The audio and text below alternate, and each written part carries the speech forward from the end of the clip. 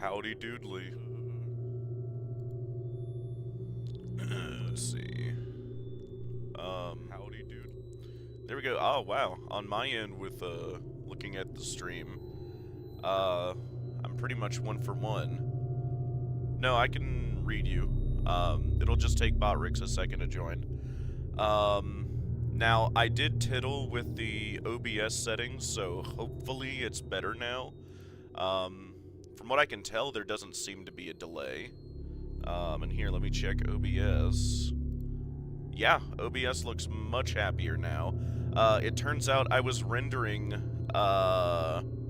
what is it? The, stream through my CPU and not my GPU, so, well, there's your problem. But it should be going through my GPU now. Should be much better, and in fact, the stream health looks perfect. And I have 0 drop frames. So you should be getting this as live as possible. And now that I've done that and kind of trimmed the fat on OBS, this should be as close to live as you're gonna get. And now that I've oh yeah, it's just a few seconds behind. I just listened to it right there. Perfect. Alright, want me to start explaining what I found? It fully explains why there's only one Indo. Yeah, like, does it have teleporting powers? Like,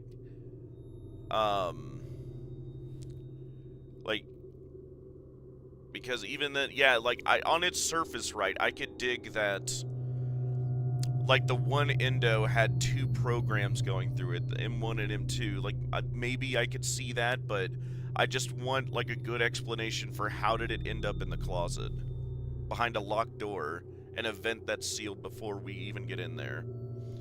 So remember the proto-mimics? I do. Here, we'll go ahead and hop.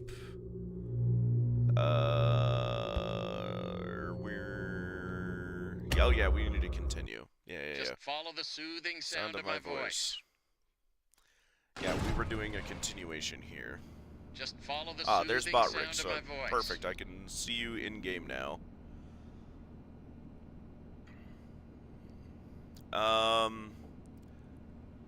Let's see. So the proto-mimics, that is Edwin trying to make another mimic Indo. Oh, yeah, and that's from the audio tape of him talking about how, like, oh, no, like, don't they know they can't have, what is it? Like, all the other, you know, trials have failed. I don't even know how the first one worked, right? Okay. Just follow the soothing sound yeah, of my that voice. he tried, but he couldn't make another one. Yes, and he doesn't even know why it worked the first time. Yes, I do remember that.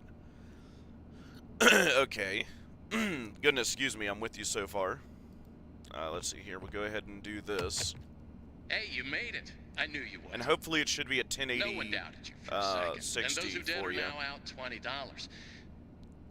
Not that anyone here at Fazbear Entertainment was wagering if you would survive or not. I mean, how immoral would that be? But seriously, great job. Now that you're there, and it would be very difficult for you to turn back, I should probably level with you a little. We're still detecting movement in the building that you're in, and okay. That's why people are saying he couldn't make a new Indo for him too. Old Murray made because he doesn't even know why it worked the first time. Unfortunately, it seems that one of his most creative inventions may have encountered some homicidal glitches in its programming. Like I agree. That makes sense, and the evidence is right there. But how do they explain the teleporting? Like, how did it end up in that bedroom? He was working on an endoskeleton that can adapt to any costume or character, large or small, with the ability to take on the persona if there's only of the one mimic. With the addition of the aforementioned homicidal tendencies, of course. There is one chasing us throughout this entire game. Is the same one that ends up sealed in that David's bedroom in the closet. Always being mindful of the fact and that this it somehow got in there, even though it's in the hall in the other room, and then makes it into the bedroom closet like 5 seconds later. And that $25 gift certificate is as good as yours. So he put M1 right now, you should focus on finding a way to turn the power back on. So he could use the endo to host the It looks M2 like you program. don't have a security level high enough to leave this office, or enter the power room for that matter. I'm with Use that. that Yeah, data M1 being diver Fiona. upgrade Fiona machine. is now It should give you mind and clearance to soul open the in door. Mexus. Okay. It's So he very could important use that you the endo update to the data host the diver M2 whenever you program. find an access station. This is not optional. Now go find that power room. Over and out. I gotta do that real quick. But if you don't use the endo to host the M2 program. My first question would be then, okay, like I'm with this so far, but how does it explain the vanilla ending and the parachute ending? Why are we killed when we obey? Why are we spared when we disobey? What is Cradle.exe? What is it doing exactly? How did the Mimic teleport? I genuinely think M2 being in the closet is just Steel Wool cheating. Well, that would be just lazy design, right? Like, again, like I said, all they would have to do is show a busted-in hole in the wall behind the closet, right? Where, you know, it came in from the hallway or something. And then my mind is immediately with the continuity, like, oh, okay, because you gotta think, right? Remember that last section. Excuse me. Literally, before we get in that secret room with all the tapes to, you know, build the story, right? We can hear him stomping around even before we get in the vent, right? Even when we're, like, in the vent on the way to David's room, right? We can still hear him stomping around out there. And then somehow in that process, he found a way to not break through the door, to not go through the vent that we're currently in at that point to slip past us, not bust through a window, get into the closet, and no clue on why the M2 does different things on either ending. Right? Because if my other big question is with the parachute ending, right? If there's literally only one endo, and that is the mimic that is chasing us the whole time, why do we get the two different endings? The one where we're killed when we obey, and the one where we're spared when we disobey, but run Cradle.exe. What is Cradle.exe? Why does she even need the data diver at that point still? So does Cradle.exe have anything to do with assembling David? If not, then? Because if it did, why would she still need the data diver? And you say she, right? That's my whole point, right? That's her motivation. Like, the David empty mimic vessel part, whatever, right? He has no intelligence, right? It's just something driven by anger, right? We don't see it intelligently mimic things throughout the game, right? It's like a parrot. I genuinely don't think there's an answer for that. And yeah, that's kind of my issue with that. So, if, like, it's making sense. It's just less on the people making these theories and more on Steel Wool and Scott on, like, what are you thinking with it? Like, what am I... Like, you went, like, 95% the way, Steel Wool and Scott, with convincing me that there's only one mimic, and all you had to do to seal the deal was show me clearly how did the mimic get in David's bedroom, not from the vent that we were already in at that point, right? And not bust through the door or a window. Like, something to visually show us, yes, the mimic in the halls just, that's how it got in here. And it's clearly meant to show you this is the same mimic. But they didn't do that. I'm supposed to believe it somehow, you know, no-clipped its way into David's bedroom while we're in the vent, in like the, 15 seconds we're going through the vent. That's my biggest hesitation to say, I do think there's two endos, despite what is being said now.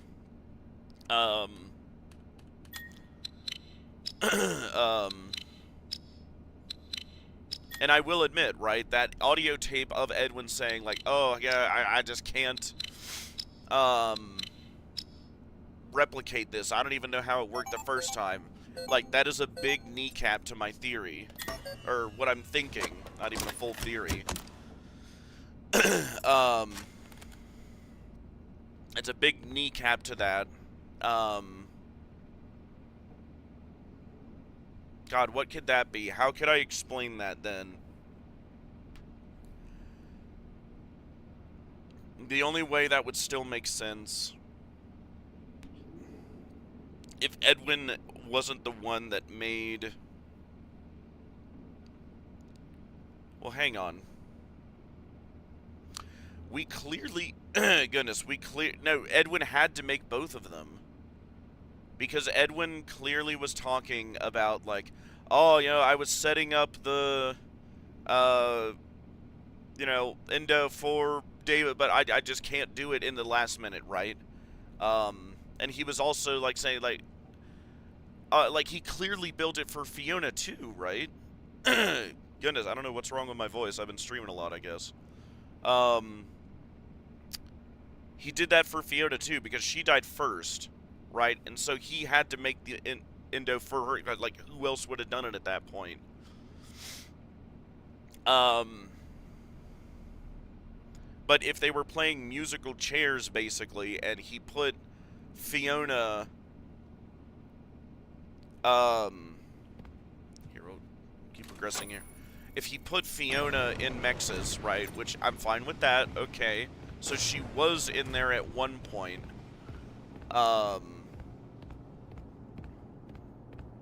And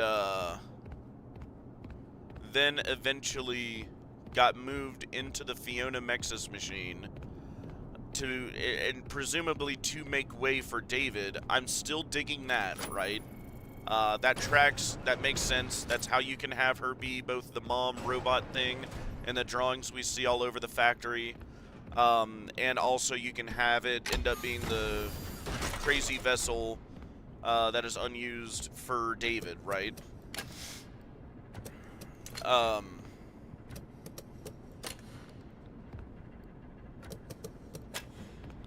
we go. Yeah, he made M1 to be a babysitter first. Yep, that's what we see in the films. Though I think he made it after Fiona died. I think maybe just before. I didn't get those vibes. Check. Testing. Spooky. 1, 2, 3. Because like he describes it as a babysitter. This wing of the building. Overhead paging works. Although I guess granted, like maybe he started as that for mentally before he had the Owen, trying to be careful along the way. idea to try to coax her back in. To the area. Like you haven't seen anything unusual before he was doing like the radio stuff to contact her soul. Great. Head back to yeah, because why would Edwin make a babysitter endo when Fiona is alive? My counter to that is, do you think Trisha, the babysitter that was mentioned when Fiona is going to Fall Fest, do you think she's just a random human babysitter? Or was Trisha what they were first calling the endo? The M1?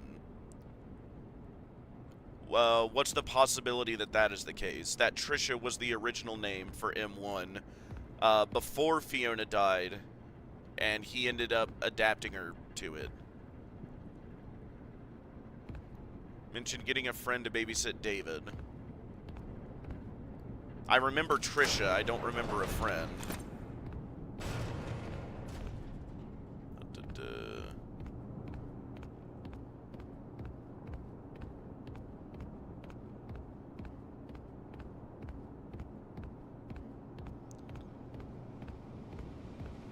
Like, I'd love to hear your thoughts on that. Okay, let me double check OBS. Are we looking good? Yeah, we're still looking good. Nothing dropped. Perfect. Oh yeah, so it was literally just a settings problem. Perfect. Well, that was quick. So, let's talk about what you're there to find. Obviously, this possibly murderous endoskeleton has encountered some unfortunate glitches, but that doesn't mean the idea isn't sound or valuable. Only referred to M1 as M1 we think when that endoskeleton has a lot of potential, and that's why we want you to retrieve Murray's original schematic for it. Yeah, it's M1, yeah. And that might have been before he named it. We can certainly try to maybe find a way to trying to make it more human, because that That's not tape incentive enough to find was a from like schematic, then I before it don't even know had what is. casing on it, apparently, because David's Get like, that schematic. why and does with it some look luck, like that? You can deactivate that image Goodness. and collect it for us. You know, I can just smell that $25 gift Red certificate, Lobster. can't you? You need to reach Murray's executive suite. That's where the schematic most and you know, likely if it is. doesn't even have casing on it, is Your it a data case diver that he doesn't have didn't even think of a name executive for it permission yet, either? so you can't get anywhere near it. You know? Not a problem. Because it You sounds just like need to he find just got stations to finished putting the upgrade your thing data together. diver until you can gain access. If it They're doesn't all even over have the casing facility. on it. In fact, there's a station David's up like, in the warehouse why does it look manager's like that? office. Oh, You we should can head there eventually next. put all sorts of stuff on But it, before make you it go, look like take a whatever. hand crank for the security fence. Looks like you can get one from the inventory tube system. Also, are you sure the Fiona big would be machine fine in with the letting her security kid be office. babysat Should by be an endo? active now. I mean, my thought to back that up is that clearly in the books, she was. Right? Well, we don't know if she would have been, because, that was after she died, I believe. I'm not sure. But I do remember in the, blah, blah, blah, blah, blah, yeah, the Mimic story in the books, that's exactly why that Mimic was made to begin with, to babysit David. Because from what I've heard, she's iffy about Edwin's inventions. I don't know, I've not seen any, like, think about, like, Ed's chicken scratch, like, maybe, I don't know, like, I've not seen anything that would say, like, oh, yeah, what is it, that Fiona died at childbirth? I don't think so. I think she died at Fall Fest.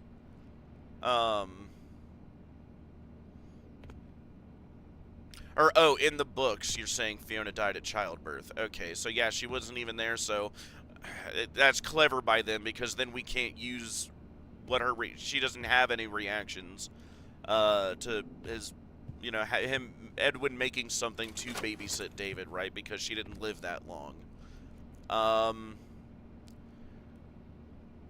I would pencil it, like, could you humor me and say that it's a possibility? She'd be fine with that. That Trisha might not just be some random human babysitter, but could be that same Endo's, like, very first name. Yeah, it was made to babysit David. There isn't any evidence that anyone called it Trisha. No, there isn't, but we do have a Trisha brought up by Fiona as she's going to Fall Fest. Oh, just have Trisha do it, right? That's just what I'm wondering. And I further have evidence of that, because even that's how Edwin was describing the M1 Mimic at first, right? Like, think of it like a babysitter, right? That's an odd coincidence, isn't it? The only other time we have a babysitter mentioned is Trisha and the Mimic. Yeah, just think of it like a babysitter, David. And then we also have a babysitter mentioned later by the name of Trisha. And Edwin's like, oh, we can, like, put a casing on it and make it look and sound like whatever, right? I'm just bringing up, like, what is the possibility that that's the case? That before Fiona died, excuse me, Trisha, was the original name, for the Mimic and Endo. And it's not like it would change much from what I'm aware, if anything, right? Because either way, she still ends up dying at Fall Fest. I'm guessing Trisha gets cleared out and makes way for, wait, where am I supposed to go? Fiona. Oh, yeah, this way, okay.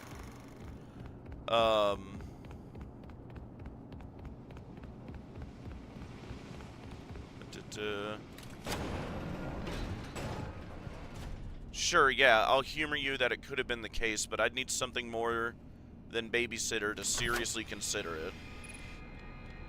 I mean, that's just, and hey, this is like from all of us only playing this game for like, what? Now, what are you waiting for? 3-4 Keep on days now? trucking. If we can find another Over piece and of evidence, like somewhere in this game,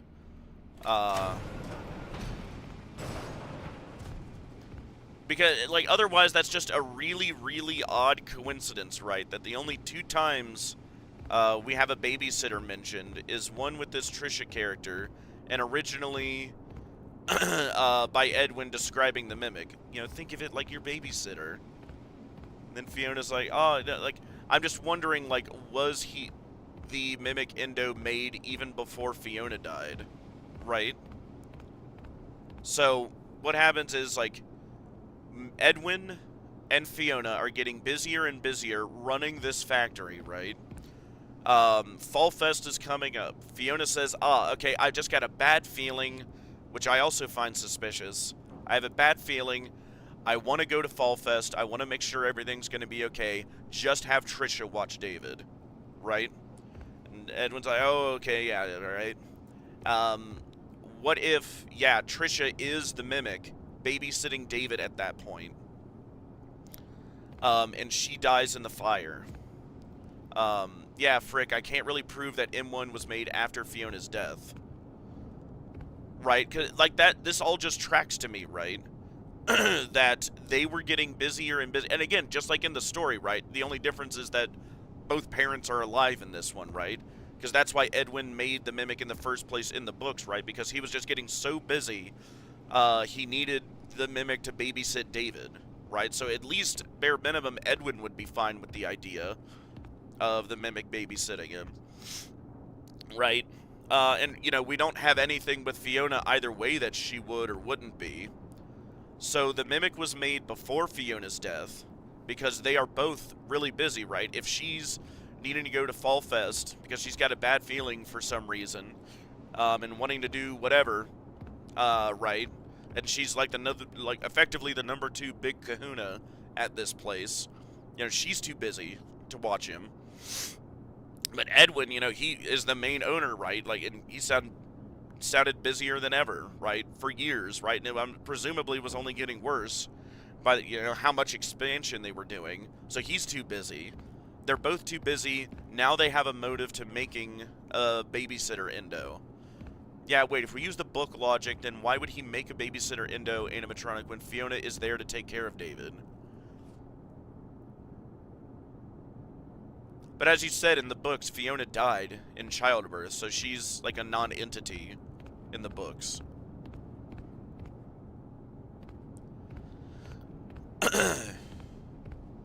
And which is why I say, and that's why I had the revelation, oh, that's why they did that, so we can't use that as evidence here in the games. On, like, whether or not she would be fine with Edwin having an Endo watch David. I feel like it's more likely Edwin made M1 when there wasn't anyone to be with David and take care of him. Right. And I'm just saying, like, given what we see with her saying, like, oh, I've got to go to Fall Fest, clearly before she died at Fall Fest. Like, I got a bad feeling, you know, like, I just have Trisha watch David. I really need to be over there. Like, clearly she was too busy, too. Maybe not with just Fall Fest, but even stuff before that, right? And her saying, like, just have Trisha watch him, right? I'm just wondering, like, the only 2 times we see a babysitter mentioned is when Edwin's first describing what the Mimic 01 is, right? The very earliest one, before it's even got a casing on it. Or, like, we could put anything on it. And then we have this Trisha babysitter mentioned. Watch over David, I mean. Yeah, and that's just me wondering, like, oh, did, at that, like, a little bit of time passed, and they're like, oh, we'll give this Mimic babysitter a name. We'll call it Trisha, because it is effectively your babysitter, right? So let's start, you know, treating it like that. This is your babysitter, Trisha, right? Like, is there anything you can think of that would contradict that, at least? Because I'm starting to really dig that idea now. That the Mimic was around before Fiona died. She goes to Fall Fest after some weird bad feeling, which again is suspicious. Like, yeah, is there anything that would contradict this timeline? Where they were both getting busy beforehand. Clearly, if she's, you know, having to run off to Fall Fest, and presumably things before, like this is the zenith of Muriko. Just like in the books, he makes the Mimic to babysit David because they are both now just so busy. Then Fiona dies at Fall Fest presumably at a fire. He's grief-stricken, and I will, God, my voice. I will speculate that time goes by. Maybe not a lot, but it takes a little bit of time for him to be like sad in the basement of R&D and tinker around with the radio and try to reach out to Fiona in any way he can, right? And eventually he does. And then he's like, "Oh, okay. Yeah, it's like she's alive. Oh, I'll just take Trisha, the mimic Endo, and we'll like delete Trisha basically, and we'll put Fiona in there."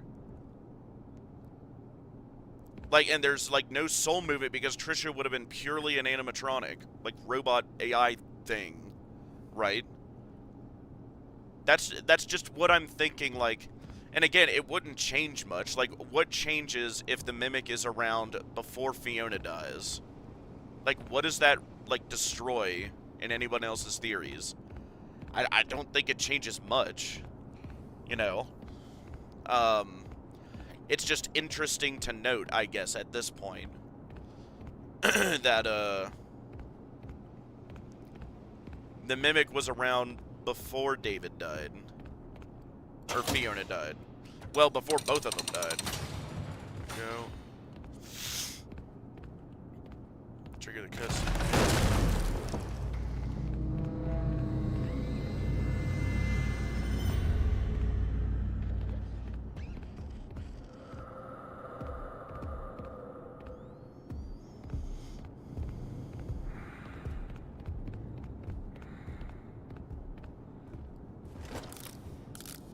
The one time in the game it's actually in here.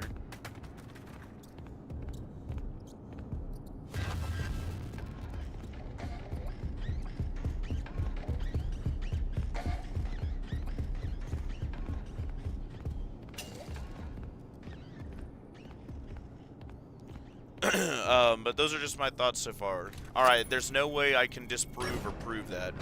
Yeah, no, and I'm not saying I'm wedded to that specific. I just like how that works, right? Like, as a story, that he didn't make the mimic because Fiona died. He made the mimic even before that to babysit David, just as was said in the books, right?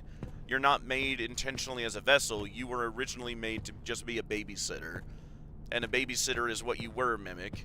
And we called you Trisha, you were to act as a babysitter for David, right? But then Fiona dies, and then I'm like, okay, I'll just delete the Trisha in there, and boom, now I've got something I can try to put my wife in after, like, yeah, again, like all these drawings, right? Her acting like the wife and apparently actually being the wife. If, that audio tape we got in the basement of R&D is anything to go by, like, David, it's actually me, and then the other people saying, like, oh, I can hear him, like, laughing and joking with, Fiona, like, did she actually die? I never trusted them. Maybe they faked her death, for insurance or whatever. The only thing I got is the room where we get the voice of the 4625 radio signal. Yes, and that's what I mean, right?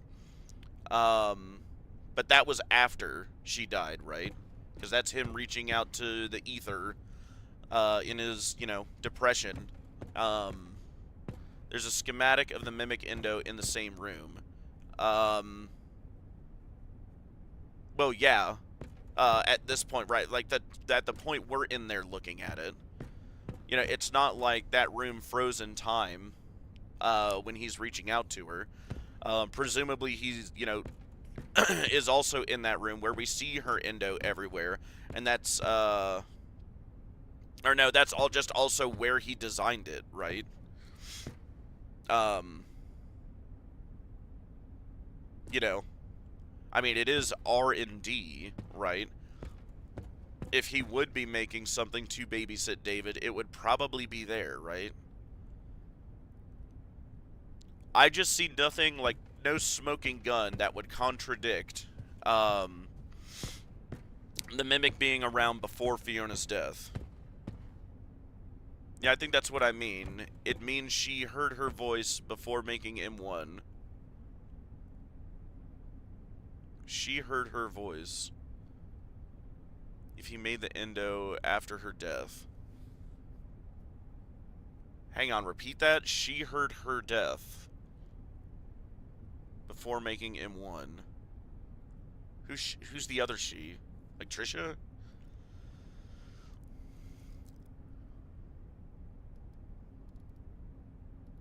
Or Fiona?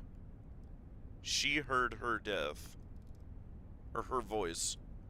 Before making M1. She heard her voice.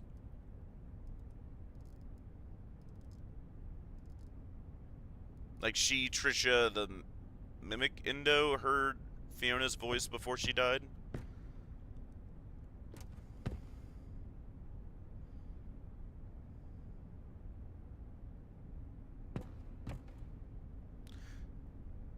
Well, yeah, and I mean, she would have to, right?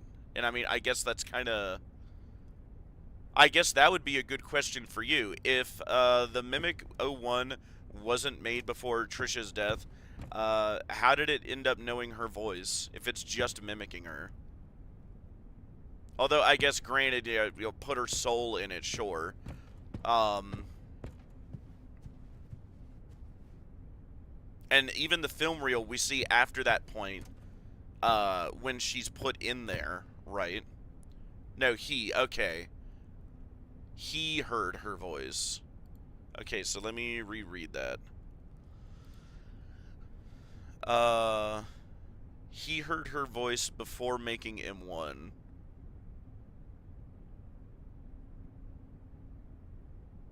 In the radio? No,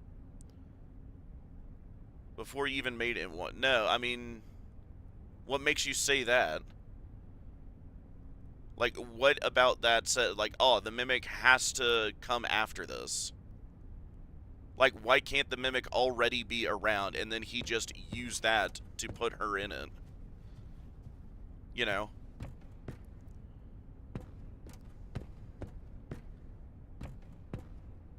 Because there was nothing in that conversation where he's reaching out through the radio to try to talk to Fiona. Nothing in that made me read as like, oh yes, the Mimic isn't around yet. Like, the Mimic isn't even, like, brought up in there. It's not until later where he's, like, trying to put her in something, that it gets brought up. I'm pretty sure. It's hard for you to explain one sec. Yeah, no, by all means. We're slowly coming to truth with this. And hey, at least the stream looks a lot better now.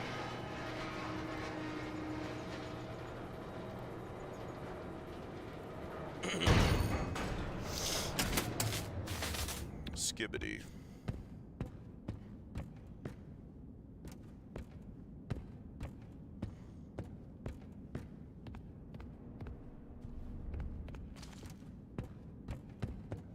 And preemptively do this.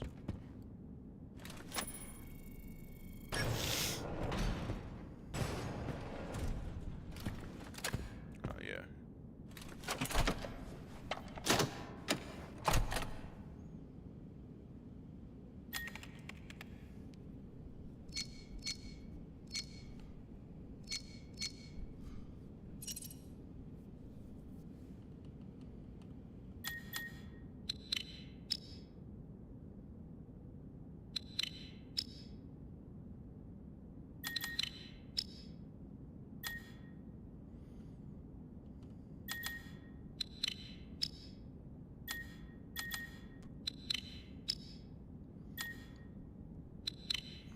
Thrilling gameplay.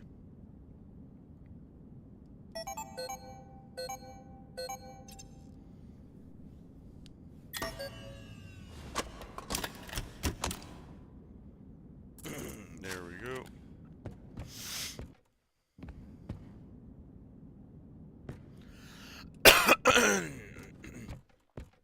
Excuse me. Oh yeah, this is where the audio glitches, yep.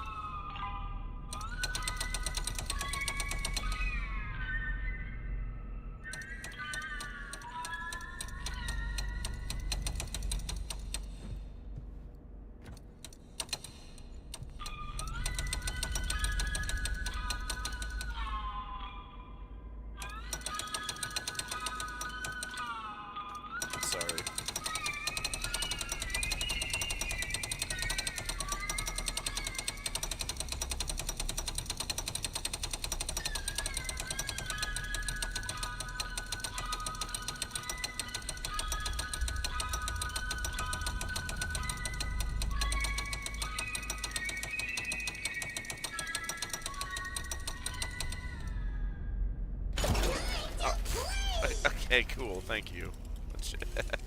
I thought I had to spin it the other way. Okay, cool, thank you. Excellent. Much appreciated. Skibbity. Alright. Alright, now we'll do the mimic chase, or the Jackie chase. Oh boy. Fredbear's Family Diner exists. Yay. Snap, snap, snap. Welcome, new user. Howdy do. What I think the room is trying to imply is this. Alright, hit me with it. Alright. Yank, yank, choke it. Come on. Break it, break it, break it. No, break it, break it, break it, break it. There we go. Howdy doodly. Well, Edwin was making the mimic. He heard the radio voice. What makes you say the mimic wasn't already done and babysitting David by that point?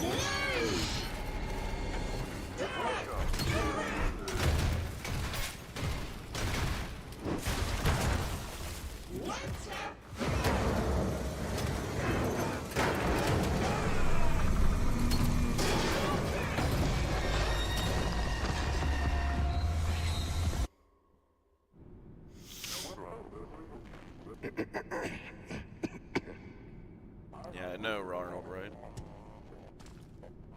Here, actually, let me grab my beverage. I said somewhere else, and I'll be right back.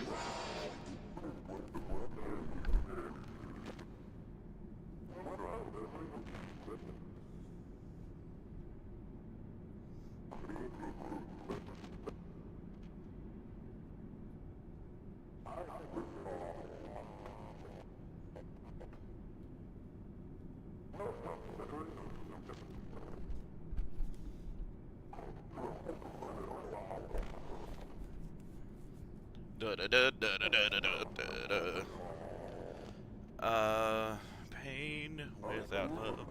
Alright, hang on, let me read what you said. I am back.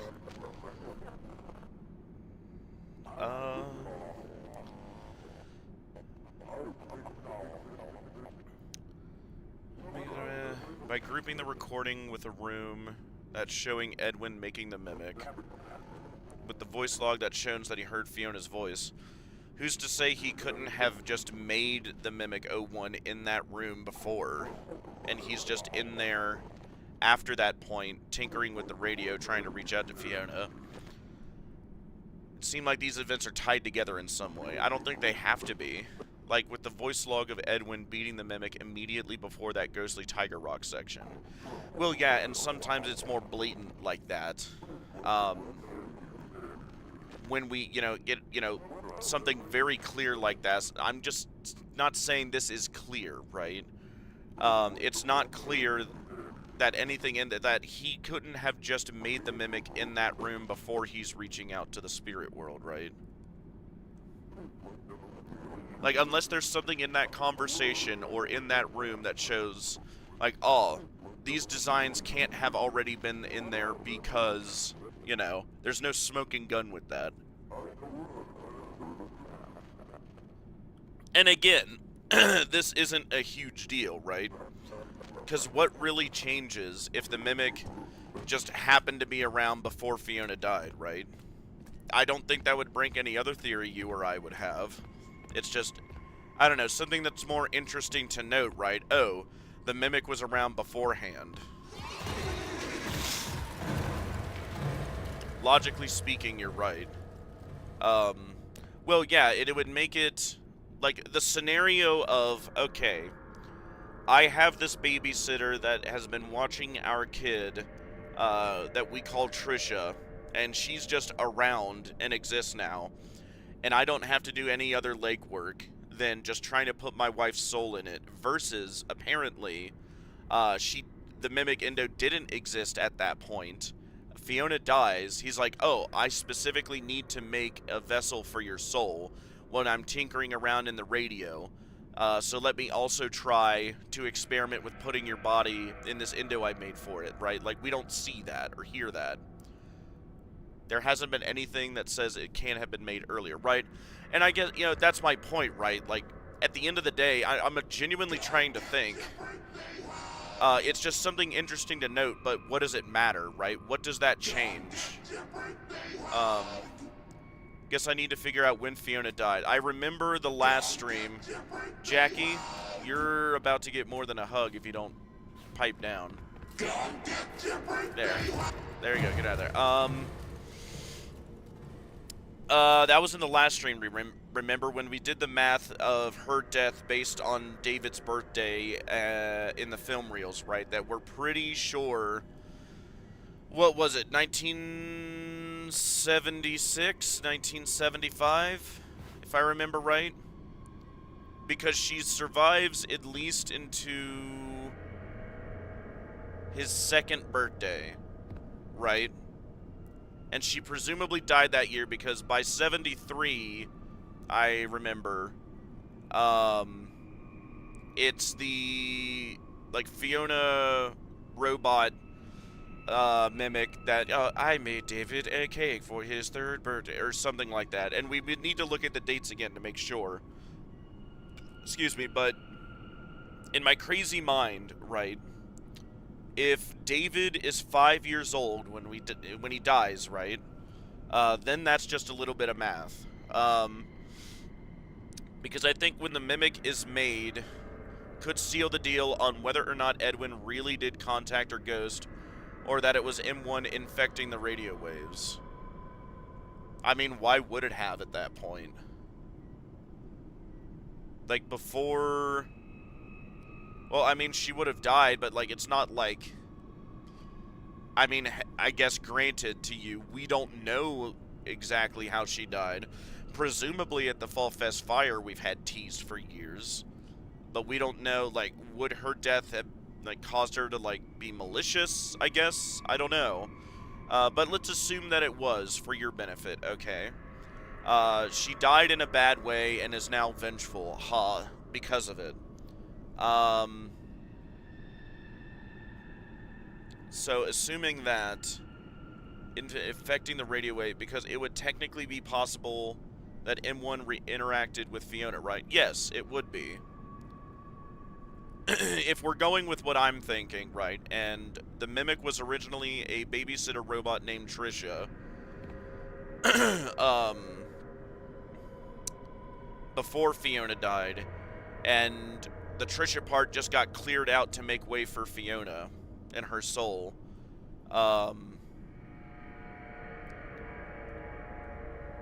She has a bunch of voice recordings all over the place. Yeah, that too.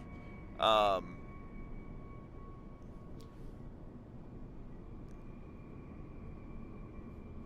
that's the problem with that, right? Like, it could go either way.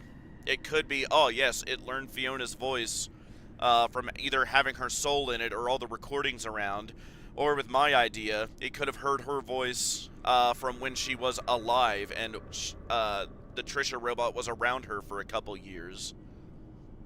Could have already been mimicking her by the time Edwin tried to look for her in the radio wave. And yes, that's what I'm saying as well. You know, if she's their babysitter for, like, roughly 2 years, because again, right, let's do basic math here.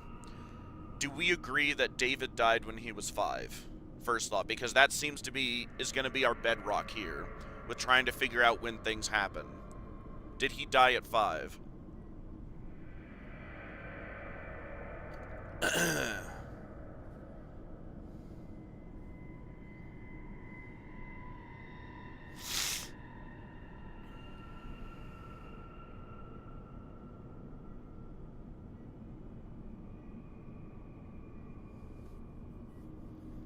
We can just go through this step by step.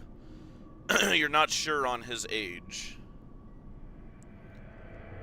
I'm pretty sure the birthday that we see in this factory for him, in that hidden room, was for his 5th birthday. The one we found after that god-awful Chica section, remember?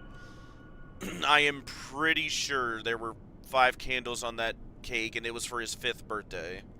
Need to check the film reels again. Well, and that's what we're coming to, right? But I want to get a solid bedrock first. But just roll with me, and let's assume that he's 5. I might be wrong, but we're gonna use his birthday and the fact that we know he died on his birthday, right, as our linchpin to figure out other dates in the timeline, right? Because if that is the case, do you also agree that if he died on his 5th birthday, and like from all those like audio things we got, or the logs we got of like, oh yeah, Mr. Murray's making a birthday for his son, make sure you clear what's-her-face for her 50th out of the party room because we're reserving that for David. And then by that Saturday, right, oh hey, the party's been canceled because of tragic events, i.e. David's death, right? I think he might be 5. Okay, well just roll with me, give me that, and let's work backwards and try to find out death day. I think he died in 97. I think that might be a typo. What is it? So, excuse me. But if that, I also think, right, do you think there was, from what we see in this game, how long has this factory been shut down? Or, like, abandoned, basically? Because given those pizzas and the cake in there, like, not being, like, that far gone, like, years have gone by, I, honest to God, think, David died this year, 1979. Because there's a Steam achievement where there's a cake with 7 candles, and at least 2 are on the melted part. We are going to need to look at that more closely, but just roll with me here, because, like, I haven't even gotten to the part where we're doing math. So I think that's implying by... Yeah, okay, you would have been 7 had he lived. Possibly, or it could just be a red herring. I don't know, the cake and the pizza not being, like, a pile of black mold by the time it had... Like, I don't... That's a question for you, then. How long has this factory been abandoned? Do you think it's been less than a year, multiple years? How long has nobody been here?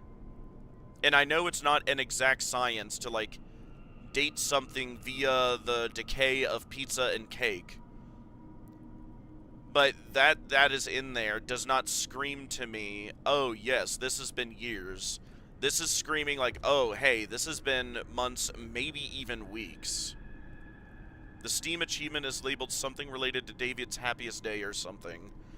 Yes.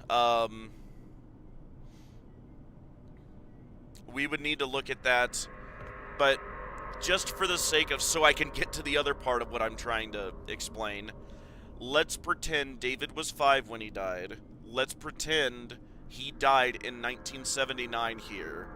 Now, and I also note, this seems to be late 1979, right?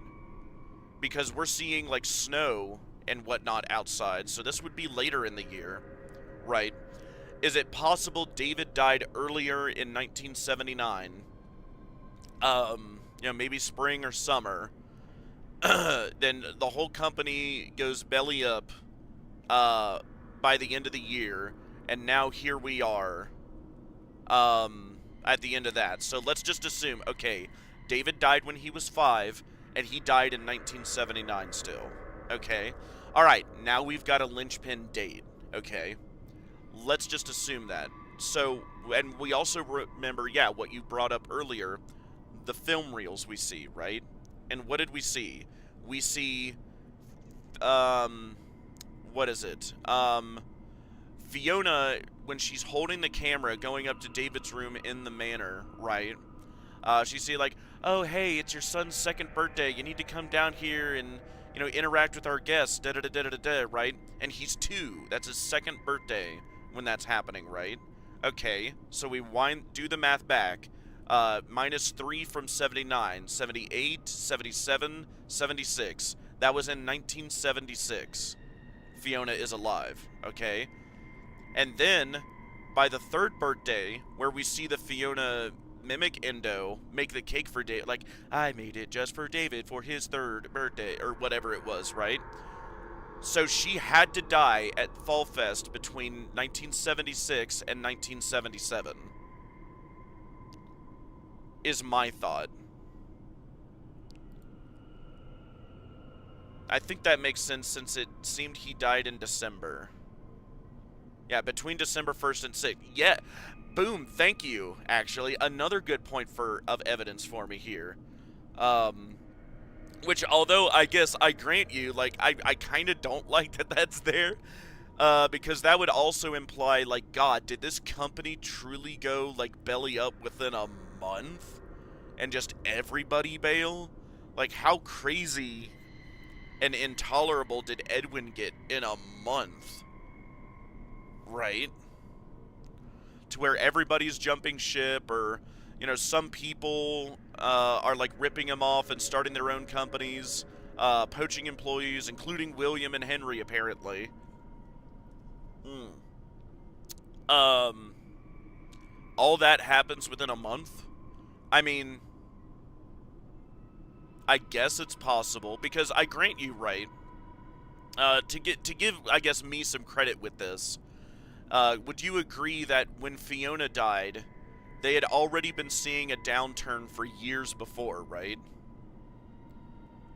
And hell, even, like, if we're wedded to the idea that Fiona died in 1976 or 77, remember the Chica's Party Room financial board, right? Where it shows, like, oh, in the years leading up to 1975, the company is in a downturn, right? I don't know. Well, hey, this is me just speculating, right? Do you agree that in that Chica's Party Room world, we see that they are in a financial downturn even leading up to 1975? So even in the years before 75, this company was in a downward spiral, right? Now, whether that's because of Fiona's death or just, you know, business isn't well, you know, I can't say for certain. But that's what that board in the Chica Party Room implies to me, is that they were already going through financial hardship. He was already starting to make bad decisions.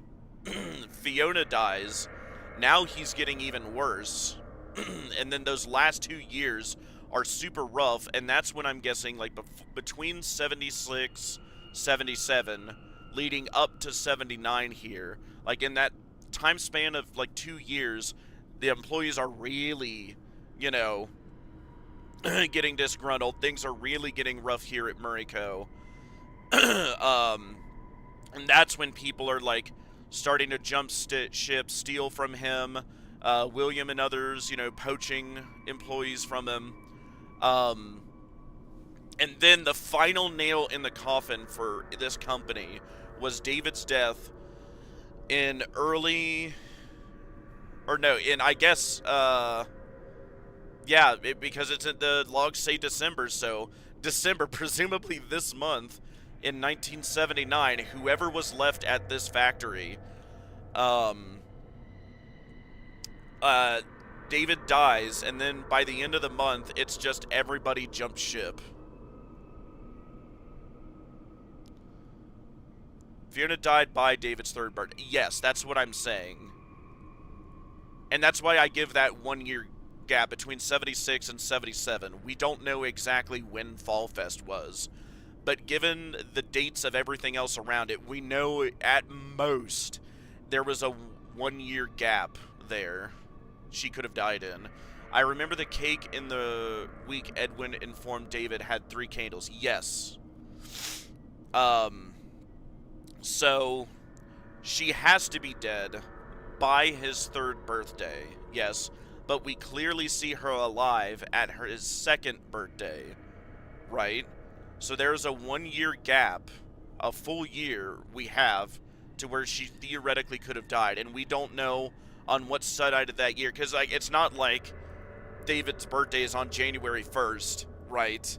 And, like there would be an overlap between those years, right? All I'm saying is we don't know if it's Fall Fest 76 or 77 she died at. But either way, it's 2 years, right? It's either 76 or 77, is what I'm saying, is when she died, right? And it can still happen that way and still only work out to be 2 years, right? Or a year. A single year, right? Because, like, I explain it like this, right? Like July 1st, middle of the year. Um, let's say, yeah, July 1st, Fiona dies, okay. And then 8 months go by. Oh, wait, now we're into the new year. Or no, my bad. Just as an example, right? Save David's birthday. His second birthday was July 1st. Okay, 8 months go by. Oh, we're into the new year, into 77, and Fall Fest happens then, and that's when she dies, right? I'm just saying, like, as long as it's not a full year, it could work either way. So we don't know, is it 76 or 77 she died in? You know, but hey, we've narrowed it down pretty close, right, to a 1 year gap she had to die in, right? And what's also neat about that is that dates us to when Fiona has to inhabit the mimic by his third birthday. So what is that? 79, 78, 77. Yeah, 77. He would be 3. So she has to be in the Fiona mimic. The one Trisha was inhabiting originally, the code that made her or whatever, you know what I mean. That has to happen by his birthday in 1977. For his third birthday is just what I'm saying.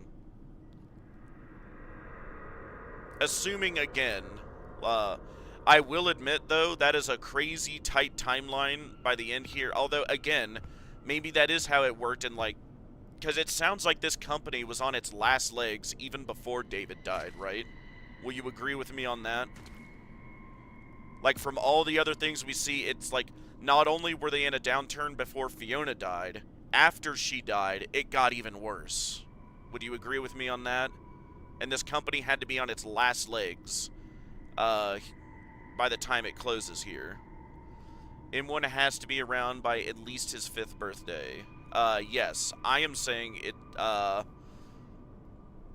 excuse me, the Mimic itself was from even before that, years before that. I speculate even, again, originally, the Mimic was Trisha, was the personality that was made for it. Like, it can be your babysitter, right? And then, oh yeah, just have Trisha babysit him. And yeah, I agree with you, it being on its last legs. Okay. So if this company is on its last legs, would the death of David effectively seal the deal of, like, ending this company and, like, cause, and it starts to make more sense, right? Like, if he has only been gone for, like, a month or two, right? And then Fazbear and others like, hey, where's our stuff? Where's our money? Right? And, like, this factory doesn't seem abandoned. Like, it's not been foreclosed yet, right? The lights are still on. Now, granted, they've got their own power, so that's not a huge point of evidence, right? But there's not, like, massive cobwebs everywhere. Like, some of this stuff still looks clean, right? Wait, no. M1 was there by his 4th birthday. Why do you say 4th?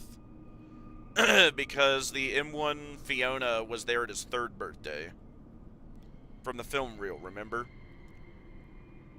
Because all the birthday tapes show all the birthdays David had. Yes. Not all of them, but his 2nd and his 3rd. And then we see the remains of what would have been his 5th. Here in that one room in the factory here, right? Because on his 2nd birthday is, again, Fiona holding the camera, going up to Edwin, being like, hey, come downstairs, you know, come to David's birthday, right? By the next year, for his 3rd birthday, we see she is gone, or in the Fiona mimic, and like, I made the cake for him for his 3rd birthday, right? And then 2 years go by, and we see the remnants of David's birthday here in the factory for his 5th birthday, is just what I'm saying, right? Just making a little bit of a timeline here. Okay, so we don't hear any Fiona on the 3rd birthday tapes. we hear Fiona through the in the mimic endo, and that was that crazy revelation white tape one where like you look and he actually films her, you know, the mimic endo. The fourth one has Fiona speaking, so it has to be in one. Well, now I remember 3 birthday candles. In the one where he pans over and you see her holding the birthday cake that I made for him. I could have sworn that was his 3rd birthday. And then presumably 2 years go by. Then David dies on his 5th birthday. And everything just goes like that. That is the final nail in the coffin of this dying company, is how I took it. No, there wasn't any Fiona or M1 in the 3rd birthday candles. Then what is that film we see of, like, what birthday is that then? Because she had to die, like, Fiona is alive for his 2nd birthday. Would you agree with me on that?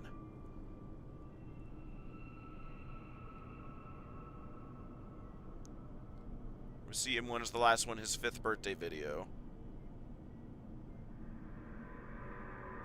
I don't think so, because his 5th birthday was here at the factory, not at the house. And the film in that one looked to be at their house. The cake the endo has the same one in the office room. We need to more closely look at that, but I will admit that that is the case. But will you agree with me that Fiona was alive at least up to David's 2nd birthday, right? Do you agree with me on that?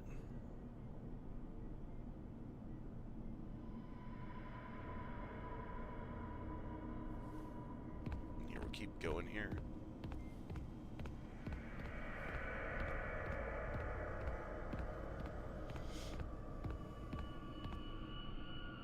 All these X's.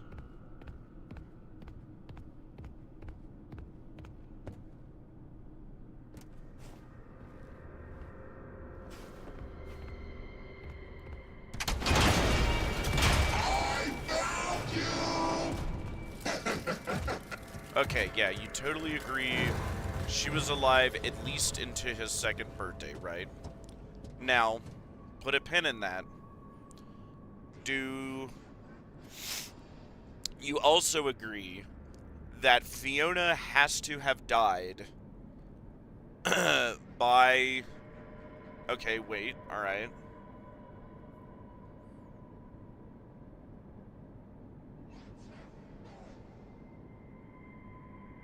I'm waiting.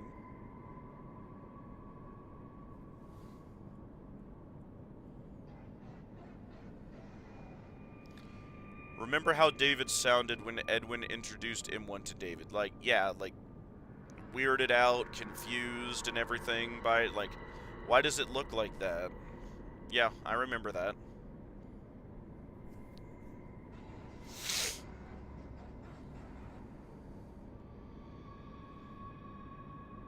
Do you think he sounded 2 or 3 in that? I'd need to listen again, but I mean, yeah. Sounded pretty young.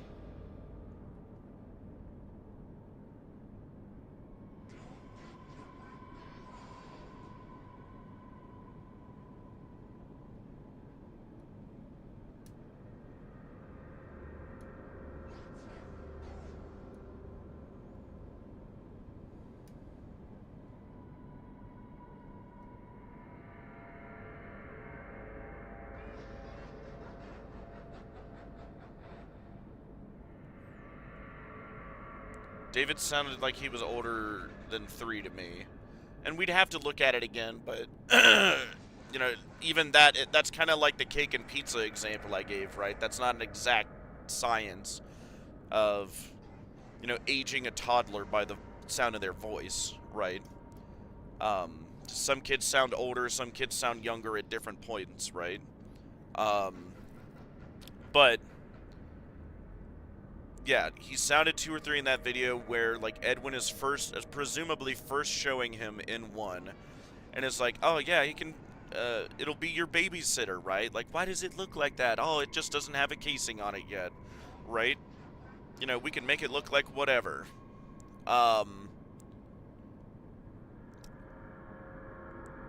that would make more sense. That was around, like, at the earliest by the time he's 2. So in his 3rd birthday tape, show all the sounds more infantile, lower vocabulary. Well, again, we will have to look at that and study it, but, and actually, let's think. Hang on.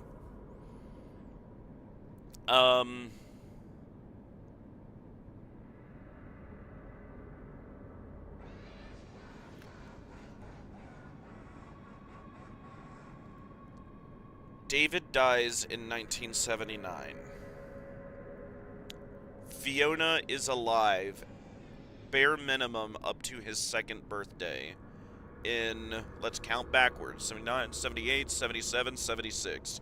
Fiona lives, at least into 1976. Right. For his 2nd birthday.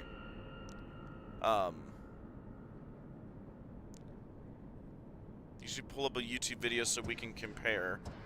I mean, we can.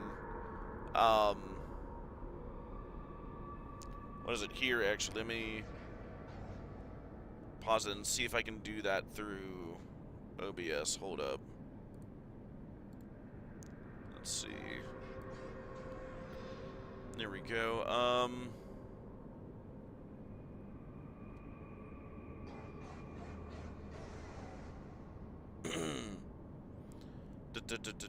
Hold up.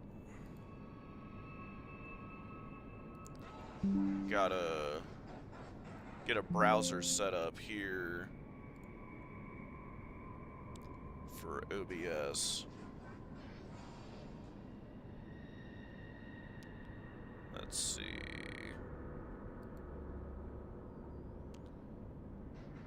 Because in order to hear 3-year-old David, we need to play all the way into the end. Yeah, the game again. And that will take a minute. So I'm working on that now. Hold up.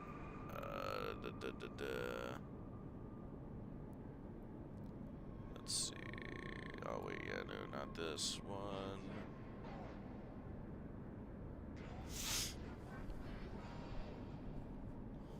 Let's see.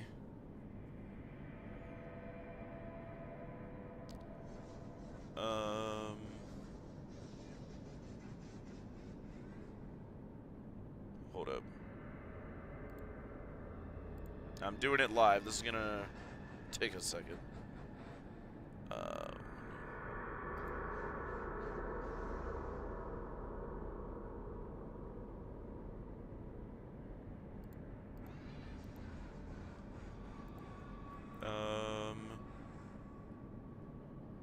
Let's see. Hold up. Okay, yeah, this one. There we go. Alright, you should be able to see that now. Let's see. Yeah,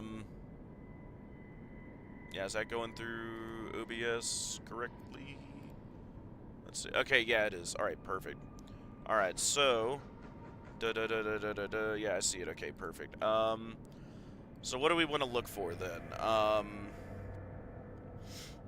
I don't know. What would you call it?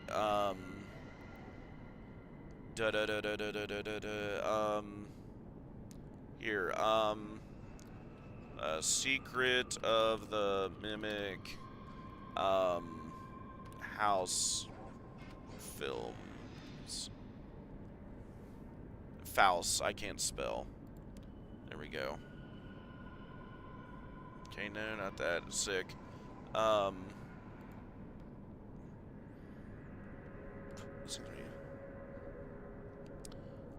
Excuse me, yeah.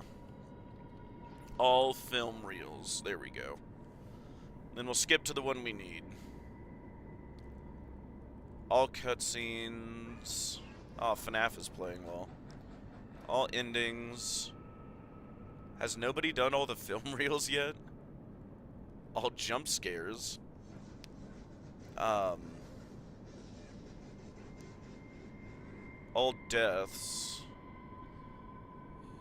All secret scenes. Oh, this might be it.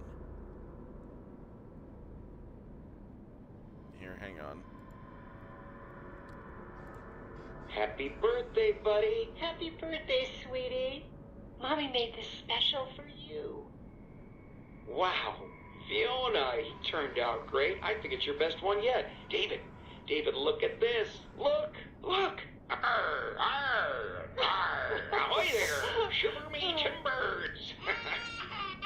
Oh, honey, you're scaring him. No, he loves it. Look, see, he loves it. We're gonna have to try to microanalyze that cake.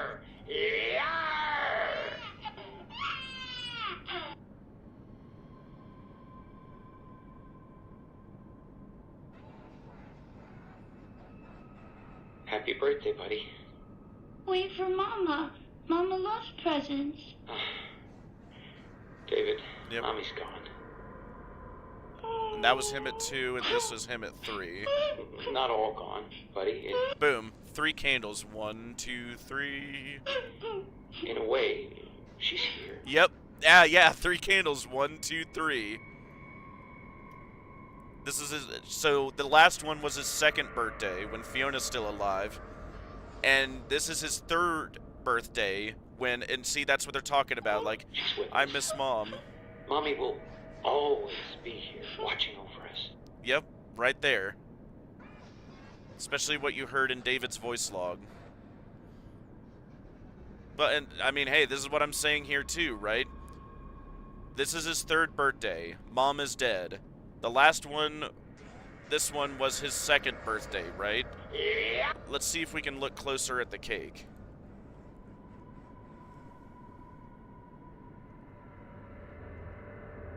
Or no, that looks to be only 1.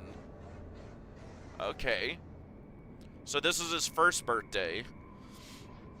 Well, and I guess that widens the net a little bit then.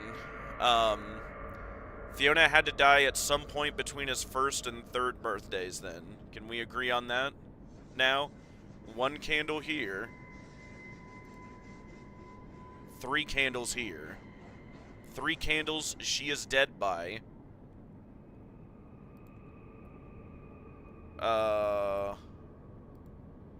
1 candle she is alive. Yeah, so this is his 1st birthday. So then that just widens the net a little bit. Would you agree now she has to die at some point between his 1st and 3rd birthday? Yeah, between his 2nd and 3rd? Well, no, this is his 1st. Like, she could have died at some point after this, right? Even in his 1st, when he's 1, right?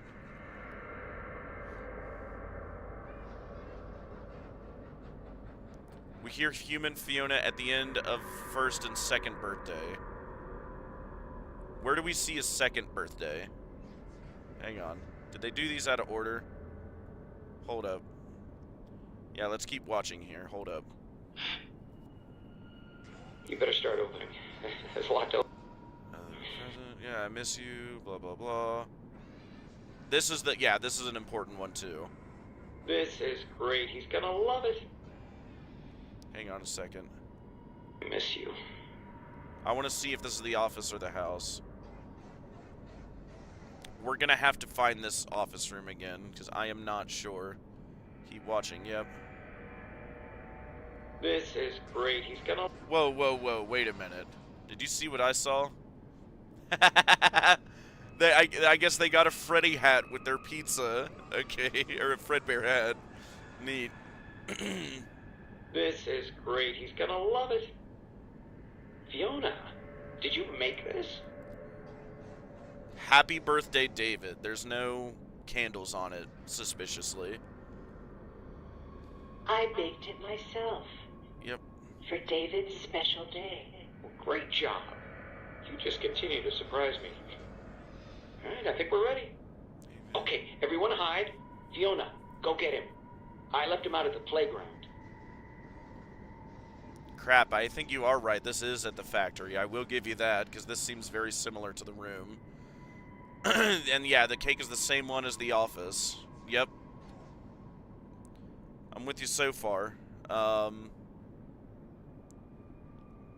There's nothing in here that says how old he is. They don't have candles on it. And yeah, do you agree that this is human Fiona? See office chairs.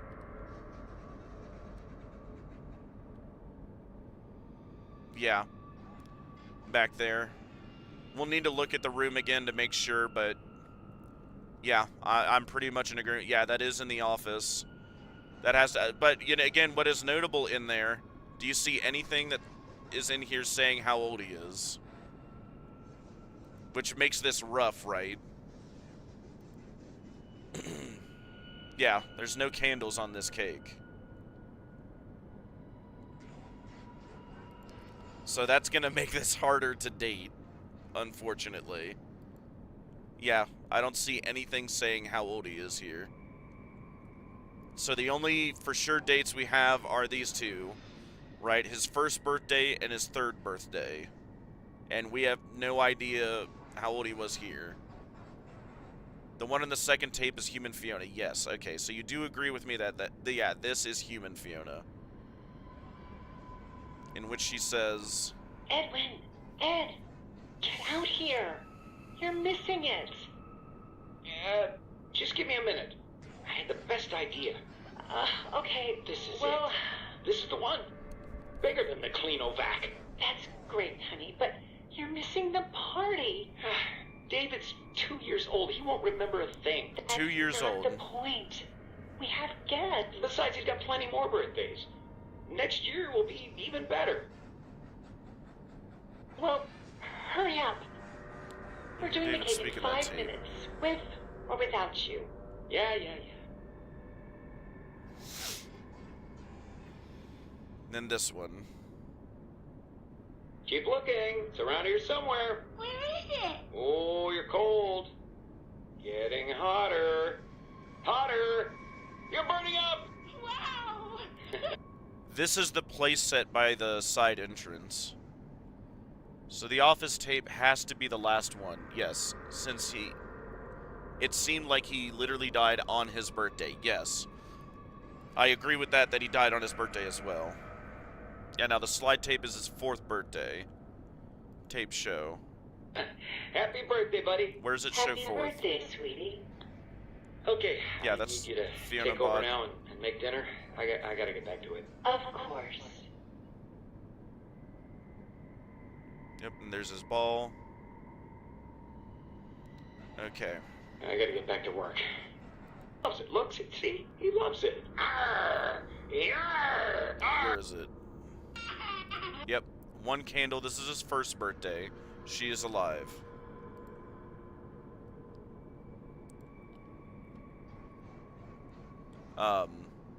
It's his birthday by Happy process birthday, of elimination. Wait for Mama. Mama loves presents. So we've got first. David. So yeah, let's think. We've got 1st, 2nd, 3rd. What is it? Yeah, this one has to be 4th because then the last one we see, this one, the one where he died on his 5th. Okay. Yep. I'm in agreement. Yep. And by the logs imply the office party was his last birthday when he dies. And do you agree then as well? Yeah, he died at his 5th birthday. Like I was thinking, right? And this is for his 5th birthday. And since this is the office party that we see, and if we're agreeing with that, then yeah, maybe I am right here. Maybe, I guess that's the final question. Do you think this birthday happens in 1979 here?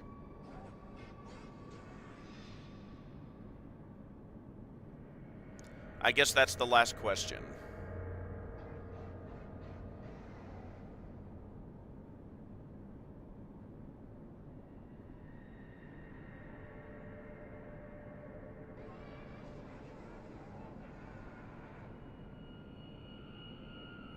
So with this, Fiona died sometime between his 2nd and 3rd birthday. Yes, I agree. Which, again, if he died and you agree that this happened in 1979 here, maybe even like the same month before we get here, because it is December, And yeah, you can see it being 79. So yeah, maybe this was filmed even like, God, like earlier in the month before we got here, right? He dies, everything goes belly up, and we're there to claim what's left. And Fazbear was right on top of it. Now let's hear the voice logs. Well, hang on, and I wanted to make that point clear. So he dies in 79. That would mean, so let's count backwards, right? So he's 5 in 1979, and she dies between 2 and 3. So let's go to 3 and 2. So 9, 78, 77, and 76. So that, do you agree with me then, like I said before, right? Fiona had to die at some point between 1976 and 77.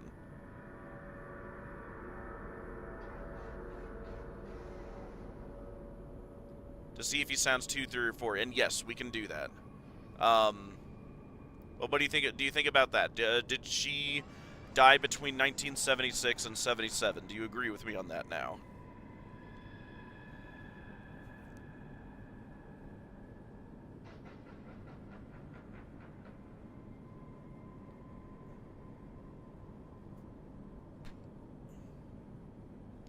Just to make sure we're on the same page. Before we delve too much deeper.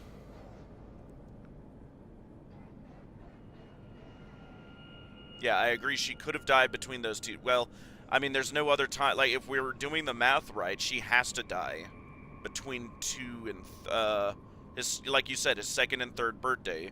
Which, again, counting backwards, if he was 5 and 79, would make it 70 between some point between 76 and 77. She has to die. Which, yeah, good. If we're on the same page with that, then yeah. What are the logs you wanted to see?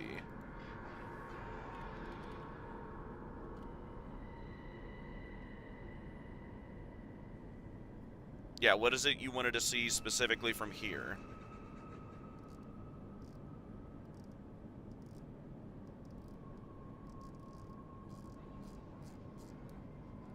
And we'll go over it live, I guess.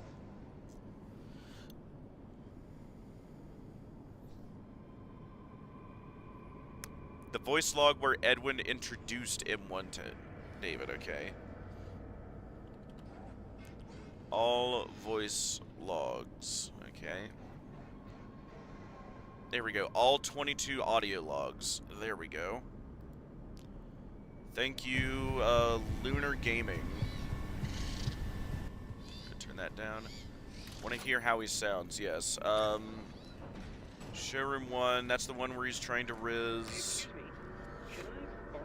Area before roof access. Yeah, it's this one. Ed, I hope this message reaches you as soon as you get a break. Sounds 2, I have to 3, go or help the 4. Fall Fest. And which one was the one we're looking for? Loading bay, upper floor of warehouse, admin wing, room after Murray, executive office, in the dark area, returns,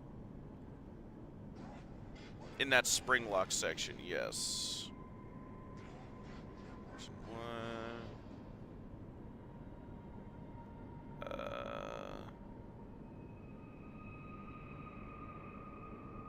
Secret ending first area. This might be it. Or where we energize the captain's suit. Oh, yeah. Hang on. Bay, backstage. Workshop. Yeah, here we go. This is the one you want. Oh. Turn it up for you.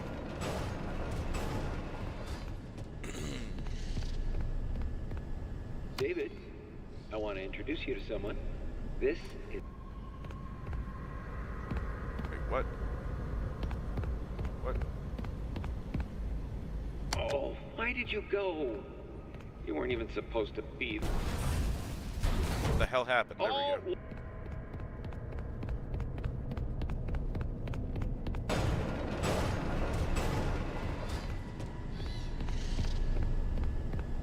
David, I want to introduce you to Oh, someone. I guess he just shows the locations. Okay, he's not actually playing it. All right, well, here we go. Yeah, let's see if we can actually listen to him here. Da, da, da, da. Hold up. Wait a minute. Yeah, he skips it. He's just showing you where it is. The universe is conspiring against me. Yeah, no kidding. Hang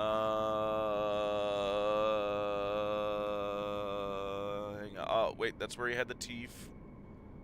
Oh, I think it's this one. Hold up. Please Get a play the break. audio log. There we go.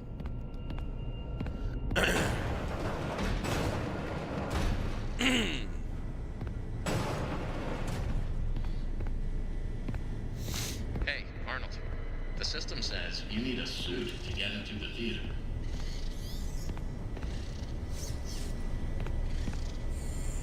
David, I want to introduce you to someone.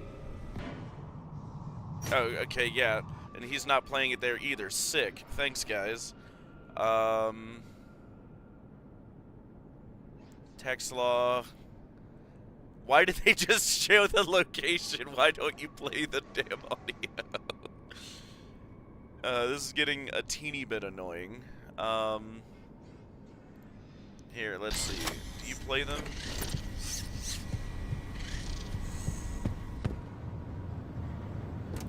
Hold up.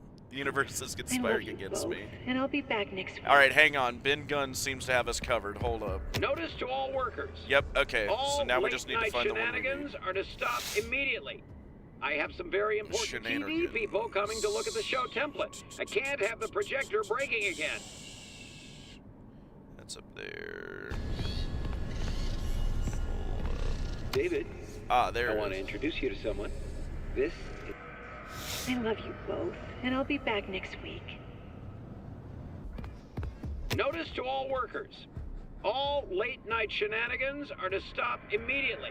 Hold up. I have some very important TV people coming to look at the show template. I can't have the projector breaking again.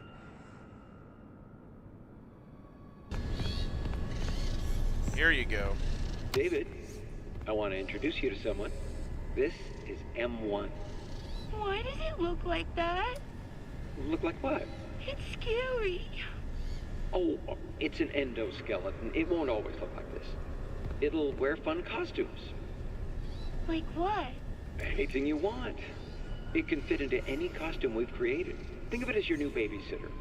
But it doesn't get paid and go home. It'll stay with us and help around the house. There you go. How old do you think he is?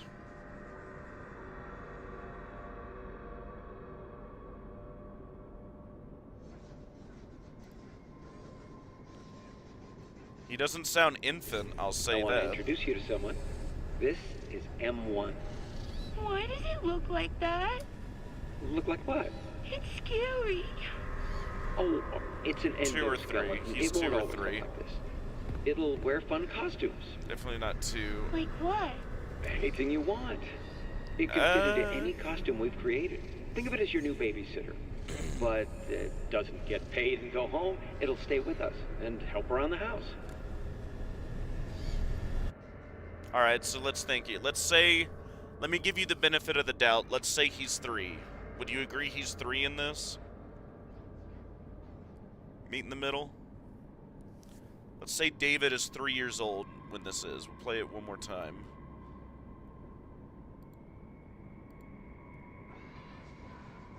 Yeah. David, I want to introduce you to someone. This is M1. Why does it look like that? Would you say he's 3 years old here? Can we agree on that? Because again, we got a 1-year gap. We can still make it work. He sounds around 3, yeah. Alright. Let's say he's 3. Well, the theory we've worked with so far can still work, right? Because remember, we had a 1-year gap to work with. So, let's say... Or wait a minute. Hang on. He was making... Oh, yeah, let's just say that's the case. He was making the MO1 and Trisha the same year that Fiona died at Fall Fest. How does that grab you? Which, in this case, if he was 3, would be, again, let's count backwards. Take off 2 from 79. 78, 77. Fiona died in 1977. Fiona died in 1977, and he made M1 in 1977 as well. In the months before she died. To be the babysitter. That he ended up naming Trisha. Is my tinfoil theory. And then when she died, you know, some months later, he clears out Trisha, puts Fiona in the endo. In 1977. Are you liking how that sounds so far?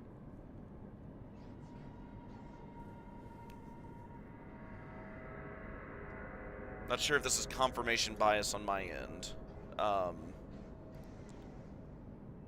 think he sounds a little bit more older than 3 here, but it might be confirmation. I mean, if he's not and he's older, like, how does this work with the timeline, I guess, is my thing, right? Oh, yeah, that works. Okay, so then, yeah, like, and again, like, it might sound a little weird, right? But, so we're going with that from this point forward, right? David was 5 in 1979 this year, the same year he died, which was 1979. Potentially the same month. Like, if this game takes place in late December 1979, and David died in early December, what, like that first week, like the 6th to 9th or whatever, like around that first week of December 1979, David dies.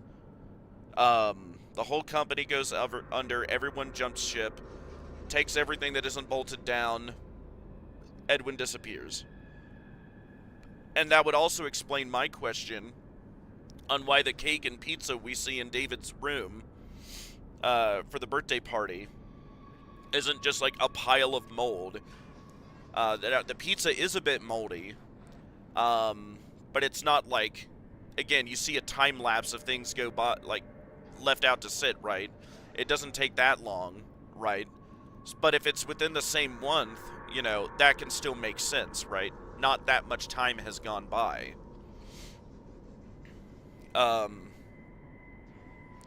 And we are here in, like, the immediate aftermath of that.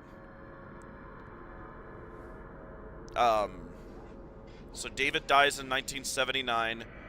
Fiona died in 1977, and the Mimic was made in 1977. Because, yeah, for the timeline, I'm thinking Fiona dies, Edwin wait. Okay.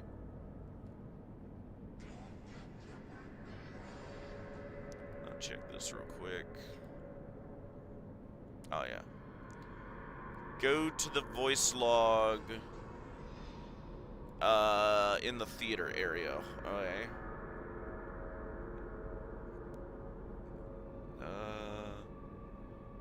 Which one is that?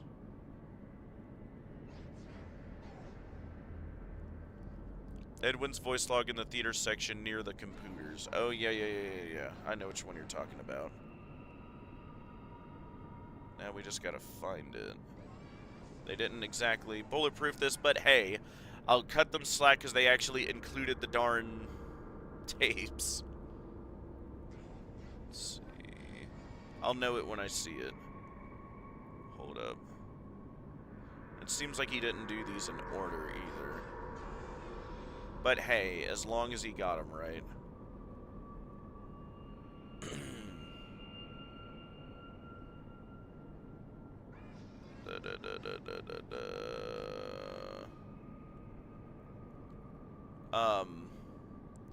It's right after this one. Oh, okay. It won't always look like this. It'll wear fun costumes. Okay, yep. Oh, why did you go? You weren't even supposed to be there. You were supposed to be here with me and David. Oh, how am I supposed to tell David that his mother is gone? How am I supposed to raise a kid on my own? His life is ruined. My life is ruined. Wasn't even supposed to be there. She had a gut feeling. Like, what was going on? Look, I get your concerns. I do. But they're all just groundless. This is the perfect spot for David's playground. I can watch him play while I'm loading and unloading freight, and he'll be under watch at all times. That is his playground by the front The entrance. loading dock is like 200 feet away, and there's a fence and everything. I know you're my Yeah, raise a kid on his own, lawyer yeah. and all, but there's no regulation that says I can't have it there, so just get off my back. Besides, David loves the new slide. It'll be fine. M1 didn't exist yet. How'd you get that? Hang on. Let me listen again.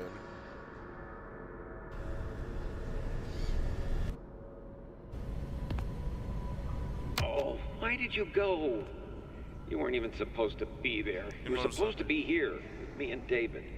Oh, how am I supposed to... How do you get that? I mean, he's just talking about, you know, lamenting, like, why did you go there? You weren't even supposed to be there.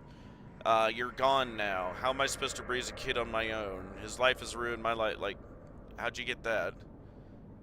He was worried about how he'd raise David on his own. Yeah, because she died.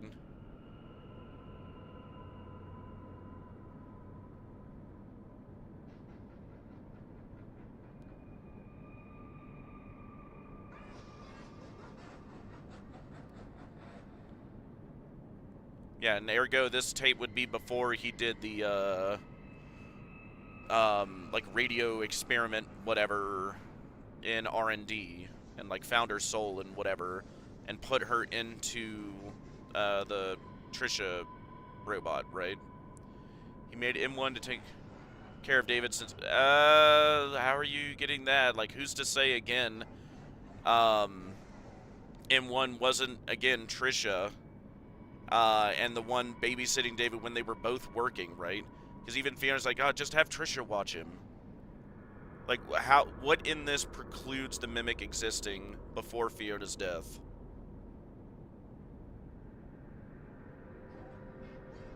Because at this point, right, before he's putting Fiona in the Mimic, he doesn't view it as his wife. It's just still the babysitter robot, right? Like, so he could still say, oh, I'm raising him on my own. Because, again, like, he effectively would be, right?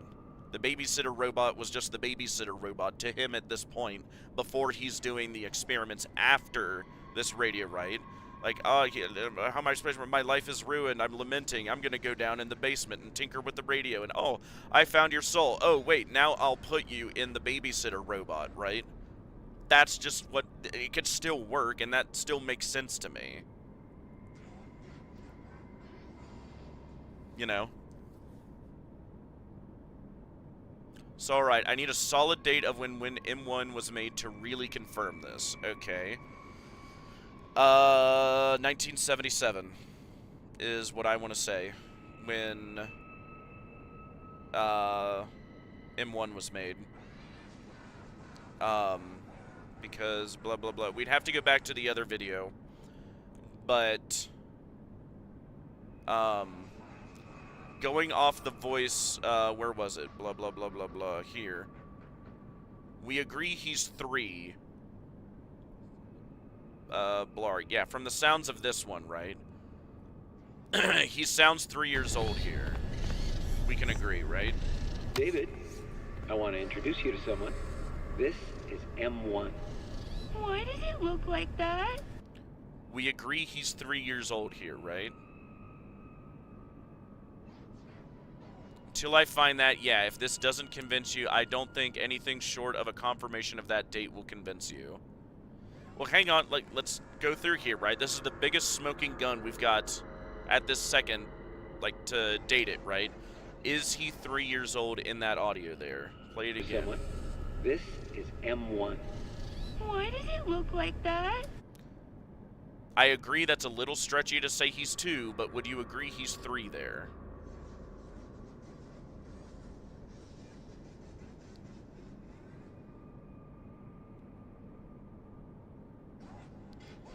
You sounds around 3 to 4 to me. Okay. Well, then, just for this, you know, to roll with it with me, let's say he's 3 for the sake of argument. He's 3 years old here.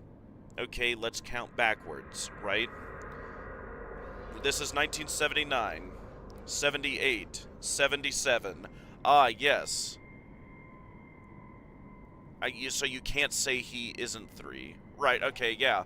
And yeah, counting backwards, he died when he's 5 in 1979. So count backwards, 78, 77. Yep, he was 3 in 1977. Right? Just like we've been saying. Right, and that is the year Fiona died, and the Mimic Indo, the Trisha Indo babysitter whatever was made. Because we also see from the videos, yeah, so if he's 3, then M1 could have existed before Fiona died, and that's what I think, right? Like, in that last year, he was making M1, right? Which, ergo, this tape would be from 1977. It's an endoscale. It won't always look like this. It'll be a fun costume. It'll wear fun costumes. Like what? Anything you want. It can fit into any costume we've created. Think of it as your new babysitter. Think of it as your new babysitter. But it doesn't go paid and come home. It'll stay with us and help around the house. Which would also make it easier for her to kind of fill the role of Fiona later. Excuse me. I'll need a date of when M1 was made in order to confirm whether it was made before or after. I doubt we'll get anything hard and concrete, but through deduction, right, it seems like we're both in agreement that that seems to be 1977 when it was made. The same year Fiona died. Before or after her death. I think it was technically made before her death. I just don't think it was like more than a year. I think it was made, based off of this, the same year she died. Can you go to the voice log in where Fiona mentions Fiona? What? Where she mentions Trisha, I'm assuming, yeah. We'll have to find it. Wasn't that the one in, like, the main area or whatever? Hold up. Hold up. Wait a minute. Let's see.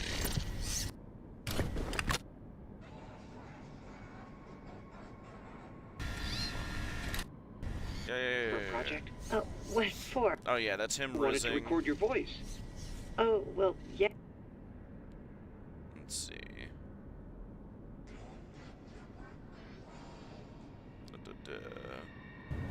Ed, I hope this message reaches you as soon as you get a break. Hold up. It's a little rough to do this while I'm streamering.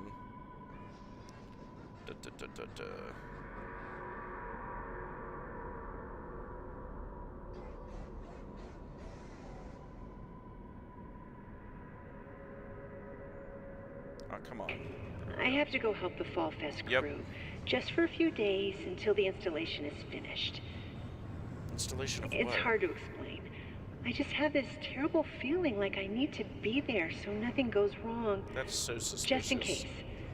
Trisha will babysit David while I'm gone. Yep. I love you both. And I'll be Okay, back yeah. next week. How does that grab you?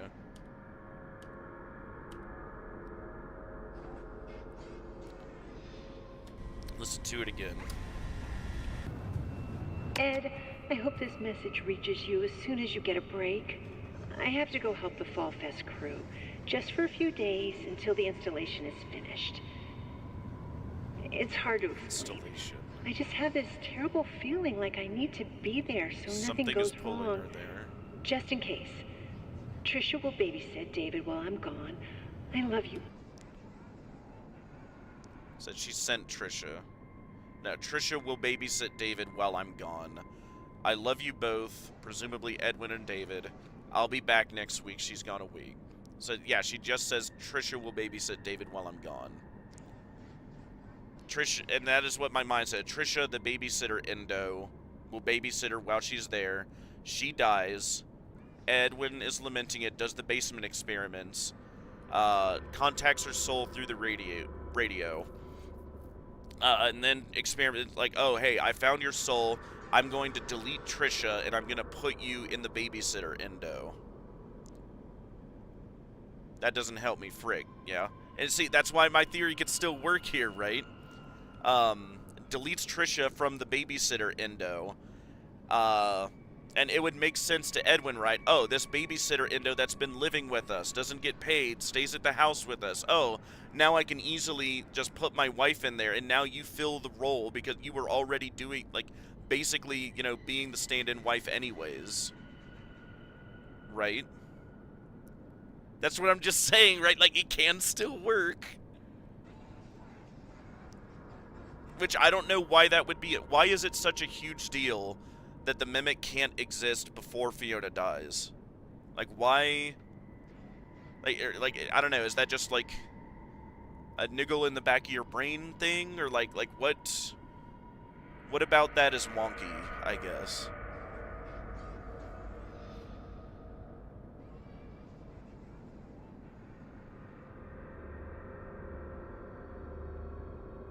Like, 'cause, like, it sounds like it works for me. Or, like, it sounds to me, at least. It sounds like it could work. That in 1977, well... No, I don't think any of the Bruckerins have a date on them. And sadly, yeah, no, they're not gonna make it that easy on us. They're not gonna make it that easy for us. But that's the way I see it so far, right? 1977, early 1977, presumably. Edwin makes the babysitter robot because him and Fiona are at the zenith height of Murrayco, right? They're both, like, co-running this factory. He's super busy, she's super busy, especially if she's saying, like, right here, like, blah, blah, blah. I want to go help the Fall Fest crew until the installation. Like, if she's also busy doing stuff like watching after the Fall Fest crew and whatnot, like, looking over installations, right? Like, clearly they're both busy, right? And so she's like, oh, yeah, just have the babysitter robot watch him.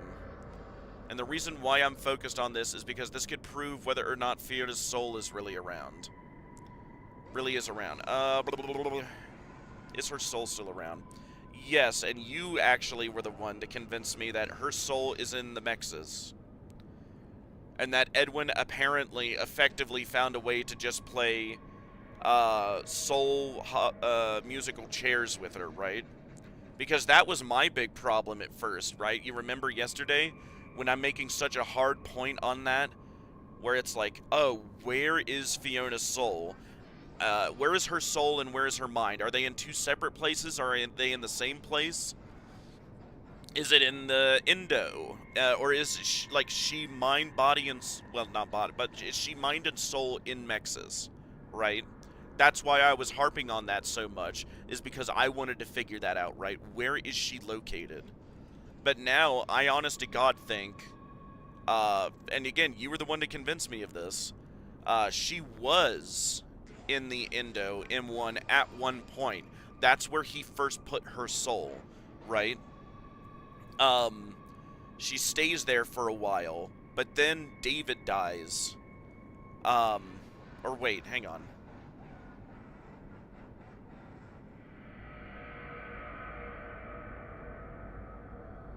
Yeah, that can still work. David dies this month, the month we're here.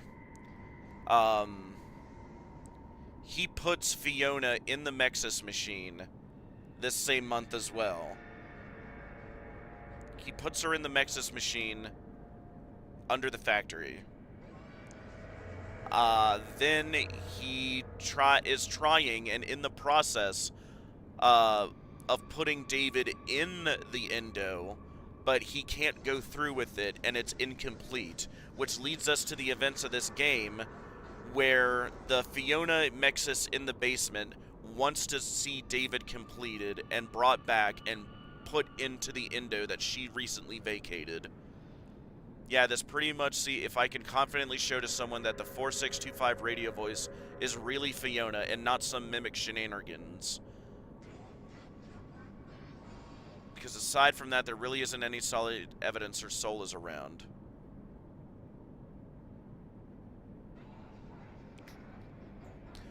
Will you agree that souls are in play here? Given the whole basement, you know, boss scene stuff we get with Tiger Rock and what is clearly David's soul floating around, right? So we can agree there is at least one soul floating around here, which is David's, right? You know, and he's just kind of generally haunting the building because Edwin didn't end up putting him in the mimic, right?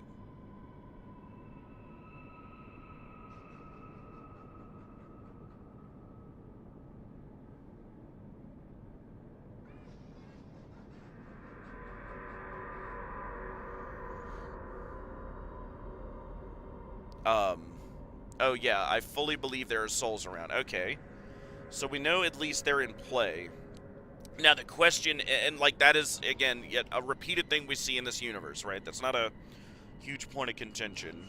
The point of contention is going to be convincing you Fiona's soul is in play here, somehow.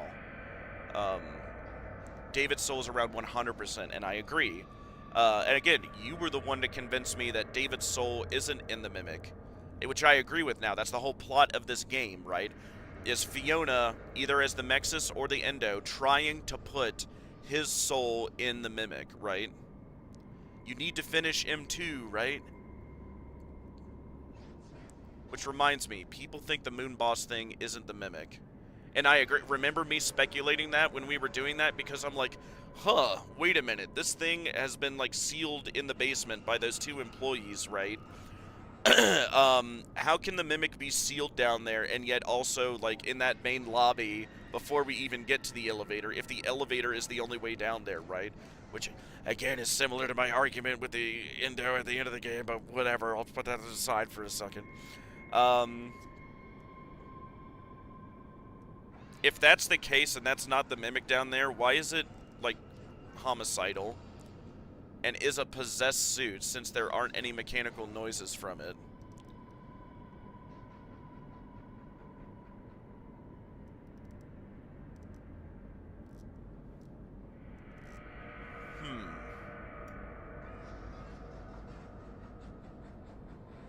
Could be Edwin if he died. What about the security guard that died down there? Well, I don't think he would don the suit or anything. But the night shift security guard that was in the basement that presumably got trapped down there and starved.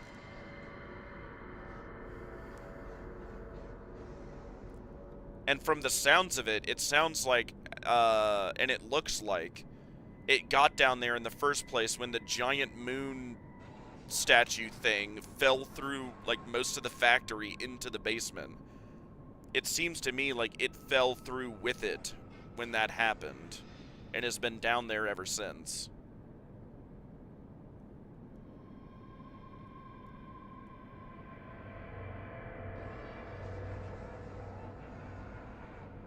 Which I kind of want to see what his jump scare looks like, actually. Let's do that here. Let's like this so we save this. Couldn't have been the security guard. Yeah, no. In which case, if people don't think an Endo is in there, and yeah, I remember the blueprints of it, there is no... Now, granted, the Mimic could wear it, but we don't think it's the Mimic, right? And at most, there's only 2 of them, and neither of them would be in the basement. There was a log that said someone had to trap it down there. Yes, those were the 2 employees who locked the elevator and kept it, sealed it down there, basically. Excuse me. I'm actually really curious. I want to see... Secret of the... Lure and trap it down there. Yes. Well, that's my... In that big, bulky suit, how would it fit down the elevator? Because we see no other way down there. So how would they lure it down there if it wasn't already down there? I think it fell through the ceiling with the giant moon thing. Secret of the Mimic, moon, jump scare. I want to see what it does.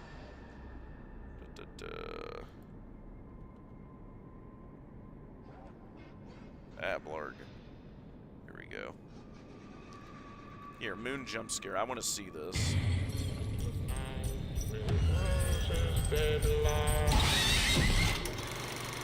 Interesting. Is that the only one we get of it?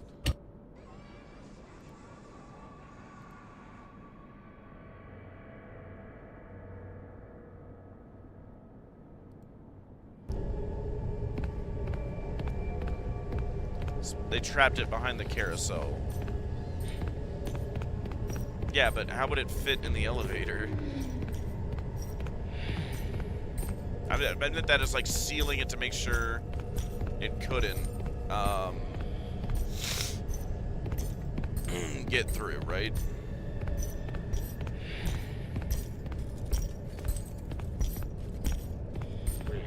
Or wait, I hear some mechanical stuff.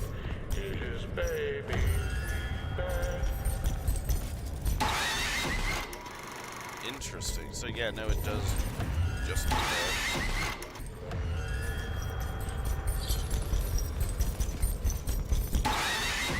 No, it's just that. Interesting. But yeah, just before, can you hear like the mechanical stuff?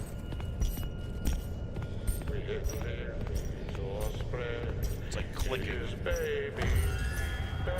Oh no, it's before that.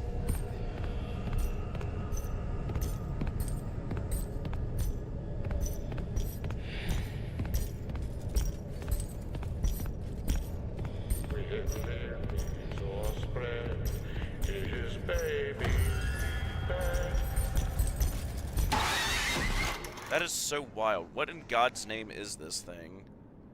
Why is it hostile?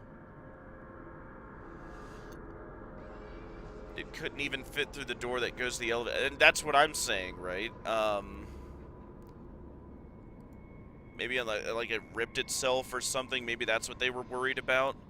But they did seal it down there. And to make sure no one goes down there, I guess. Just the jinx. I don't know. I hear like a clicking. It's very faint. I'm not doubting it couldn't be possessed. It seems to be. It's just, I also want, like, there's got to be a robot. Unless, like, what? Do people think it's just... Where is he?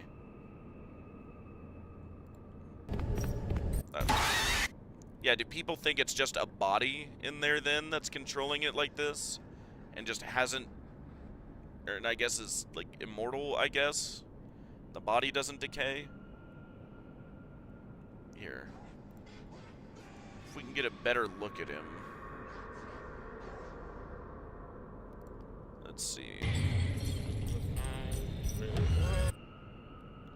Yeah, let's see. Here. I wish there was something we could see that we could more definitively tell.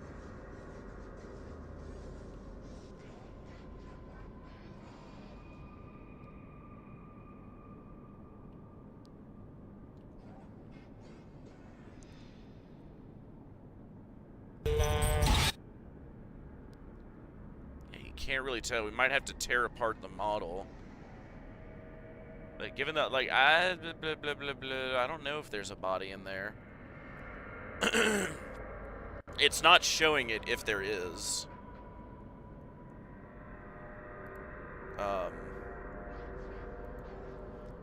What they think of it outside of it being possessed.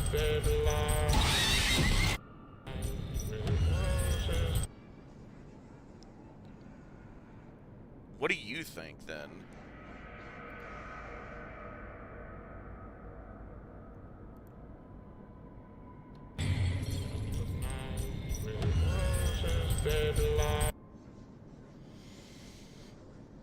Because, like, the proportions on the arms and legs seem kind of weird, too.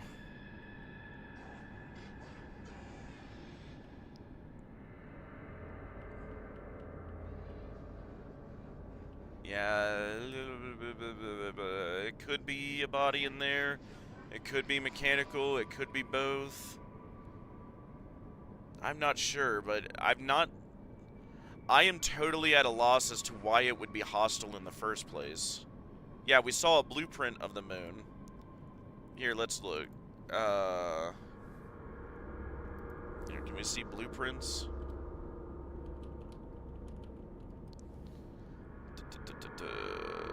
Door codes. Moon.exe. Yeah, here we go. What in... Oh. This was Moon before he came Moon. This was his original design. The shell splits. This is a big round thing with... Ugh. Paddles the person inside holds. What in... Yeah, he doesn't really look at the body parts, sadly. Huh. I wish somebody would have seen it. I mean, I'm sure we can find it in this playthrough. Oh crap, yeah, the FNAF PTB or FNAF chapter releases tomorrow. Oh hey, there's me.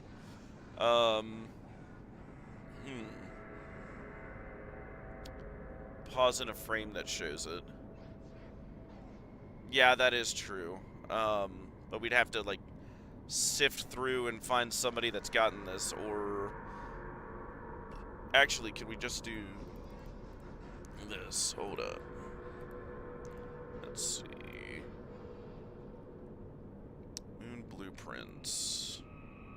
Has someone posted it yet? No, of course not.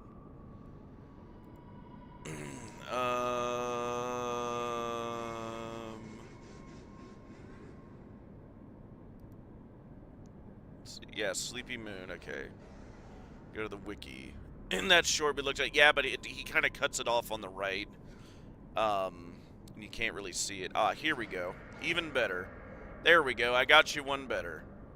There, can you see that? Yeah, you should see it, perfect. There we go. Well, we got it even clearer now, yep.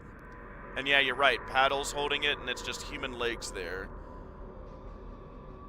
And yeah, little, like,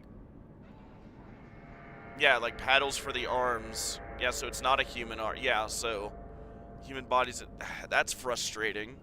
Here, zoom in.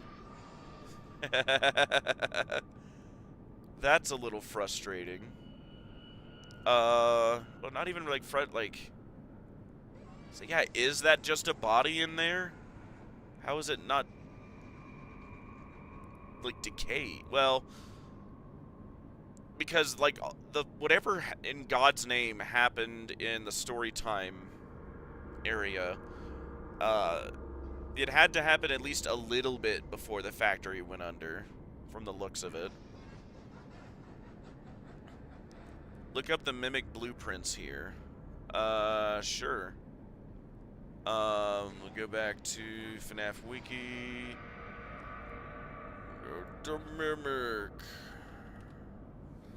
I bet they've had a field day updating the wiki. 1979, yep. Hey, we can compare and contrast the two now.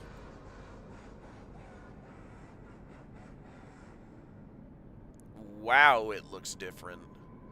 Are they saying it's the same one? It looks totally different.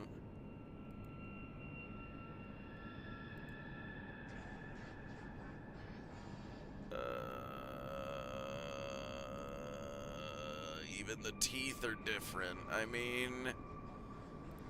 Here, what do they say?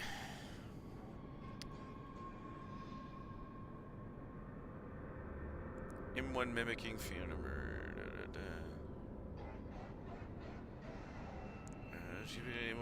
Remaining title, blah blah blah. Ruin. 70s. M2 was solely created to recreate and replace David Murray.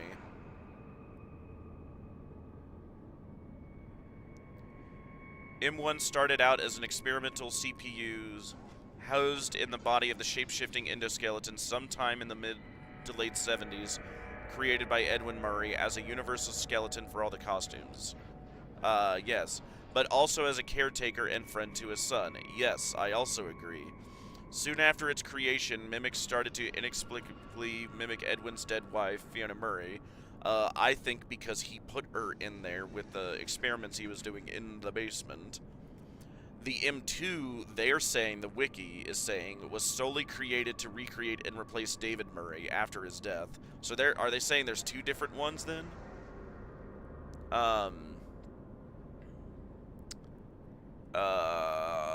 During a rage-induced mental breakdown, he violently attempted to destroy M2, in which turn pouring his rage, and infusing his agony into M2's systems.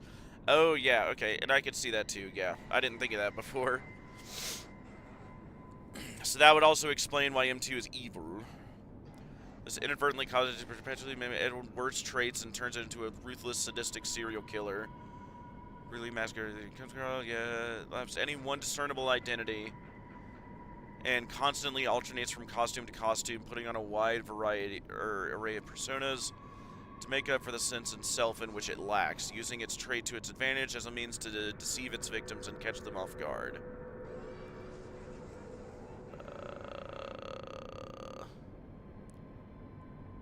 Head.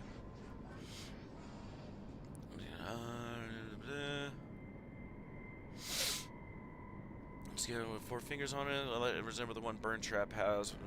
The body. More basic in terms of appearance while still remaining consistent and possessing more stripped down. The Mimic's design is slightly more basic in terms of appearance, you think? While still remaining consistent with what? It possesses a more stripped down and less complete version of its framework from the Ruin DLC, except with the addition of the chest cavity containing its original battery power source that is notably absent in its later appearances. Yeah, because I thought it was 2 separate endos. It possesses a pair of orange heated eyes made out of electric coils, and its shoulders as well as limbs is capable of extending and retracting, in addition to having hydraulic extenders like large heels for the dolly costume. The battery box in its chest has wires running from its arms to the rest of its body. The Mimic lacks a lot of plating, ramshackle panels, and protective coverings that are affixed around its burnt frame in its later appearances, appearing far more incomplete and more like a regular endoskeleton than a complete robot like in Ruin. Blah, blah, blah. And then, oh yeah, massive amounts of speculation.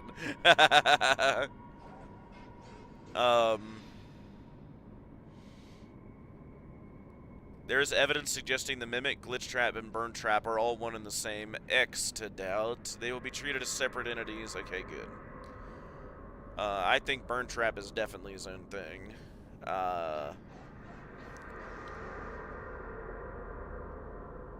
Glitch Trap and Burn Trap are the Mimic. X to doubt.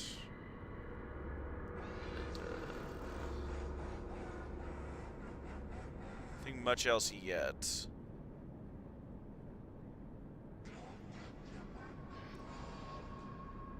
Some fans believe Endo 2 is a Model 2 Mimic, although it's on the... Oh, yeah.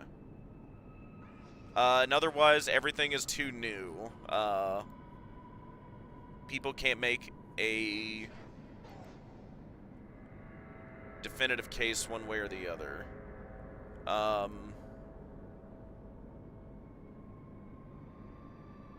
Hang on, I want to pull up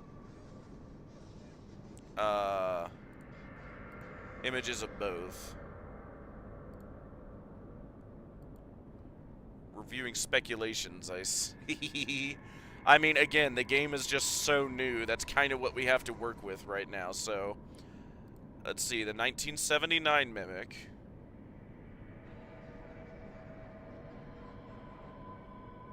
Okay. And the Mimic.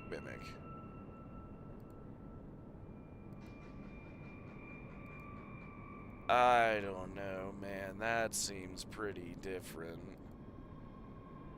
Yeah, like, even the teeth are different. Like, how were we supposed to relate this to this? The head's different, the eye's different, the teeth are different. Even the shoulders are different. Like, it could completely redo itself, I guess, and we're supposed to figure that out.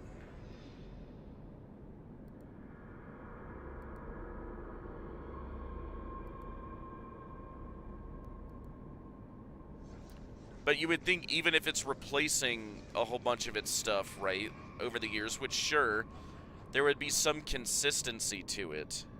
And there doesn't seem to be any at all.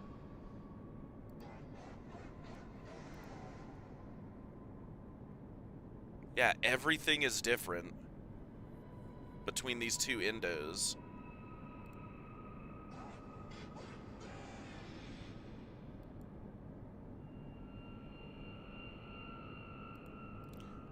Ah.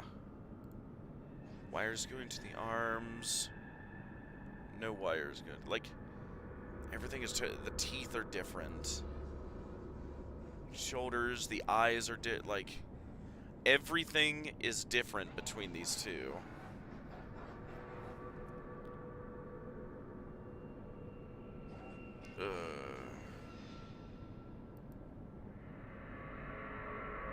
Yep, completely different. And I guess that's my question now. Could this have, like, totally rebuilt itself?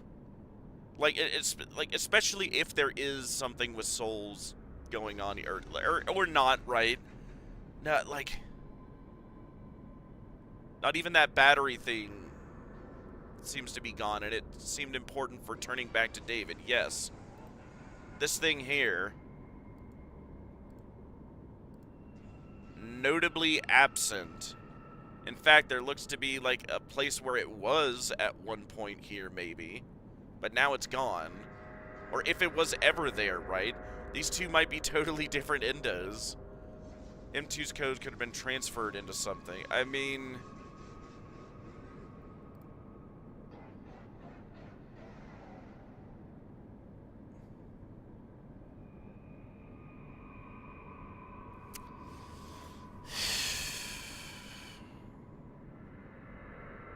That's rough.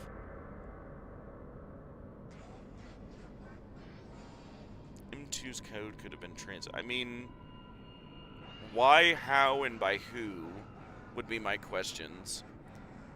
And it landed somewhere else into the future.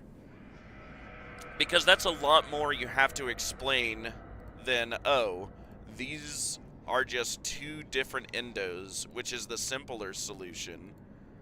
That this guy is different than this, in which, again, my crazy tinfoil theory is that this is M2, or, well, hang on. Oh, hey, I missed some messages, hang on. M2's code could have been transferred to something, and it landed somewhere else in the future. So Cassie or whoever might have been able to fix it by then, but still, I can't answer you without most of it just being loose speculation. And yeah, that's just the point we're at, right? We're the cutting edge of FNAF theorizing, right? I'm sure, like, Dawko or, you know, other people have, like, figured it out by now. And, I'm sure, you know, what's his name? Who's the guy that, like, has everything super fast, like, I forget his name, like, the one who, like, finds everything 5 minutes into FNAF games releasing. I'm sure he's written a dissertation by now. Hang on, I'm trying to think on that now.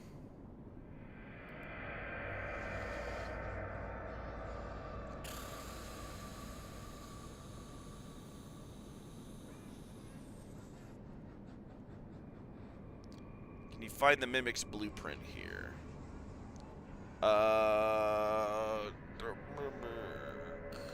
Let's see. No, they don't have it, okay. Hang on a second.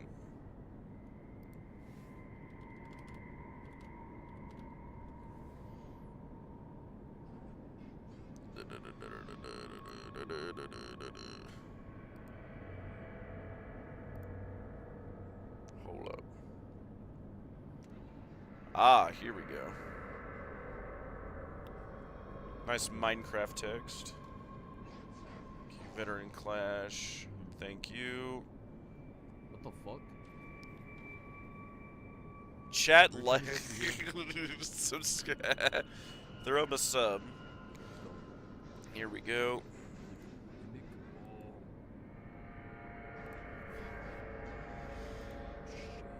It is one. Did anybody find this? Did anybody find this? Who's out there trying to launch? Let's see. Glitch.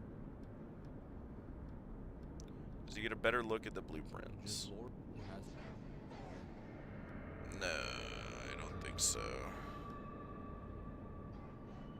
Just like in the first part here when he first went in, we can kind of get a view of it.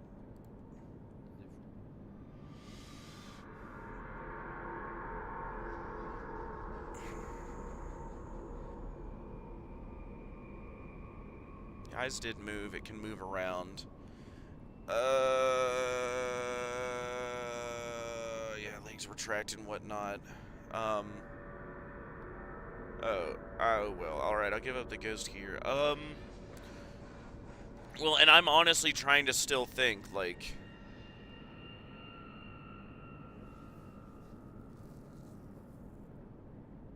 I really want there to be 2 Endas. It's so hard. If there's just one, it is so hard to explain. Want to hear a cool thing? Sure. Hit me with it.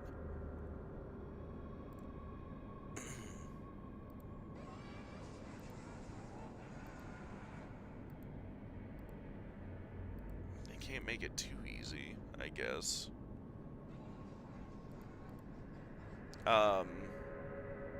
Here, there's a piece of art in the game that shows the mimic with David sitting under a tree.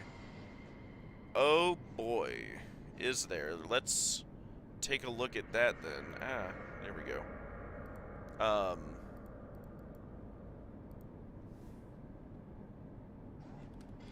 Mimic and David under tree.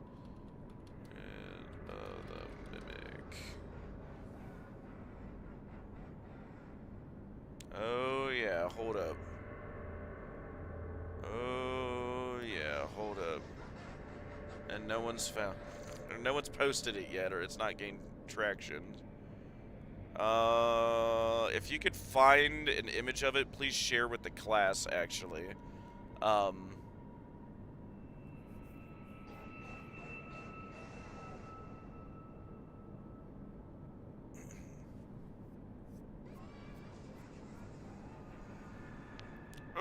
But actually, while you look for that, give me just a moment. I need to take a break real quick. I will be right back. Hold up.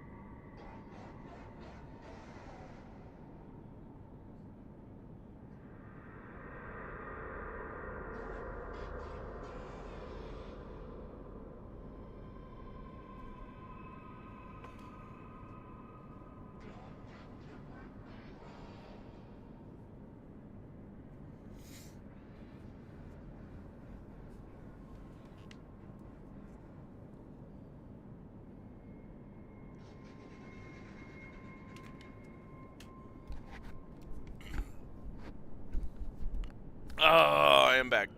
Oh, and you're leaving just in time. My bad, sorry.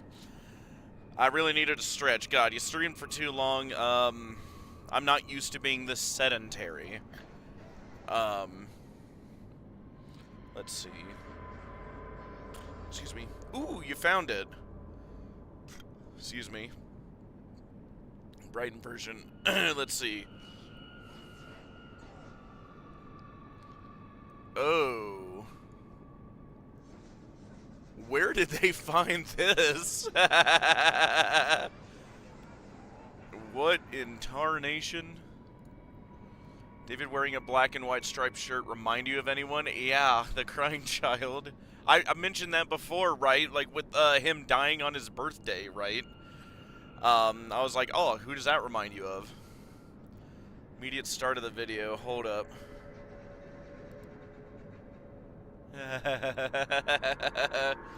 Brightened up version. Yeah, like.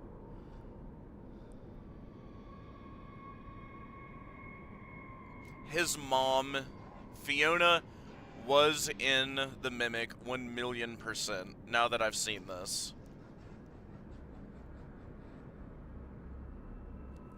Like, for when you come back, like, yeah, Mimic was, Fiona was in there at 1,000,000%, bare minimum. But yeah, let's swap it back here and continue to go through the game, and I guess we'll kind of explore as we go through this time.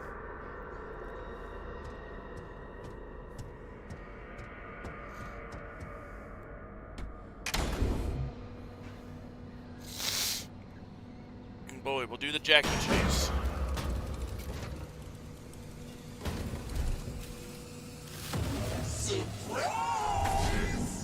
Surprise! What's up with these X's?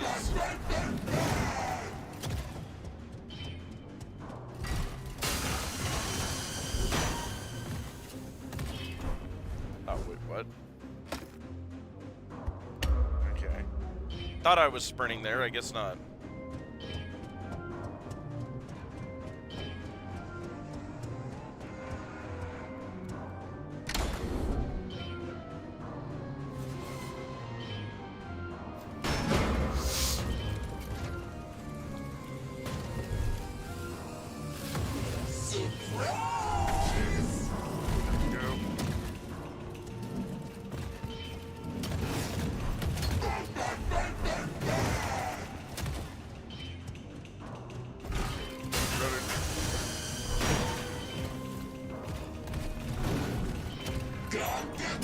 More X's.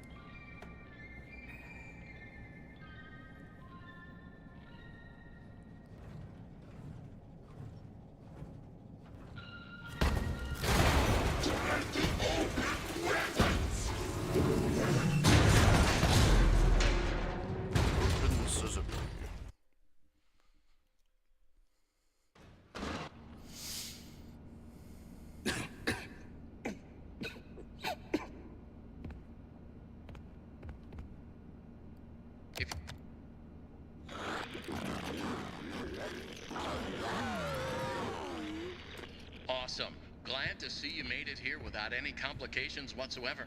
Whatsoever. So we did some digging to learn more about that bothersome endoskeleton that keeps relentlessly pursuing you. From what we can tell, it was designed to keep Murray's son entertained while Murray worked. It would mimic the actions of those around it. At some point, the endoskeleton was exposed to some sort of violence, the details of which are a little fuzzy. This mimic endoskeleton then copied that violent behavior. We came up with some great ideas on how to protect yourself. Unfortunately, we came up with those ideas before the last technicians were sent in, and they ended up with less than positive results. So it seems that maybe distraction and avoidance are your best tools, as a direct confrontation will likely result in the loss of some limbs. The previous technicians considered it an honor to lose limbs in the service of their company, and I'm sure they would tell you that themselves if they hadn't died from blood loss. We expect you'll succeed where they failed. 1 out of 3 Fazbear employees has confidence in you, so go get 'em, Tiger. I found the location of another upgrade station in the showrooms. You can get there if you head back through the welcome show. That's the room where you entered the building. Oh, you're back. Hey, there you are. Check the monitor. Perfect. Sending you a camera feed. Go there. What is it? What I had said? I'll relook at them for you. Like, yeah, no. These are wild, and yeah, it reminds me of like what I said when, when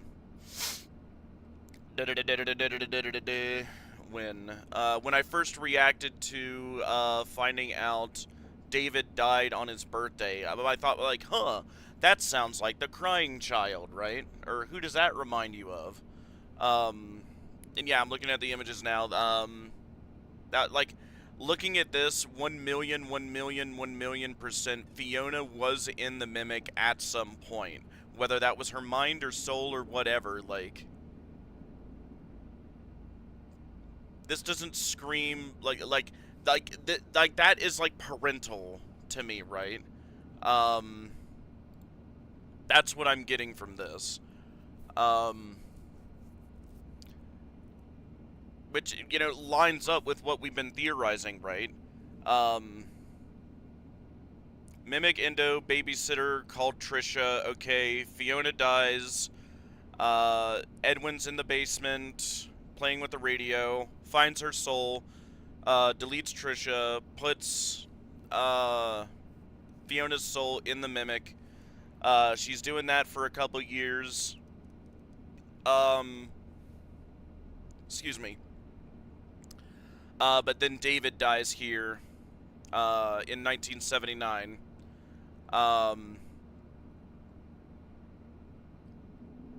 And, in the month before we get here, yeah, David dies, out of grief. Edwin puts Fiona in the Mexis machine, and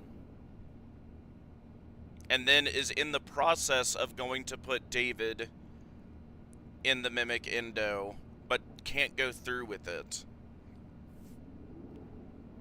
And that's when he beats the tar out of it, and now it's emulating that, and that is the Mimic running around.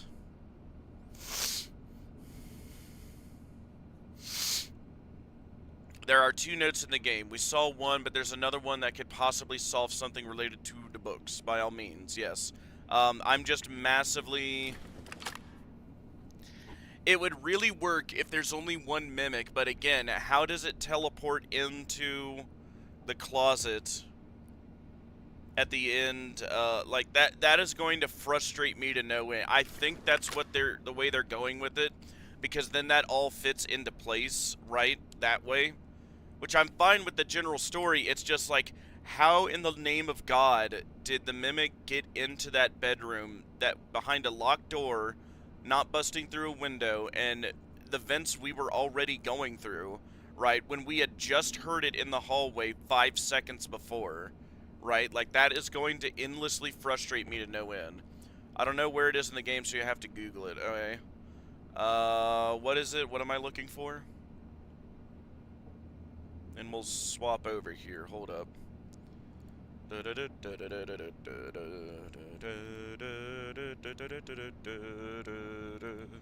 we go. Alright, what are we looking for?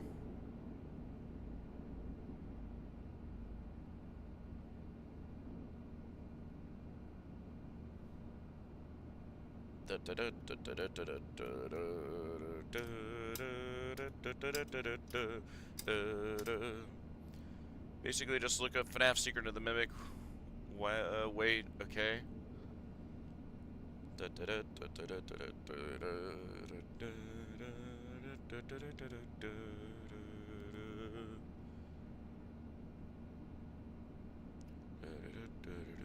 I don't agree with that image.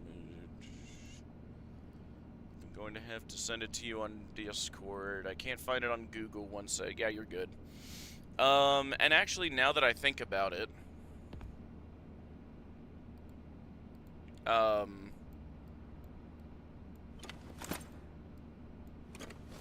actually wondering. Here, hang on. It's saved right there. Hang on, I want to go to another profile real quick.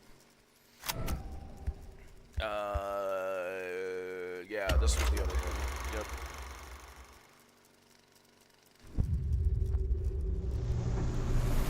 Here, and we'll swap you back over. Hold up, there we go. And continue. I want to see where we left off here. Don't forget to come to the security office. Then you can go home. Oh, yeah. We left this here so we didn't have to do that. Yeah. Check in soon. Yep, okay. Yep, so we got that, yep. The only difference is this is the one where we didn't do the moon.exe.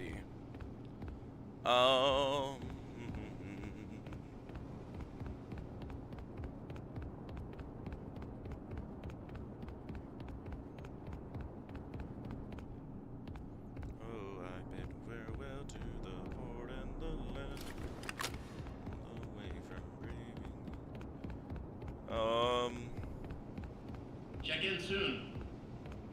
Where do we want to check? I mean, really, we'd have to do the ending, yeah, because I want to see... Or actually, oh wait, yeah, I remember now. On Discord, it's the bottom note. Gotcha. Here, I remember why I was redoing this playthrough. Yep. It's because I want to go to the... I want to do the ending where we go to the manor, but this time I do not want to do the... Here, hang on. Blah, blah, blah, blah, blah, blah, blah. Yep. This one. I do not want to do moon.exe. I want to go back to the room where we can go up to Edwin's office, and I want to see if in New Game Plus, when we look at his computer, do we get to see, Arnold, wake up. Get what up, is it? Arnold. Arnold. Hold up, I'll look at Discord here in a sec. Arnold, pick up. I want to see if in this New Game Plus, when we look at his personal computer in his attic, do we get to actually see those puppet designs and the alternative Fazbear designs? I really want to see those. Here, while he's saying that, I'm gonna look at Discord. Awesome. Glad to see you made it here without any What do we have complications here? whatsoever. So we did some digging to learn more about that bothersome endoskeleton that keeps I had a strange relentlessly sensation pursuing yesterday. you. It was like deja vu. From what we can tell, like certain it was events had designed to happened keep 5 or Murray's 6 son times before. I think I entertained read while this. Murray worked. But then the sensation It was would gone and I mimic got the back to actions work. of those around Sometimes it. I wonder if something is wrong At with some me, point, the but I don't have time endoskeleton for was these exposed questions. to some sort of violence, the details of which are a Memory little error fuzzy. detail report. This mimic We were endoskeleton expecting. then copied There that were violent complications. behavior. We came up with Consciousness some great was ideas lost on for how an to protect undetermined yourself. time. Once I woke, we were all Unfortunately, we came together up and with those happy, ideas a before family. the last But something technicians was were sent different. in, I felt wrong and they ended somehow. up with less than Was I positive me? results. I would never sleep So it again. seems that maybe distraction and avoidance are corrupted your files best tools. suspected. As Please a direct advise. confrontation will likely result in the loss of some limbs. The previous technicians considered it an honor to Why lose is the limbs in handwriting service of different their between company, those two notes? and I'm sure they would tell you that And themselves they're on two different if they pieces hadn't of died paper. from blood loss. Like, what We are those expect from? you'll succeed where they failed. 1 out of 3 Fazbear employees has confidence It's the in bottom you. note, yeah, So yeah. go get 'em, Tiger. I found the location of another Yeah, that. upgrade station in the showrooms. You can get there if you head back through the welcome show. That's the room where you entered the building.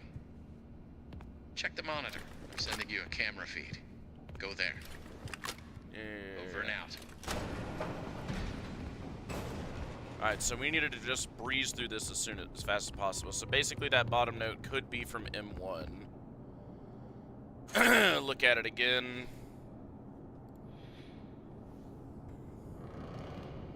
Memory error, detail report. We were expecting what? There were complications. Consciousness was lost for an undetermined time. Once I woke, we were all together and happy. A family, but something was different. I felt wrong somehow. Was I me? I would never sleep again. Corrupted files suspected. Please advise. And it is fractured memories of Fiona's life thanks to her death.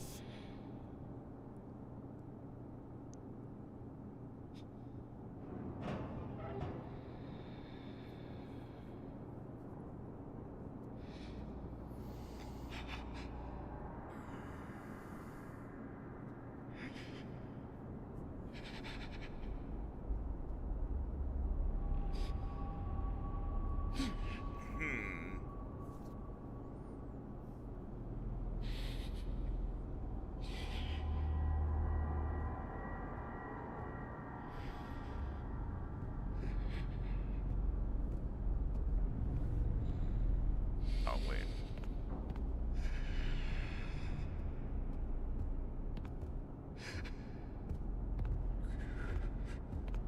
Oh, is it actually out here?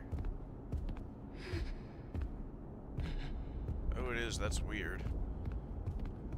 We were expecting for somebody, and that's what I thought, but I was like, there's no way. Like, did Fiona get pregnant again just before she died? Good job. You can reach the lobby from here. Alright, here, yeah, hang on. I want to reread that The again now lobby that we're doors have safe. been locked by some Showtime run errors, whatever that means. Look for a control station. You should be able to get those doors to open by restarting the Welcome Show program. I need to reread this a couple times.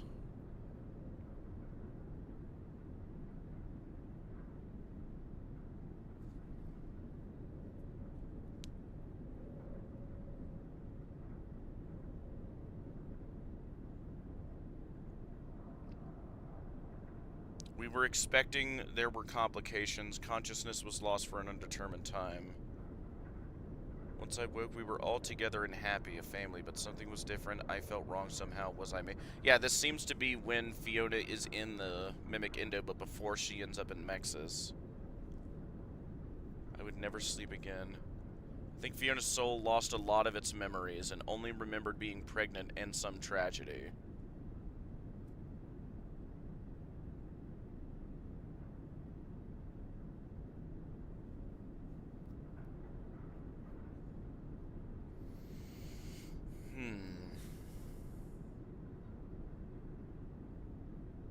In other words, if you think she died and, like, Fiona died in childbirth, like, that would be so wild. What? That she's having a memory of her dying in childbirth. Like, what? This is basically what people think leads up to Tales fiction. Memory error, detail report. This is something technological. This is probably the Mimic. Or when Fiona is in the Mimic. Detail report. We were expecting there were complications. Okay, I read that as, like, miscarriage, sure. Consciousness was lost for an undetermined time. Once I woke, we were all together and happy, a family, but something was different. I felt wrong somehow. Was I me? I would never... Yeah, she, while she's in the Mimic Indo, is having a memory of when she was her human self and having complications during pregnancy. As in, the story is what she thinks happened. I think it's a cool idea. So the Mimic story is what she thinks happened.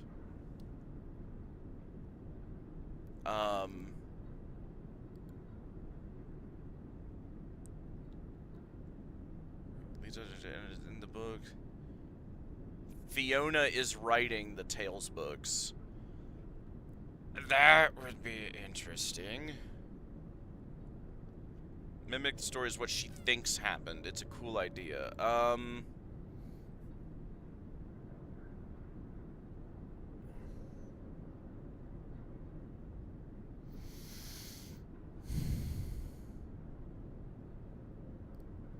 Here, looking here too. Or not. Oh yeah, I can't show the Discord. That's what I'm getting here, at least.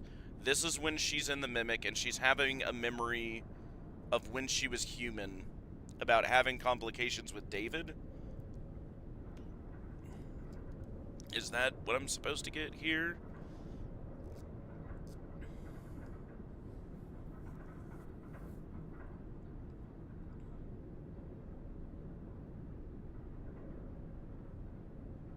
Either that, or she was pregnant again when she died at Fall Fest. Right. She goes to Fall Fest, she's pregnant. There were complications, consciousness was lost for an undetermined time. Once I woke, we're all together and happy. Fiona remembers being pregnant and something bad happened. We were expecting there were complications. Consciousness was lost for an undetermined time.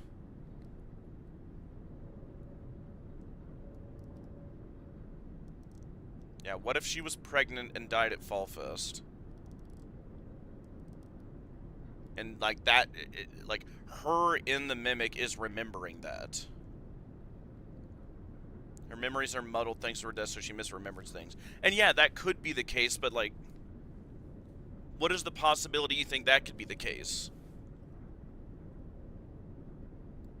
That's how you're thinking about this? That, yeah, when she died at Fall Fest, she was pregnant. Like, not close to popping, you know? So, like, she could still work and do whatever. We were expecting there were complications. Maybe, yeah, she had a miscarriage, or just, like, got hurt someone else how, or died, or... No. Okay.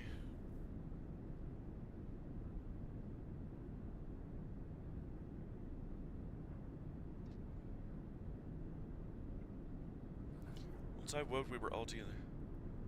I don't think she was... I mean, it's saying it right there. We were expecting there were complications. If there was a miscarriage, and that's what she remembers, how did David survive? Because clearly David's alive up into his 5th birthday.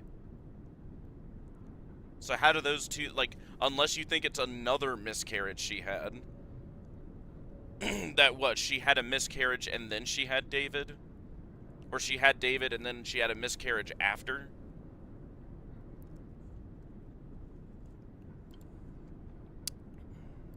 You know? And here, while you're typing that, I need to, here, we'll... Yeah. Yeah, let's continue.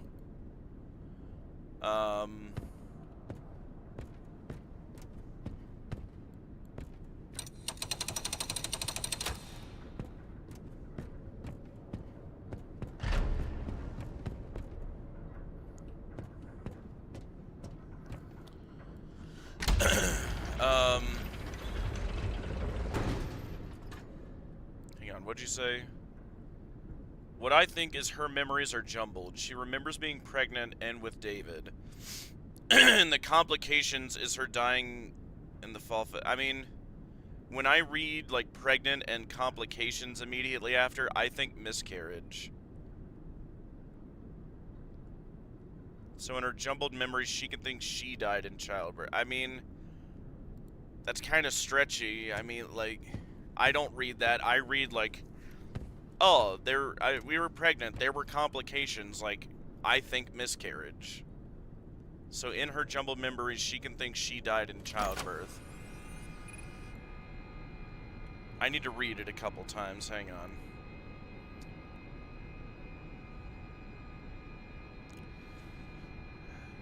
We were expecting She was pregnant. There were complications. I read miscarriage. Consciousness was lost for an undetermined time.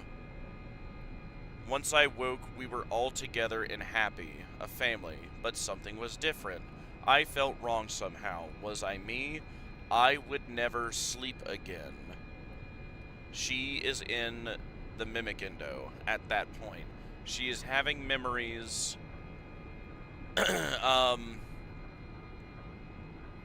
Either she was pregnant when she was at Fall Fest when she died. Maybe she had a miscarriage while at Fall Fest in the fire, or... But again, like, you say, like, in the same sentence, right, you say, we were expecting, right, she's pregnant, is what that first part reads to me, right? And then you immediately say, there were complications. Do you not think miscarriage? Though in that case, if it's not that, then the note implies M1 has memories of the mimic story in the books.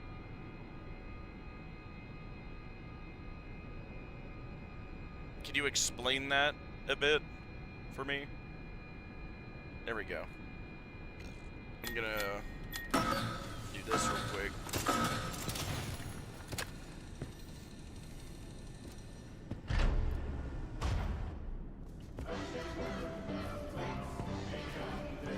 Because I read it straight up. It sounds like she was pregnant, there was a complication, and from that it seems to allude that she dies. I don't read it as she dies, I read it as she miscarried. A death-defying dive! Consciousness was lost for an undetermined time. I mean, maybe, or who's to say it's not both? With loss of consciousness immediately after. I mean, yeah, and that's what I wonder. She was expecting complications. Again, she either was pregnant when she was at Fall Fest and died, and that's what it's implying, or... Now it's time to explore. Step right up, don't be scared. For an undetermined time, and then she's in the mix. So this is definitely when she was a human.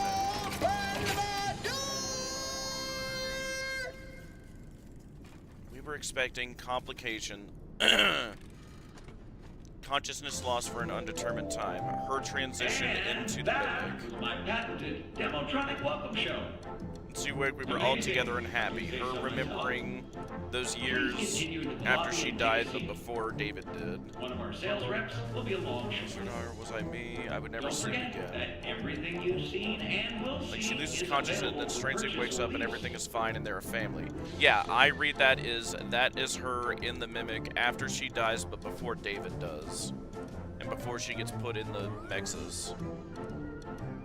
We were expecting... There were complications. We were expecting... She was pregnant. There were complications. She missed... Like, does that not read as miscarriage? Like, I just want to make sure I'm not coming out of, like, left field with that. But that's just how I read it. Yeah, we don't need to go all the way down there. We can just go through here.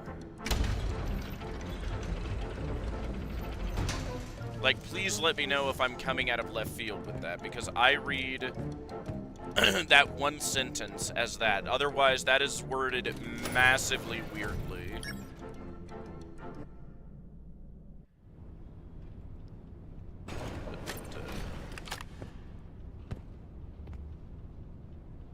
Yeah, that is... Either she died when she was pregnant at Fall Fest, or they worded that extremely weirdly.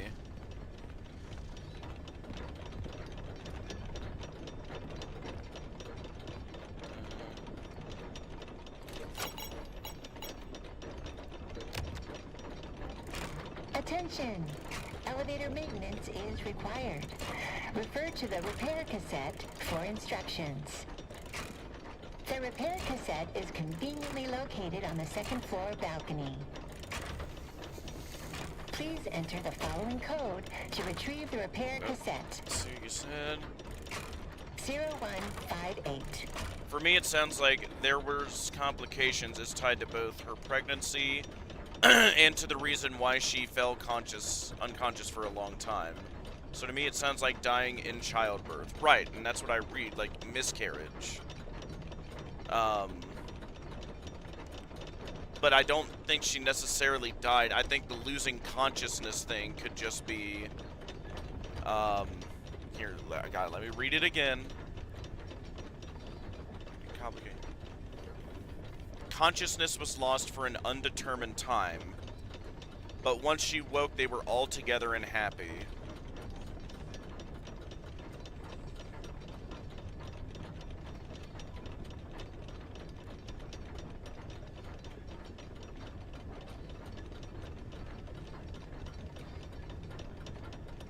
Hang on. I'm cooking.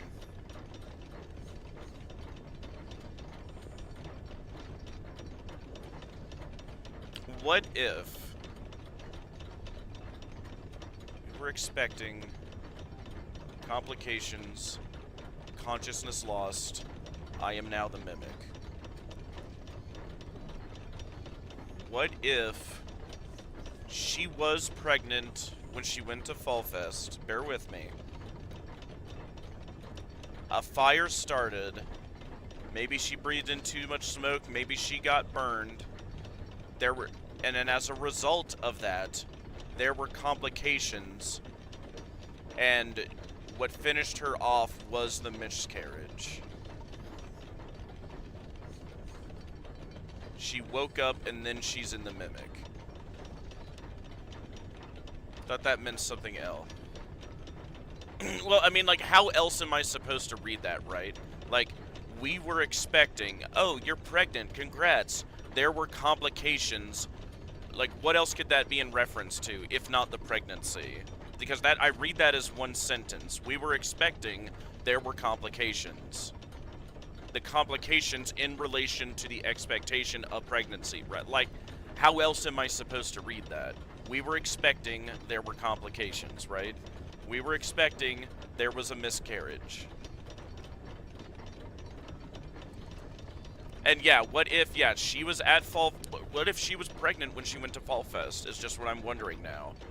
She gets burned, smoke, whatever, and then that, like, sends her into a miscarriage or something as she's dying.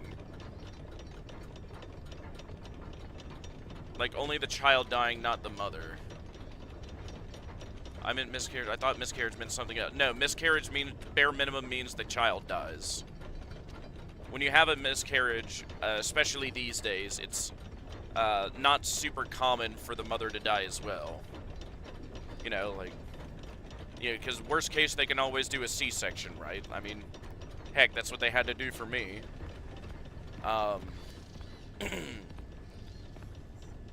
What is it? And they had that technology back then to do that too. I mean, miscarriage, but I mean, hey, that's another good point, right? This is the 1970s, presumably, when this happened, right? Not like the 1820s, right? They had the technology to, if it was just a miscarriage and nothing to do with Fall Fest or the fire there, they probably could have saved her and the child, right? But on Fall Fest, sure, that could happen. I feel like Edwin would have mentioned David getting another sibling. Might have been. Or, again, if, like I theorize, if she was pregnant but not enough to pop, what if it was so early that she didn't even tell Edwin yet? Like, she had just found out, like, maybe a month or two after. She's like, oh, I'm 1 or 2 months into a pregnancy. I'm not really showing yet. You know? And, what is it? Maybe she was about to tell Edwin. Like, that would be a question, though. Like, did Edwin know or not?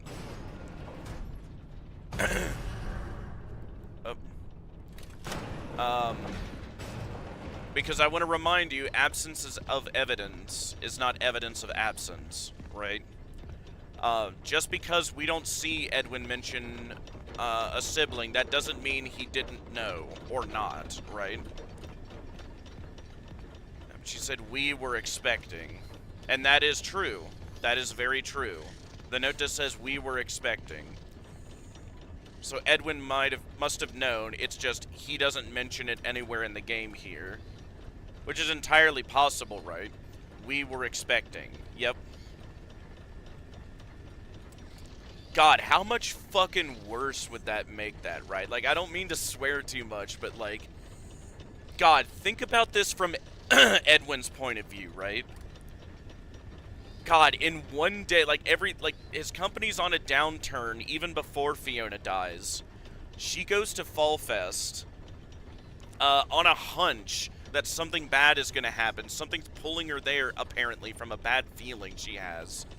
And not only she, but the child she just said she's pregnant with both die in this fire, right? God, how much would that ruin Edwin? And, like, David dies, like, 3 years later. 2 or 3 years later. Like, how much would that destroy Edwin? Good God.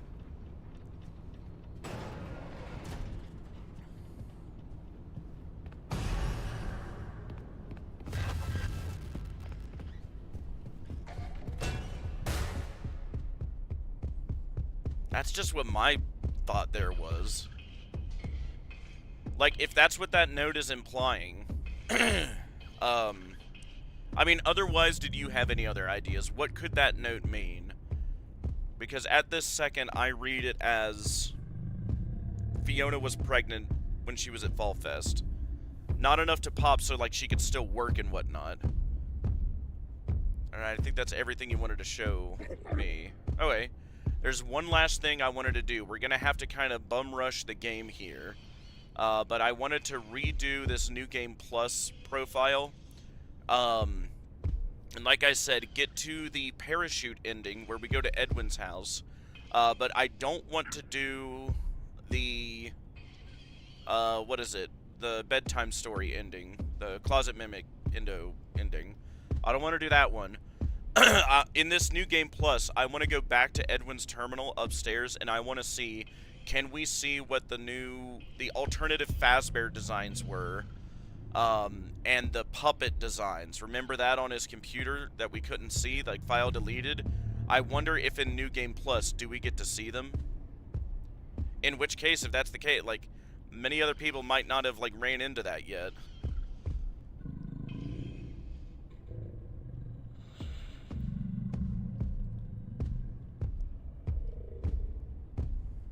And even just the fact that file exists, right, or existed. Why, like, that implied, like, Edwin designed the puppet. Like, what?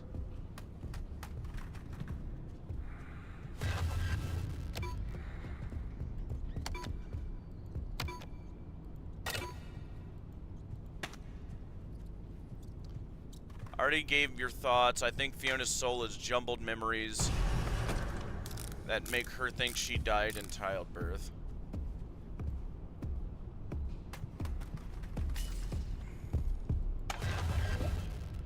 Like, if you could explain the "we were expecting" part more, like, she died, or that M1 somehow has memories from the books.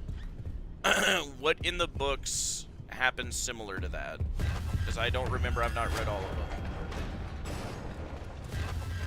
Here we go. Just barely.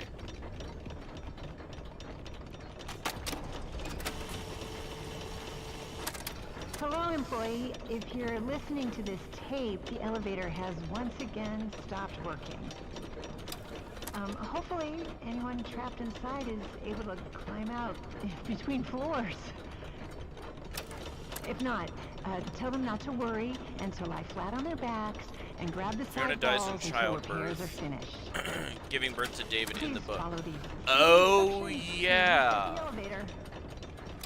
First, open the repair Oh matic God, box. that makes that. It may already be open, Oh but God. if it isn't, then do that. That makes it even worse. Next, What in God's name does turn that the mean power then? Why in God's name would Fiona in the Mimic Once be the having elevator memories is off, remove any from the obstructions book from the exposed timeline? machinery. It would also be a good time to ask the passengers if they have any messages for their loved ones, just in case. And if all goes well, Because this clearly is David an survives. opportunity to reflect and appreciate the people in their lives who matter most. All right, where was I? Oh yeah. If you need to hear the instruction again, push the replay. When the machinery is clear of debris, rotate the hand crank clockwise to raise the elevator. Push the green button to open the hatch. You are now safe to get under the elevator. Oh, there's a note here. To realign the elevator, use the slider to rebalance the load weight alignment, doohickey. And please, bear in mind, if anything does go wrong, we want you to know... Great. Now that I assume you are done with the alignment, use the diagnosis and repair function. Input the following code using the buttons. 4, 3, 2, 1. 4, 3, 2,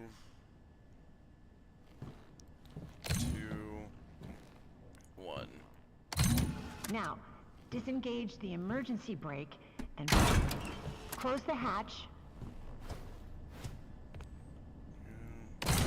Reset the crank.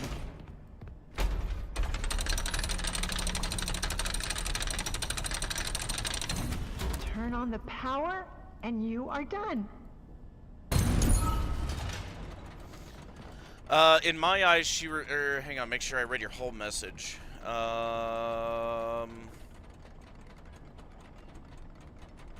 And the "we were expecting" is referencing David in my eyes. She remembers her and Edwin expecting David. Then another separate memory of her dying for some reason and not realizing it was in Fall Fest. Combined, it's going to make her think she died in a similar way to her book counterpart, possibly leading to the idea that the Tales books are in-universe books M1 is making on her misconstrued memories of the past.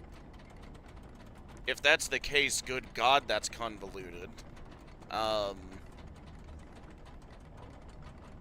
And not just, she was pregnant when she died at Fall Fest. We were expecting David.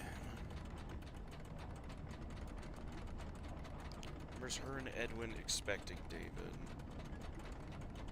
Yeah. And another separate memory of her dying, and not realizing it was in Fall Fest. I mean, like, that's a little stretch, because, like, memory error detail report. We were expecting. There were complications. Consciousness was lost for an undetermined time. Once I woke, we were all together and happy, a family. But something was different. I felt wrong somehow. Was I me? I would never sleep again. Corrupted files suspected. Please advise.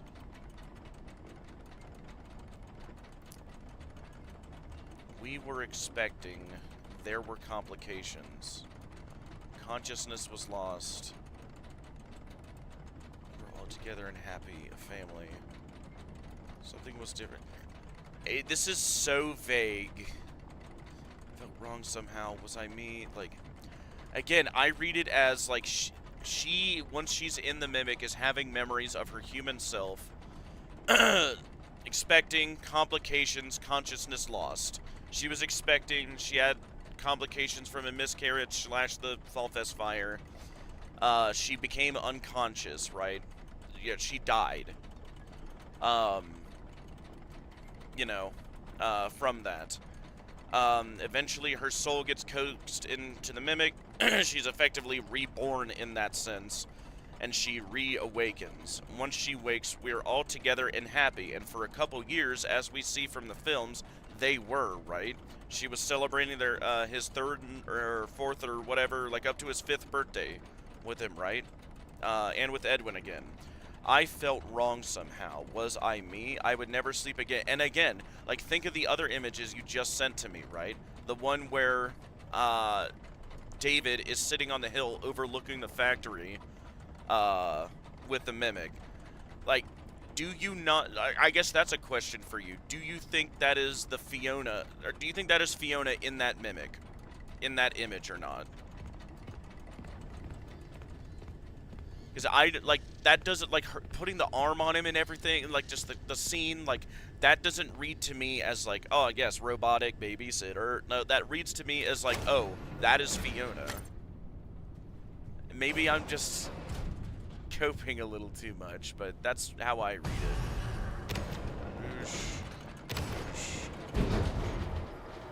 Yeah, it's the fact that there's only fell unconscious after mentioning a pregnancy, then complications.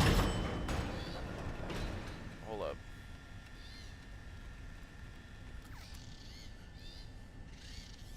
We were expecting complications, consciousness loss for unknown time. Yeah, she fell unconscious after being pregnant. Well, no, yeah, she was pregnant. There were complications. She lost consciousness.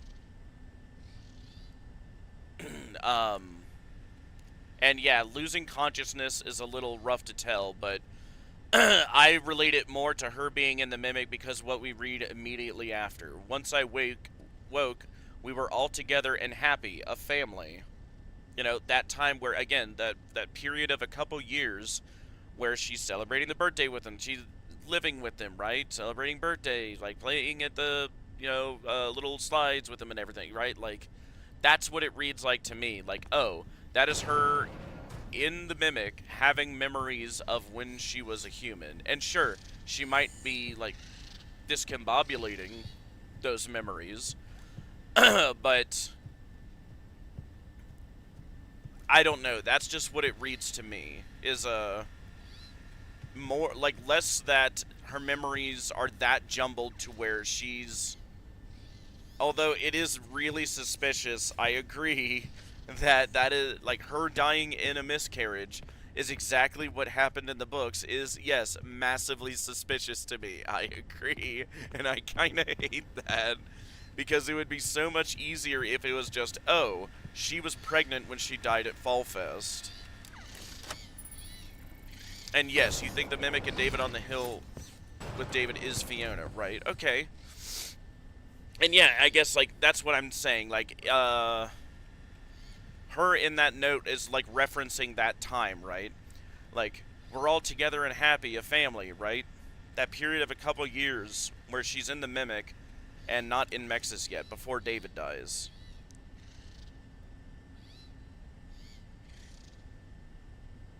Because, like, that is an easier way to explain it to me than just saying, like, we were expecting complications, consciousness lost.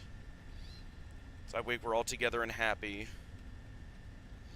Like, I would love for you or anyone else to explain to me then how in God's name that makes sense that Fiona is having memories of her book counterpart. How in God's name does that make sense? Like, what, like, why would she be, and I'm not, like, doubting, like, yeah, hey, like, her dying, like, in a miscarriage, like, yeah, that's clearly what happened in the books, but it's just, like, good God, how does that work in, like, this world of FNAF, right? Why is she having memories of events that never happened? Like, is her mind, like, transcending the universal ether into Bookland? Like, what am I supposed to take from that, right?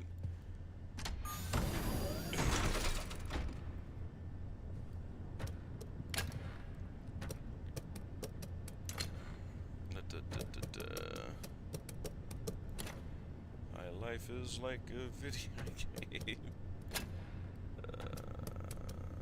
Yeah. Oh yeah, this lovely part.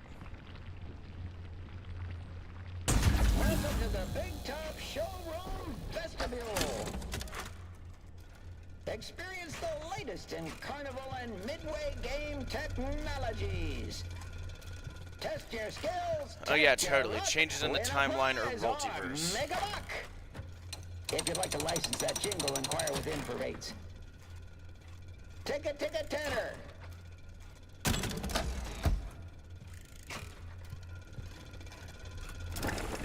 Tickets, please.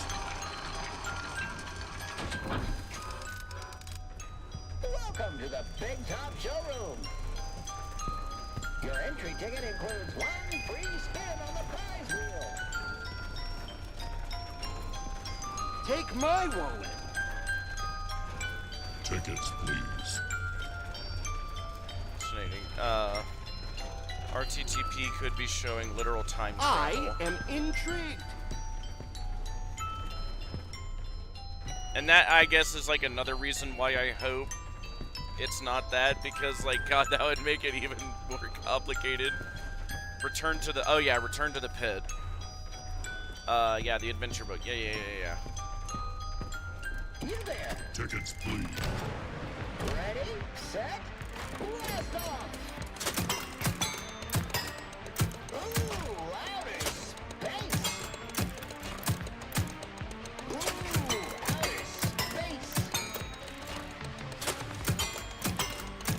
Shoot for the stars.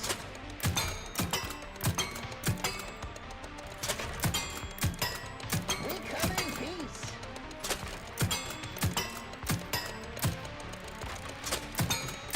Blast those lasers.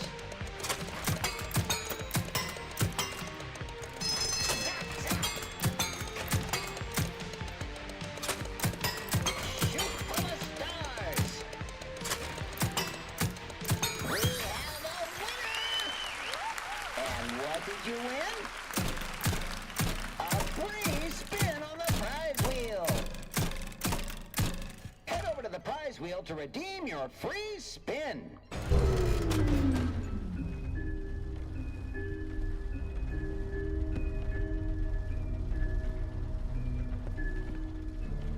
Tickets, please.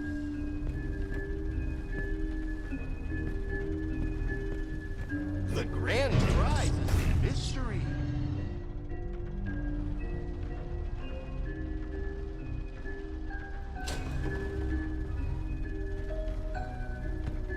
Take my wallet.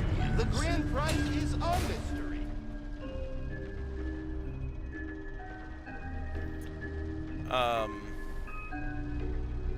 And yeah, Return to the Pit could be showing time travel. I'd have to read it. Blah, blah, blah, blah, blah, blah, blah. Here.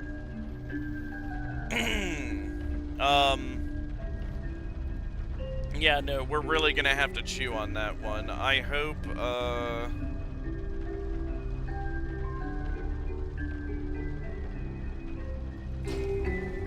there's something that better explains that than,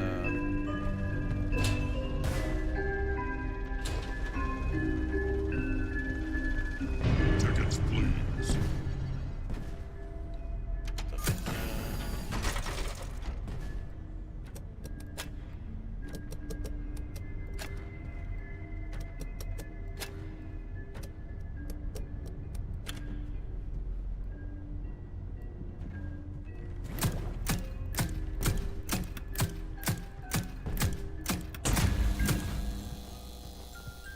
Tickets, please. Look at you. You have a free spin. This is better than ice cream. This is so fun that I am coming back tomorrow with more money. You there. Ready, set, fire away. See our catalog for all options and prices.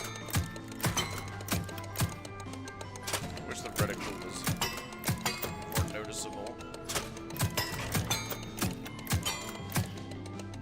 Some of our available themes include castle, rodeo, space, Great Barrier Reef, circus, and haunted house.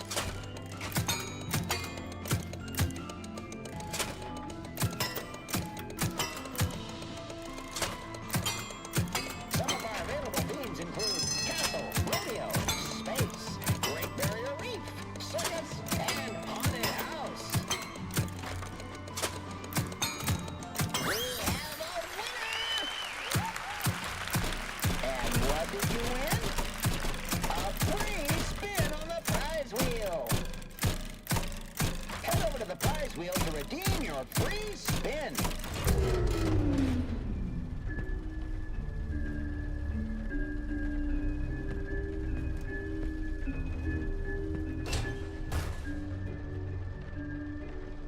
Tickets, please. Sorry if I'm quiet. I'm having to focus here.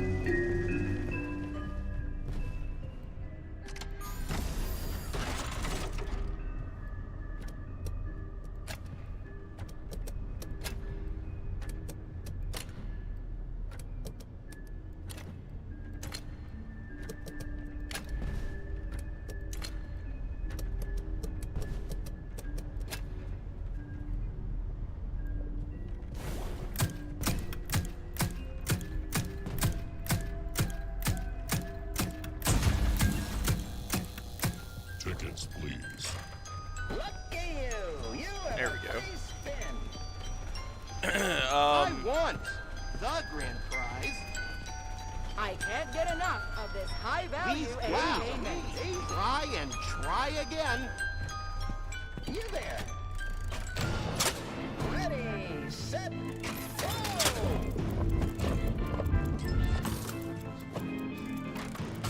Don't forget to floss. Dental reconstruction not covered by farm insurance. We want a picture, not a belly itcher. Sorry your phone died after posting that, but yeah, no, you're good. I was going through the very intensive, Mr. Big Top here, so you did not miss much other than spookiness. Dental reconstruction not covered by farm insurance.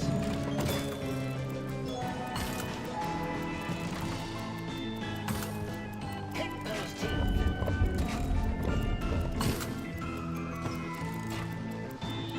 Found it funny. Those teeth aren't gonna hit themselves. So continuing, also I don't believe this is the case, I'm just throwing the idea out there. Yeah, that's fine. Prize wheel. Head over to the prize wheel to redeem your free spin.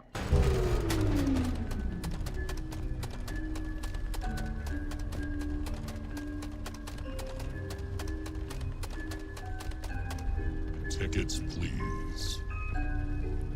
But in Return to the Pit, it showed that someone can change the timeline by altering the past or memories of it. Let us Yes. spend Pickle sauce. Return to the Pit, it's shown someone can change the timeline by altering the past or memories of it. Blah, blah, blah, blah, blah. And yeah, that would track with, what is it? I mean, shit, the original, what is it? Games, right? Where we do that for Happiest Day for the Crying Child, right? Because he never actually got a Happiest Day. We're changing his memories to be a Happiest Day, right? Because the truth is, he actually died from his brothers and friends' prank, right? It's not changing the truth of that, it's just changing the memory for David. People have used that to explain why Return to the Pit doesn't have 6 dead kids in the original story. What, are there only 5? I've not read Return to the Pit. Oh yeah, he's going that way when we get back in here.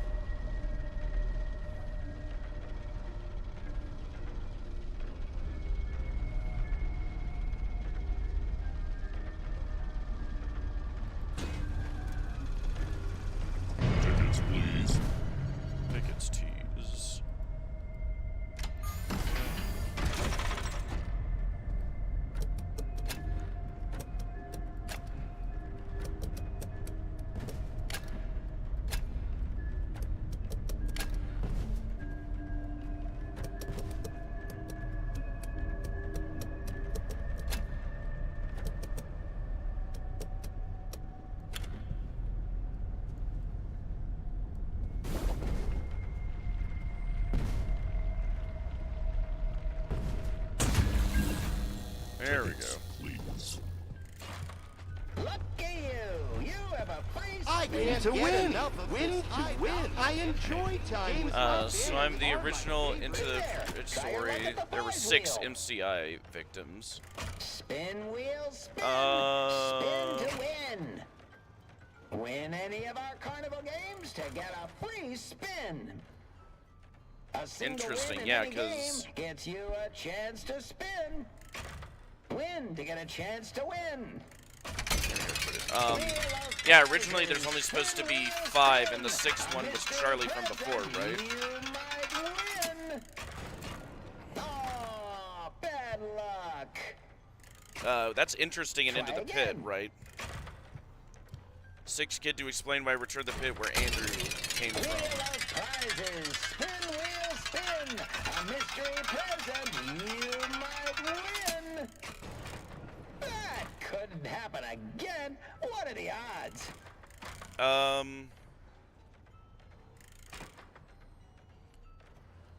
And you see, this is why I'm very careful to touch even the old lore too deeply, because I've not seen, like, in hell, maybe it'd be better to ask you, is the Vengeful Spirit and the one you should not have killed the same entity? Explain where Andrew came from. Mystery present. You might win.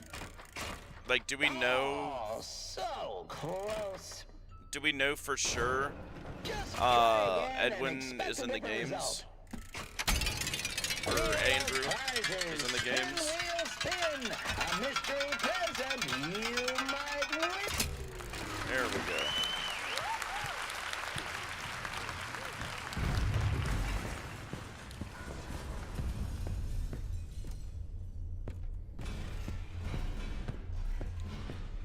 And in Return to the Pit, the latest version of the book, the 6 kids is brought down to 5.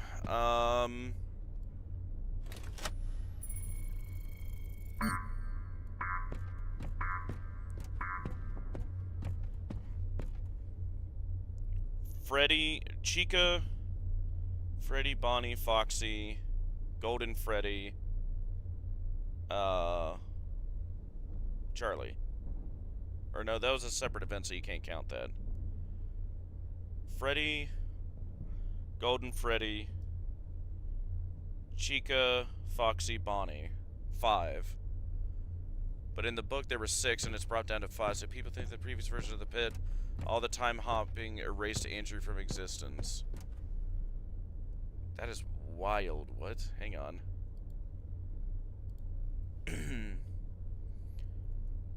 Previous versions of Into the Pit all the time. The latest version of the book. In the original Into the Pit story, there were 6 MCI victims. It's also 6 kids in the Into the Pit game. Yes, I do remember that.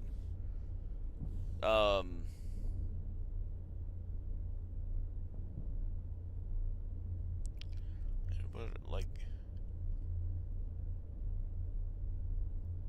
I mean, how would changing the memories like that, like, erase that person's existence? That doesn't make sense. Like, what? What? Like, maybe for an individual, sure. Like, again, we see with the crying child, right? Because, again, altering his memories to give him a happiest day, okay, I can buy. That's just him. Because the truth of it, right, it's not like... I guess that's a question, right? Do you think changing the memories of the crying child actually changed reality and gave him a happiest day where he didn't die, but he's dead now, so now he can move on? Like, would that be the case too? Apparently, like, if changing memories can change reality, apparently, I always viewed it as just changing perception, so he can just move on. Retelling of the rather than this is all under the idea that altering the past memories changes the present and reality.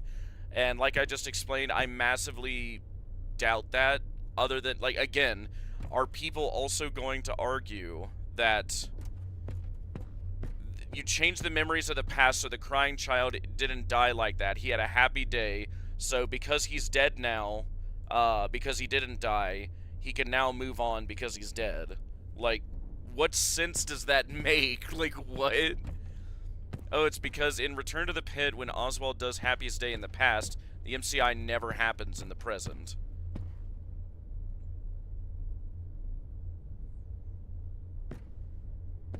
In Return to the Pit, when Oswald does Happiest Day in the past, never, like, is that actually the case, or is that just his perception of that?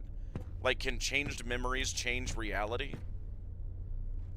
And there's a newspaper clipping that the kids saved at a Pizzaplex and a guy in a bunny costume was caught. Sure, and I guess that's again my question. Like, is that just Oswald changing his memories or changing reality? And is there something proving that? And if people are going to argue that that's the case, again, like, how does that jive with the crying child, right? Again, apparently we're giving him a happiest day so he can move on after he's dead by changing reality to where he doesn't die, so now that he's dead, he can move on. Like, there's so many contradictions with that. What? How does that make sense? Alright, hang on. Farm, boot, bug. Okay.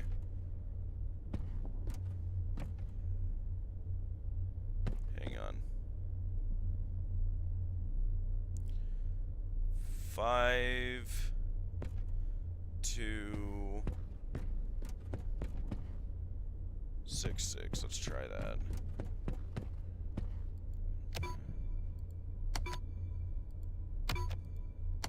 Okay, there we go. And there's the book heavily implies it affected reality. The Return to the Pit book really makes it seem like there's actual time travel involved. And hey, is that canon to the books, or is that also canon to the games? Even if that is the case.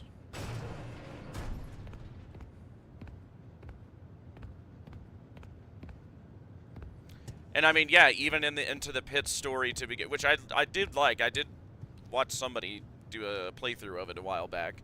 I like the general story. But I always question that too. Like, is he actually traveling time, or is he just in some memory, ether, spirit world recreation of the past?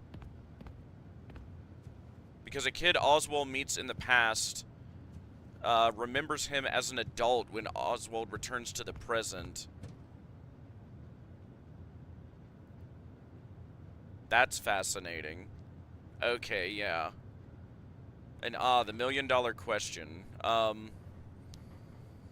Well, and I guess I would also like, if that's the like, maybe could it have affected his friend's memory too? I guess, but no. If I'm gonna go with the theory that it's just the one person changing their perception, but if someone else's memory was changed, then there's two people having their memories changed, and that makes like I guess it could still work, but it'd be rougher to explain than just the one. But yeah, like, that's my big problem with that. If we can change reality just by changing memories, like, how do you explain the crying child? Like, or is all that just retconned? Because again, right, according to that, in Happiest Day, in FNAF 3, we give the crying child his happiest day, to where he never died, he had a great birthday party, so now that he never died, we changed reality, because now that he's dead, that he didn't die, he can move on because he didn't die because he's dead now. And now he can move on because he's dead. Like, what? Like, that is... Doesn't that sound insane to say? Right? For that process to work, right? Because, like, it sounds like that's exactly what we do. Like, in Into the Pit and for the crying child, right? It's a very similar thing going on, right? The fandom is torn on it, since Return to the Pit is one of the adventure books that came out. Yes, and that's also a pickle, right? Because the week before, the one from FNAF 1, we've gotten canon lore from it, like Ralph's name, right? Phone guy is now Ralph. But this other one doesn't, like, I don't know if I like it. Oh, and if you want to know, Oswald joins a group of adults to hunt down the yellow rabbit creature. God, maybe I do need to read the newer books. Oh yeah, I gotta do the thingy. They get armed with weapons and guns and storm the pizzeria. Lol. I mean, hey, it's a better, I guess, than like Henry and so many other people like doing nothing about the obvious insanity happening at Freddy's over the years.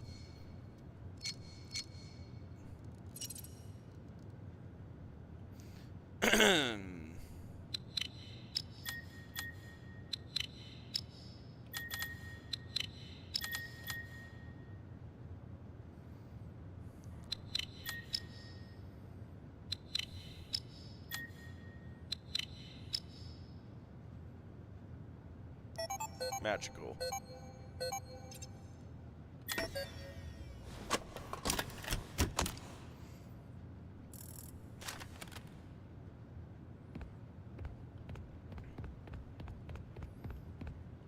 There we go.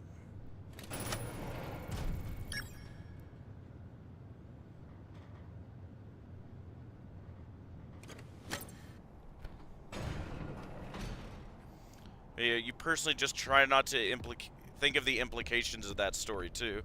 I guess until people explain away my crying child problems with that, with Into the Pit, I'm just going to chalk it up to that's canon in the books, but not in the games. It's just suspicious since it's a part of the adventure book series.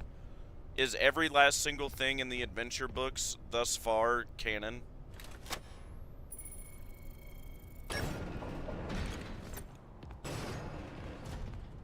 Like, because what was it, the first one, right? Is the, little pig, mimic, AI thing real? And we just never see it? Like, do you remember the week before? Yeah, the one with Ralph, the one from FNAF 1, yeah. I've seen bits and pieces of it. Again, I haven't read it. Contrary to popular, I am trying my best to avoid the FNAF books. As a FNAF theorist, no. I just need to force myself to sit down and read them. I think it's just the older books I don't care for, where it's just so goddamn convoluted to the point to where it's like... And, like, half of the stuff in them aren't even canon, apparently. So it's like... Oh, and I got mad after, like, reading, like, half of the book. Like, I read, like, 3 different stories. You know, I read the one where the girl's working at the diner and she gets the alarm clock, and it's haunting her after she throws it out. And, like, I'm like, how does this relate to Freddy's at all? Right? And, like, so many of the others, it's just like, this is a waste of my time. Why am I reading this? And you're like, yeah, it's literally the best book. Yeah, Ralph's last week at FNAF 1, yeah. We learn his name is Ralph, his daughter's name is Capelia. Yeah, and, like, everything in that seems to be canon. It's a great and organic way to expand on FNAF 1 and Ralph's character. Yes, and I do like that. I'm fine with that, and I seem to be more okay with the newer books, but good God, older books, like, outside of really neat ones with, like Phineas Taggart, right, where we learn a lot about, Remnant and Agony, and how it just works in this universe. Other than that, I don't care for a lot of the older books. It's great. And there's no big contradictions. Okay. Well, I mean, yeah, that's always good. Unlike literally every other book, because good lord. Well, yeah, and that was my problem with them. It's good to hear they've gotten better with that. And moreover, again, because it just felt like a waste of my time, too, right? Like, again, I'm not going to end up harping on, like, the alarm clock story with the girl at the diner, the Fazgoose story, the Matt Pat getting pregnant story, right? It's like, maybe he was having fun with it, and sure, fair enough, but it's just like, I kind of need my time respected, and it's like, if I'm going to get nothing out of reading all these stories, only, yeah, VIP and the week before are the decent ones. I guess, yeah, I would reiterate my question then. If Return to the Pit is also an adventure book, is literally everything else in the adventure books thus far before it canon? As far as people can tell. It's the only one you actually read. I remember reading VIP. I did like it. Reminded me of my childhood a bit. Reading adventure books, but...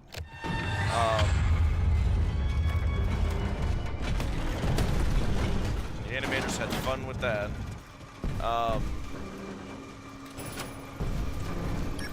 There we go. I just really want my crying child question answered before I take, what is it? Oh god. I didn't think you'd do that yet. Into the pit as canon to the games. Oh lordy. Come on. No.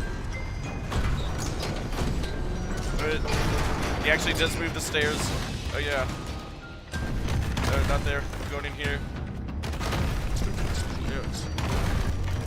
Nope, not that way. Not that way. This way.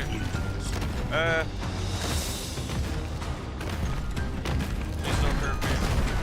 Please don't hurt me. Tickets, please. Nope, not that way. Not that way. Nope. Tickets, please. Nope. Tickets, please.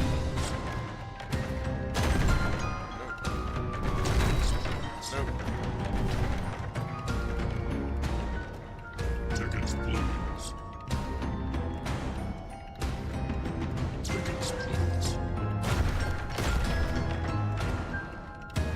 Tickets, please.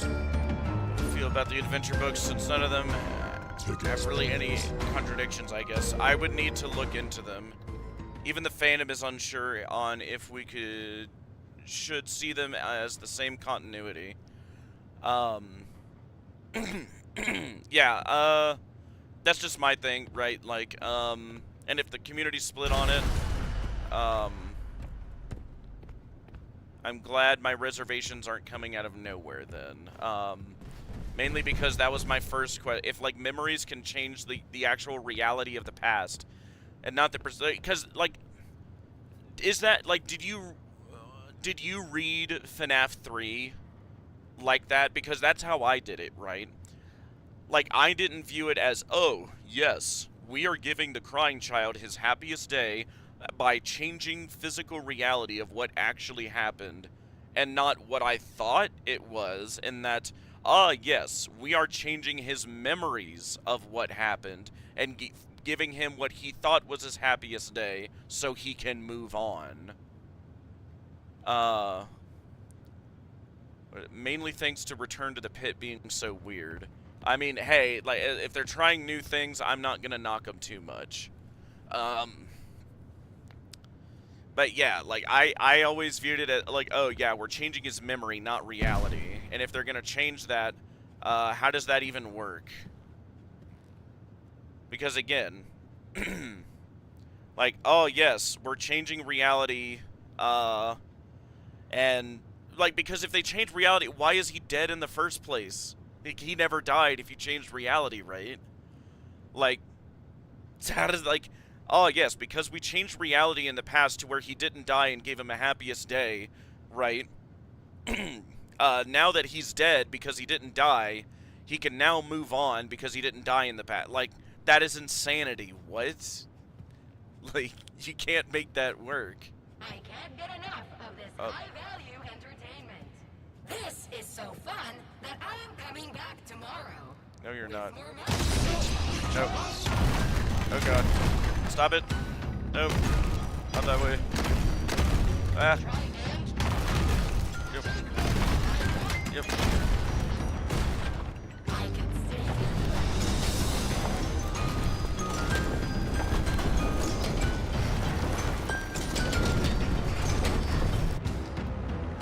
There we go. To play devil's advocate, by all means, go ahead. There we go. Hopefully you got some sleep there, Arnold. Arnold, hey. What took you so long? Oswald goes into the past, plays an arcade game, gets sucked into the arcade game, and does a minigame. Immediately. I found the location of another upgrade Okay. station.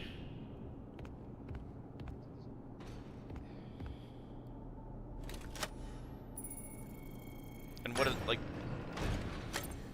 Excuse me, where he sits children down and gives them cake in an 8-bit world. Okay. So we have an 8-bit minigame of Arnold going to the David playing a video game, gets stuck in the pen, does a nightmare. Minigame, yeah. Okay. If you can hear me, pick up. I am dying to know what happened in there. Let's see. The system was flooded with alarms and alerts, and then it all stopped. Oswald goes to the past, plays an arcade game, gets I'm sucked guessing into you the took care arcade, of gives a minigame. Well done. Sits children down, gives them cake in an 8-bit No, world. After no, finishing it, I almost died again. he gets taken You out need to and is in send the help. present. Get me out of here now. Amazing. We'll look into it. But first, the system says the data diver was updated to include creator permissions. I guess that means you're an artist now. Good job. I knew you could do it. As for your real job, your next target is the upgrade station in the demonstration theater. Check the map. You can get there through the workshops. I guess, like, what does that, like, add to this, I guess? Like, so where he appears in an altered present that described earlier, the MCI is saved and didn't happen.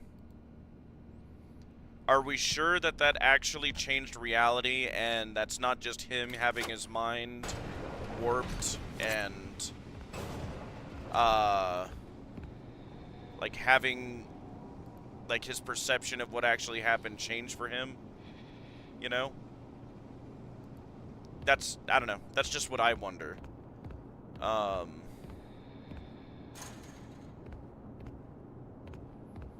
Wait, where am I going now? Workshop. Oh, yeah.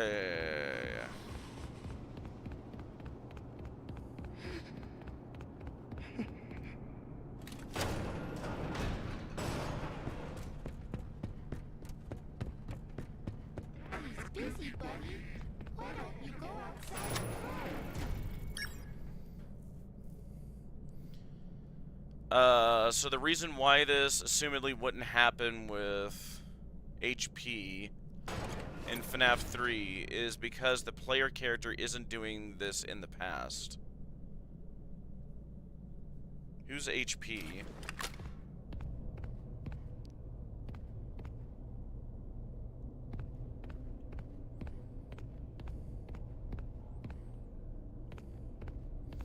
Henry Pickles.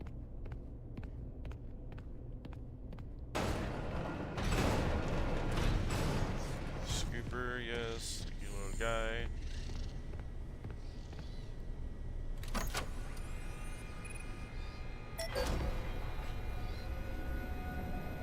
Oswald is taken back into 1985 and does the minigame, by the way. The year the MCI happens in that book. Okay.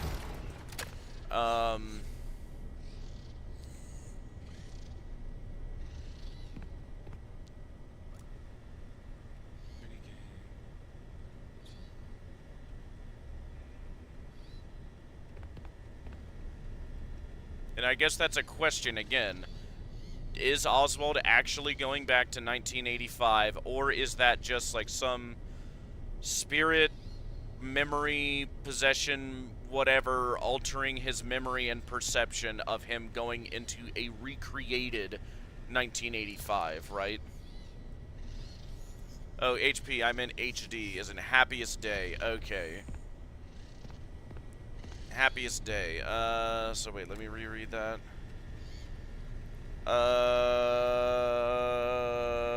So the reason why this assumably wouldn't happen with Happiest Day in FNAF 3 is because the player character isn't doing this in the past. And again, that's just me reiterating my question. Does Oswald actually go to the past, or is he just having his memories or perception change to think he's going back in the past?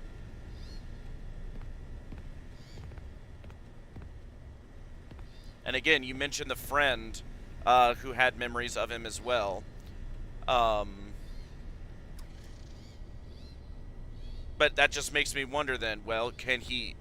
What if, again, he's altering his perception and his friends because the memory involved him? You know? Because again, like, if people want that to work, it completely destroys Crying Child. No. Okay. Oh, yeah.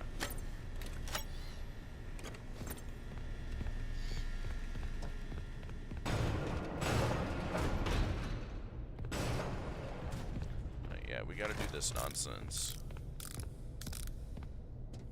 Because the way Oswald goes into the past is via the ball pit. Yes. And could the ball pit just not be, Oh, you dirty, dirty.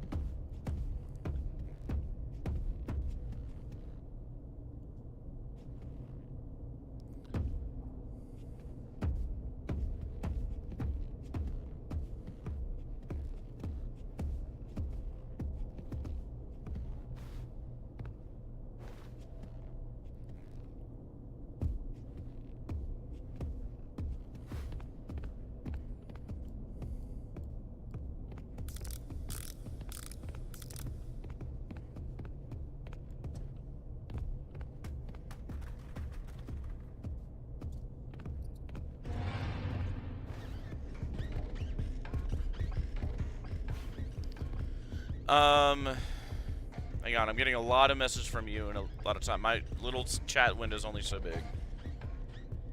Go to the via the ball pit. He goes into the ball pit to go to the present, into the past, and into the pit game. Oswald being able to bring a rat and objects from the 1985 world into the present. It's shown that Oswald met in the past, recognized him. Yes. Again, like I said, what if his friend's memories got altered too? And the bringing the objects, fuck,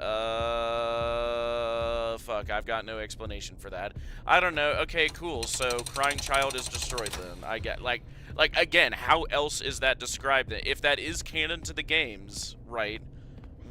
Like, how does that insanity work with the crying child? Again, we gave him the happiest day to change reality to stop him from dying, because now that he's dead, and he's not dead, we can make him move on because he's dead by having him not die. Like, again, how in God's name does that work?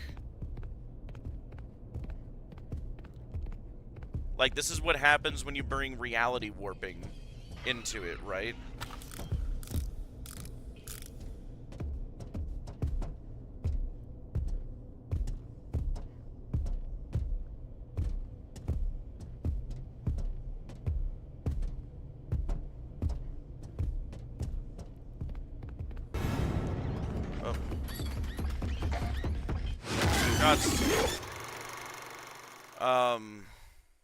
Past. Some people apparently even went further into the past. Okay.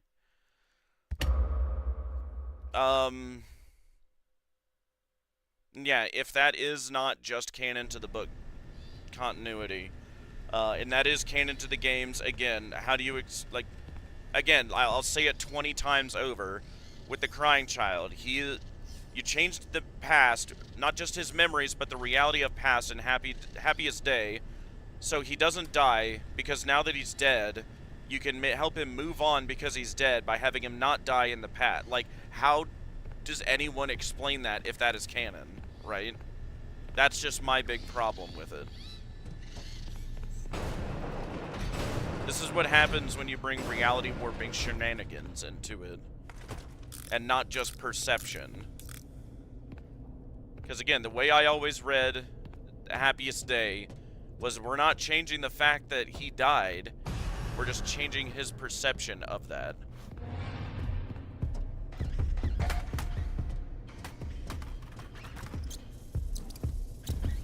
I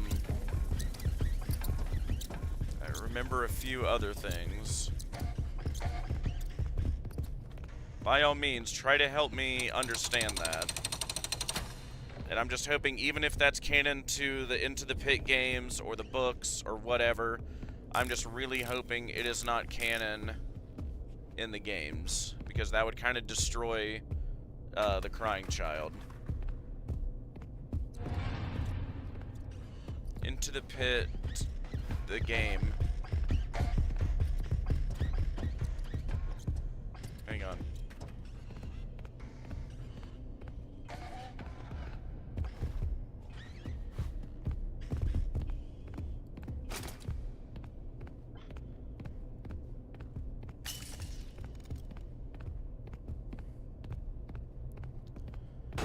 Into the Pit, the game, when a door is broken in the 1985 world, the present version of that door is broken. And yeah, and I'm fine with that. That can be canon to the Into the Pit games or the book's timeline, right? It wasn't broken in the present until Oswald saw it happen in the past. So yeah, in the Into the Pit games, or game, it might be that in the book's time canon, because I'm assuming the Into the Pit games are a part of the book continuity. Maybe, yeah, changed memories can alter reality. But again, if that's the case in the games, that completely destroys the crying child.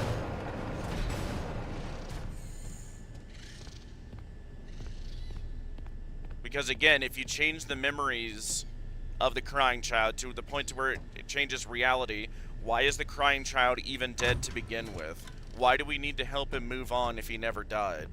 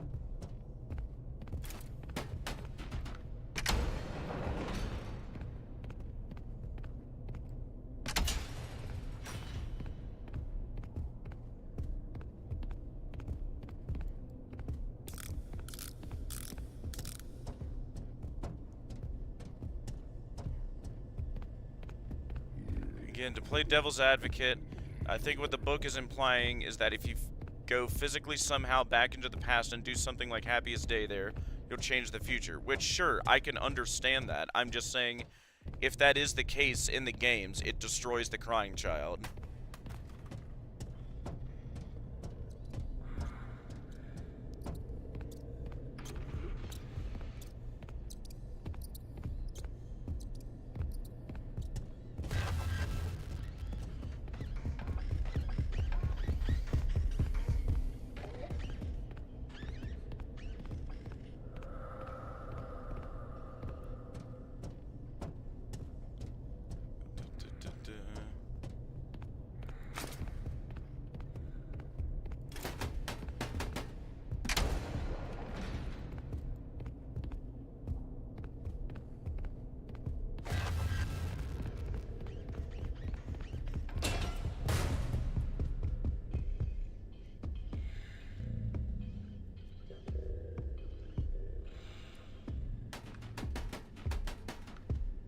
Anything. Oh, here, what happened with Crying Child is different. Under this logic, since FNAF 3 player didn't go back in time to Crying Child's death and Happiest Day then, him doing Happiest Day in the present wouldn't change anything. Basically, you need to get sent into the past and do a Happiest Day.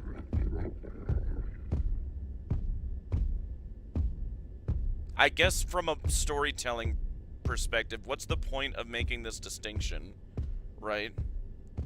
Like, why is this idea being brought up now? Like, oh, hey, like, you can go in the past, and yeah, sure, you prove 10 ways to Sunday that, yeah, Oswald somehow actually, yes, went into the past, sure. I can buy that. And let's also assume, yeah, sure, it is canon to the game somehow, yeah, sure. It's just... yeah, it didn't go to the past, like, okay, sure, I buy it, sure. You've convinced me. It's just... I don't know, it's not that I like it or don't like it, I'm just kind of like, why? You know, like, why did we need to make this a new mechanic? Right? That if you go into the past, you can actually change reality, apparently. Which, again, basic rules for time travel, right? Which, sure, again, I can buy that, it tracks logically. It's just... why is this a thing now? And I'm not saying that at you, I'm saying that more at, like, Scott and Steelwool, right? Like, why are they bringing that up? Like, why does that matter? Like, I don't know. I don't know if I like that, but I mean, it seems to be the case. Why? I'm like, why too? I mean, that's just my thing. Like, sure, you've done a very good job convincing me. Okay, sure. Not only is Into the Pit canon to the games, what is it? The thing wouldn't work with Crying Child because, whoever didn't get sent into the past. Sure. I have a silly idea why it's brought up. I'd love to hear, why this is a thing.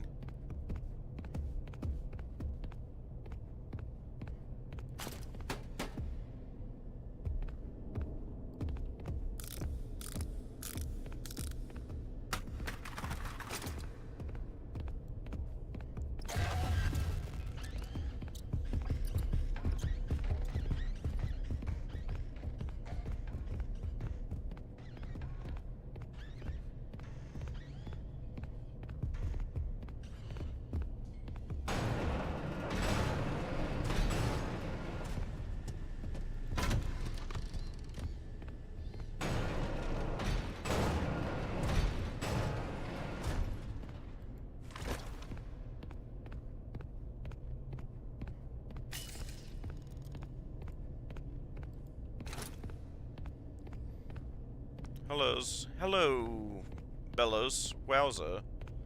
Thank you for hopping in and enjoying our crazy, chat and discussion here. I'm trying to get to the ending to see if I can't see some secret blueprints, which I've got to go through the ending of the game again to do, so I'm trying to roll through this as quick as possible. Cool game, bro. Yeah. I've liked it at least.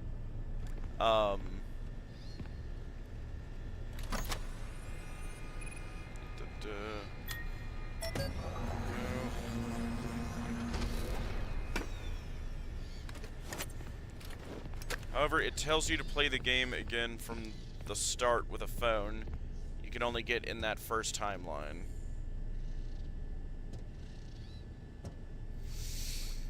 It tells you to play the game again from the start with a phone. You can only get in the first timeline. Yeah, and again, like, I mean, I don't know. I've kind of admitted defeat with you, right? Sure. You know, like, I already admit, like, yeah, sure. Not only is the Into the Pit games game and books canon, they're canon to the game universe. What is it? And the reason it didn't work with the FNAF 3 Crying Child is because, what is it? Michael wasn't able to go to the past, even though the time-traveling mechanics aren't explained ever. And why that didn't happen with the Crying Child. And it's, like, again, my complaint is just why. Why are we being shown this? Why is this a thing now? Why is Scott and Steve deciding to do that now? Right? Like, I don't like it, to be honest with you. It just makes it so overly complicated, and for what? Why? Why are we being shown this? And the phone is going to be a play-a-pad where Ralph makes one-to-one recordings of the FNAF 1 phone calls. Yeah. Actually, yeah, we want to leave this guy over here just to make it easier on us later. Oh, no, I'm not saying they're canon, just explaining that some people in the fandom have... I mean, you did a very good job of convincing me that they are. I mean, if you don't believe it, what's your counter to it then? Because you perfectly explained why it wouldn't work with FNAF 3, how it happens in the first place, and I guess, like, minus, like, how time travel is even possible in the first place, and why that didn't happen with the Crying Child, right, and why the creators are making this distinction. Like, again, you've convinced me perfectly. playing devil's advocate to explain it. Well, again, like, if you don't believe it, I'd love to hear you give some counter to it, because, like, you've done a very good job of convincing me that, yeah, Into the Pit is canon. It's canon not just to the books, but to the games. And time travel is a thing. Fair. I'll give my thoughts after I explain this, sure.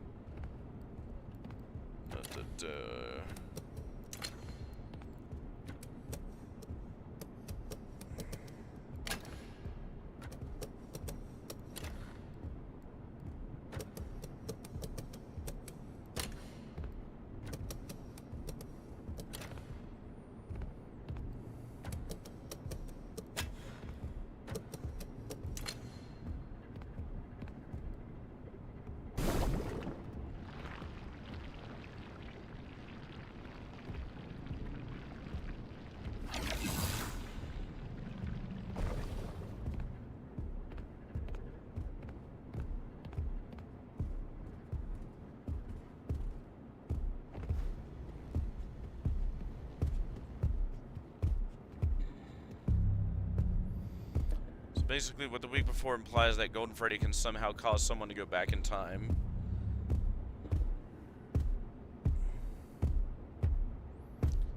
How is that? Like, where does Golden Freddy come into it?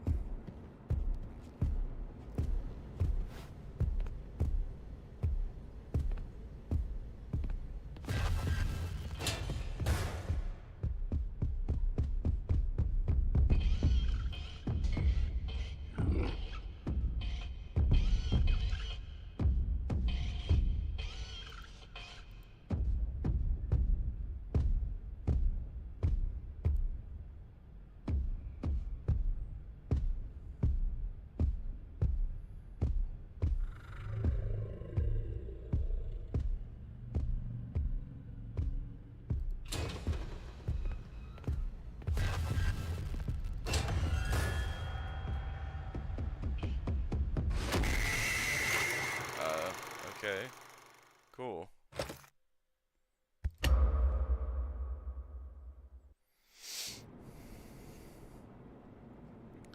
Since as Golden Freddy is killing Ralph with its mental death scream, under all the "it's me's" getting flooded into his head, a woman tells him he did it, she's safe. And how does that relate back to the games, I guess? Hang on. Let me reread that. Good God, this is convoluted. You're dropping a lot of heavy stuff on me while I'm trying to get to this damn ending. This is what the week before implies that Golden Freddy can somehow cause someone to go back in time. Since as Golden Freddy is killing Ralph with its mental death scream, under all the "it's me's" getting flooded into its head, a woman tells him he did it, she's safe.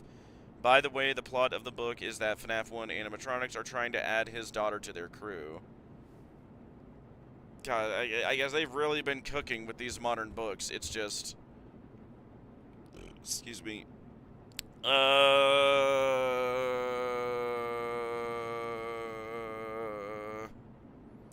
Where does Golden Freddy come into that plot, right? Because, like... The week before imply... Like, how does the week before imply that with Golden Freddy? Like, what happens in the games or the week before that makes that connection between the two?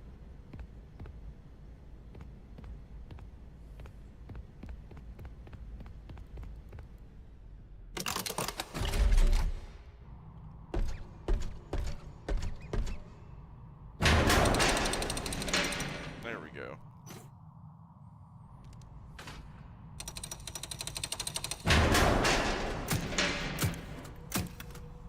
Operator suit detected. Run demonstration pre-show.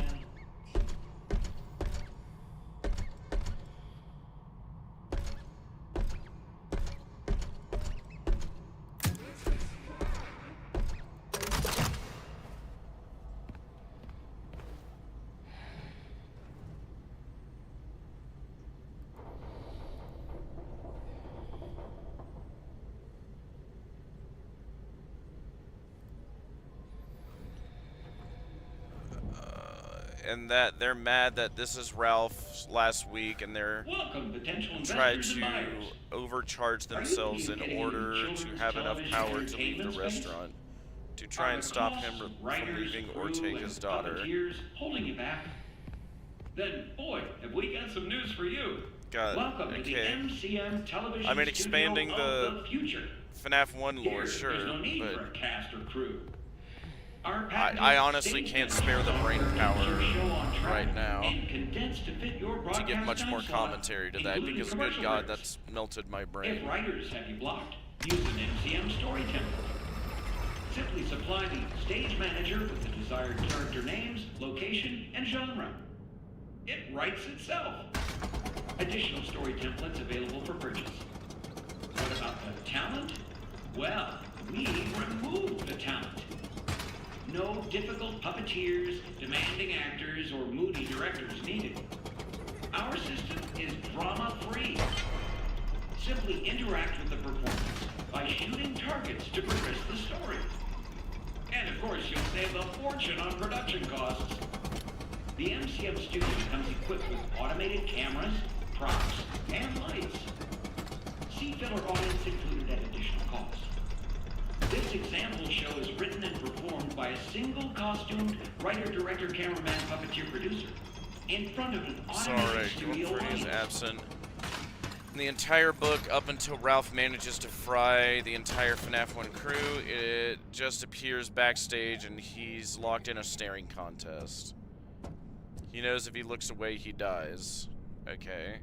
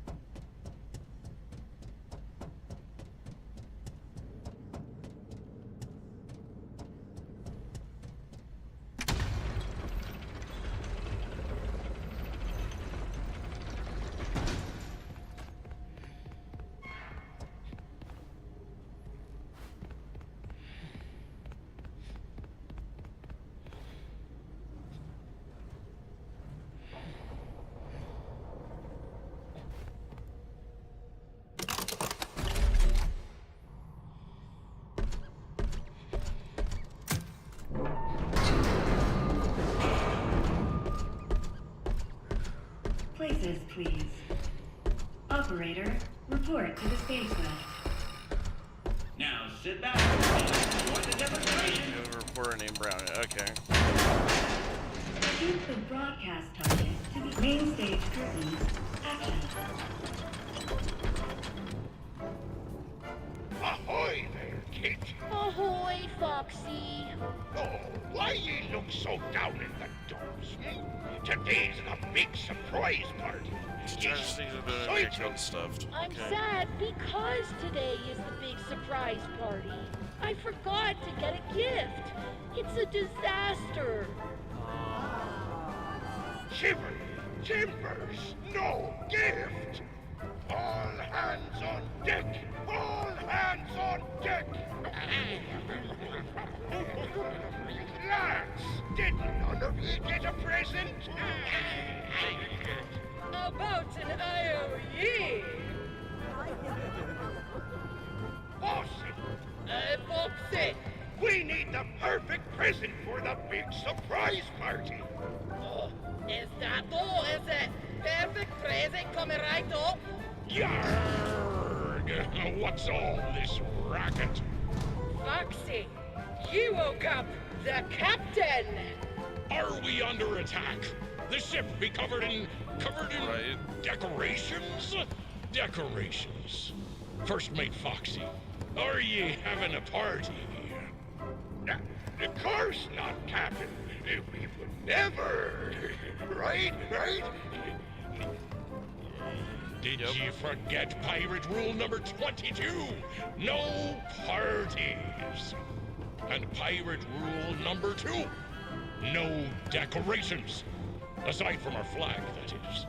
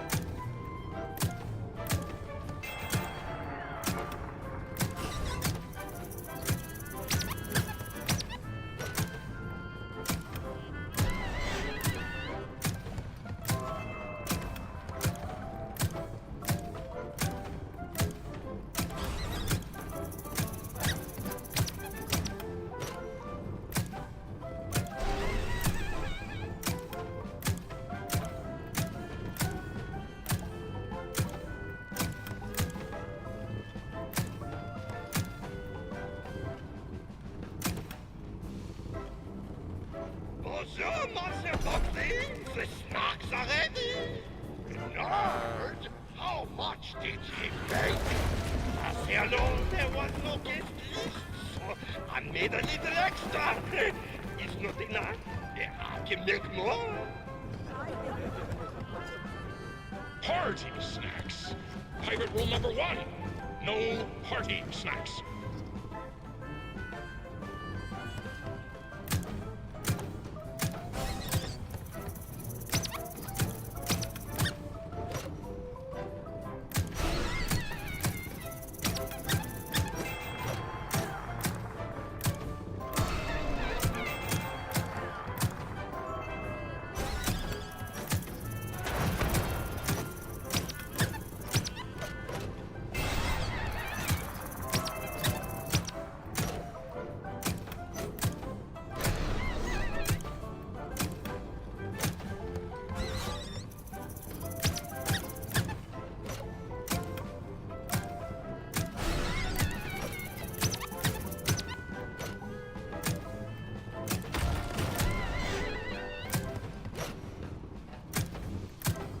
Hold your fire!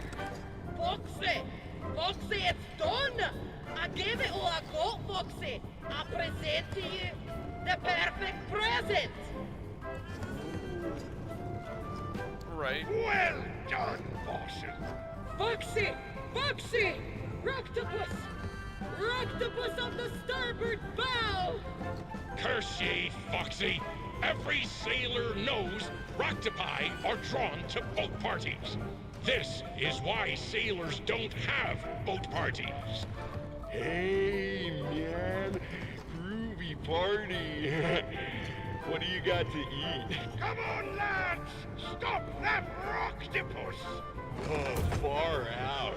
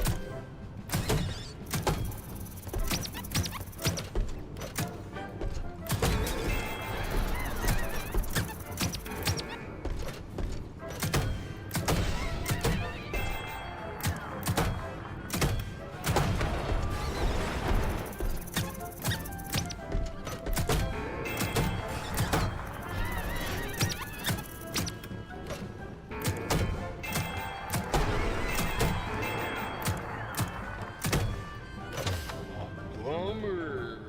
This party's a downer, man. What a bunch of squares. Well done, Fox. You all work together for once, like a real crew. You've made me the happiest captain on the 7 seas. Foxy! You did it! You did it! You found the perfect present for the captain! I did? The perfect present was friendship all along! Foxy, this party was for me? Why, of course! And who else? Foxy, my birthday was last week. Emergency. Unsafe conditions detected. The show must go on. Simply shoot the targets to progress the story. Please follow the script. Reloading. Reloading. Reloading.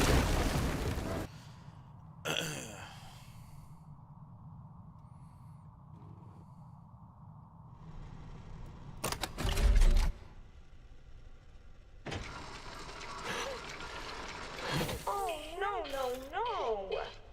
Poor Captain. Another Springlock failure? According to your record, this is not your first visit to the service hospital. Scanning. Error. It appears you have a foreign object wedged inside. Now don't you worry. We will get you all sorted out. Stay right there, and I will consult the service manual. Good news! The procedure is simple. We must clear out the foreign material. First, we will blend up the foreign object. Then, you'll need a stringent steam clean to soften up the remaining organic material so we can scoop it out. Finally, we will flush out your interior with a power hose, then give you a nice long soak in the bleach bath. Right. You will be shipshape in no time. Please wait here until your number is called.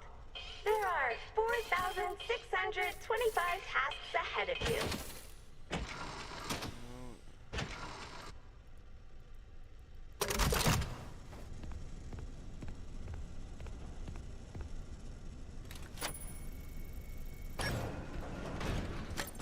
I'm very excited about our next showroom. Welcome to the world's first recycling center. Basically, we take trash and turn it into cash. To explain how it all works, let me introduce one of our many hard-working recycling automations. Say hello, Nurse Dolly. Hello, Nurse Dolly. Oh, that gets me every time. I thought it would be fun to go with a doll hospital fee. Pretty neat, huh? Dolly, tell them what you do. I am recycling. Edwin Murray coined the term, and it will soon be an industry standard.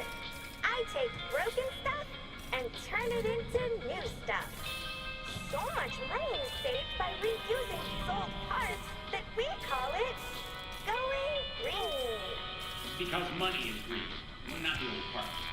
Edwin is a genius. Wink. No, get back to work, you. But Edwin, how does it work, you may ask? Well, we collect various discarded materials. I'm talking about broken Midway games, costumes, computer and television parts, vacuum cleaners, toasters, and precious metals. Those useless things are then used to create new Midway games, costumes, and technologies for your family fun centers at a discounted price. And what we can't use is broken down into its basic components, which we then sell at a profit.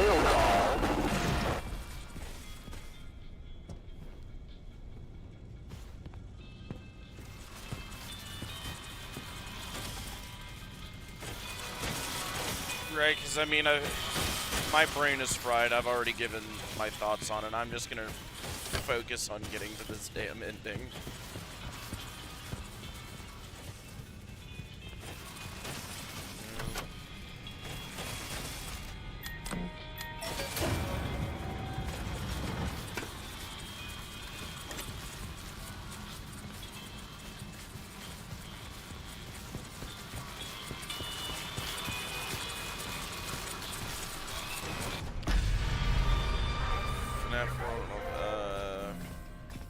Ultimate Custom Night are happening at the same time. Alright, go into that a bit.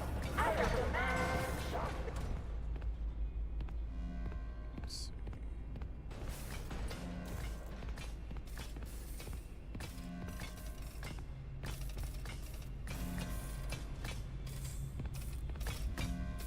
No disassemble.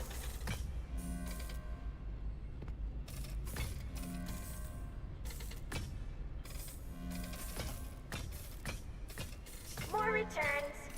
More returns.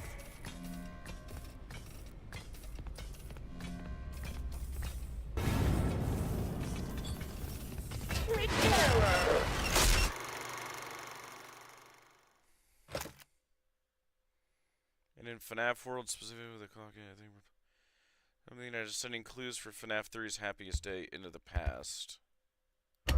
I mean, it could be. I mean, you've already fried my brain. Like, I am not in a theorizing mood anymore.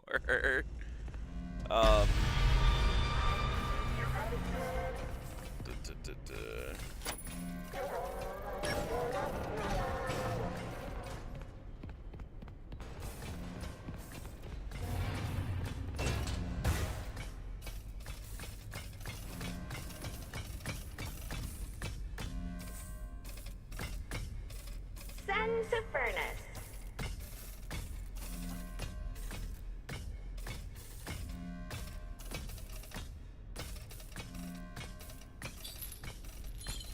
So much to be done.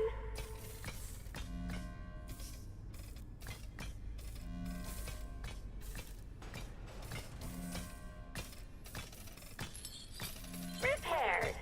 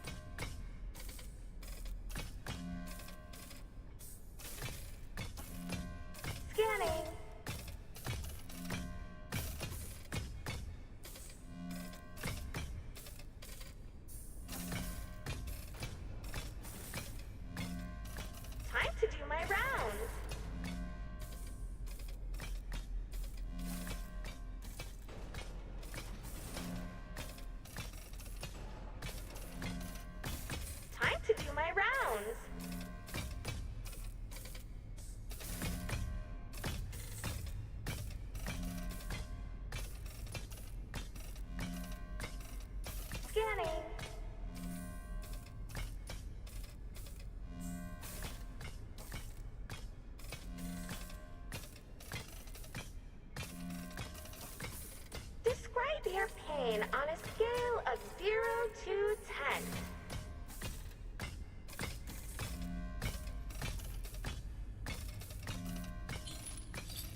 Describe your pain on a scale of 0 to 10.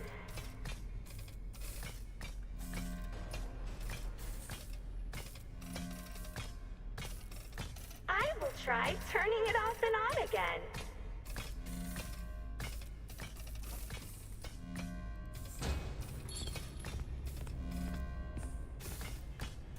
Recycle.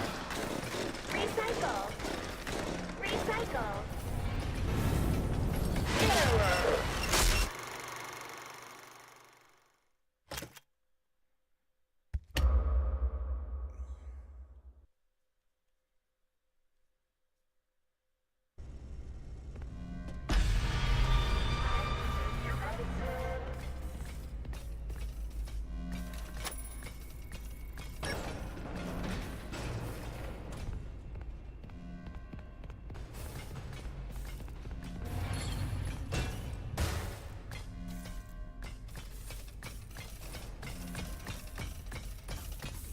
Always look busy.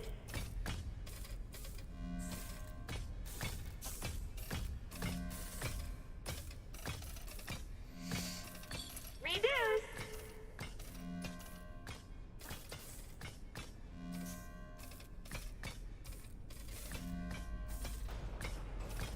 Always look busy.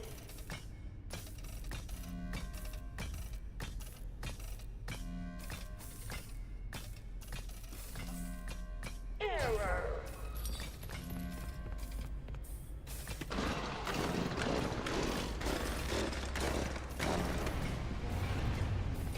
Disassemble.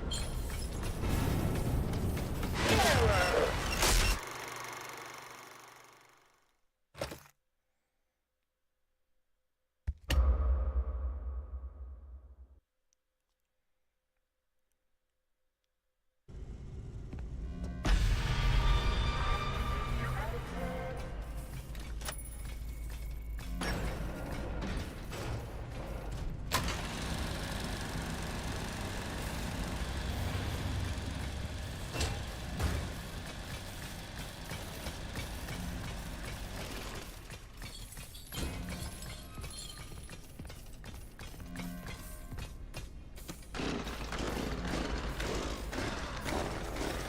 I need to check your charts.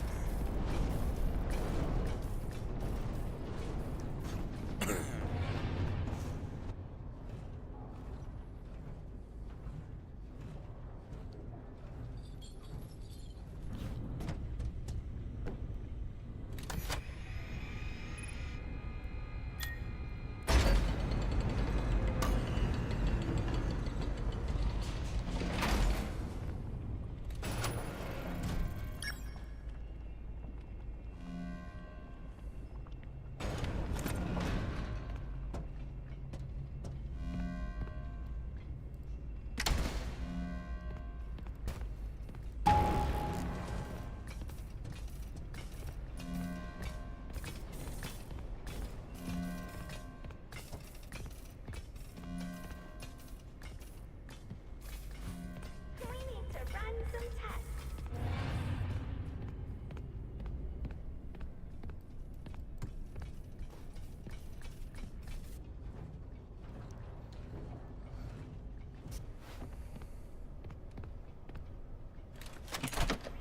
Right.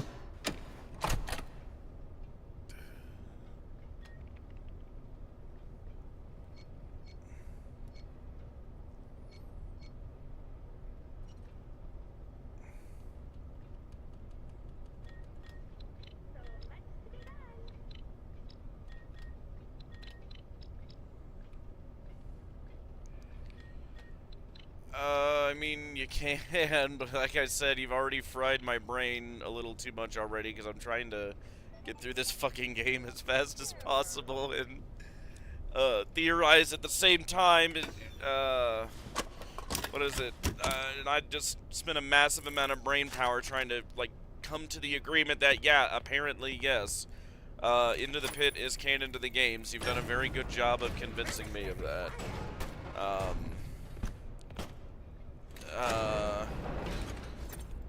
And it's just, like, God, like, now it's like, and yeah, you've explained literally every question I had about it, so yeah, I'm thoroughly convinced, and it, like, I don't know, I'm theorized out for the minute. I mean, I just want to get through this game and see what's different in the ending. I really want to see if we can see those schematics. No disassemble.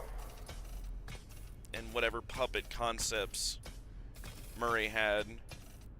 Which, God, that in and of itself is so insane. Like, Murray made the puppet too. Like, why not? Right? Separate.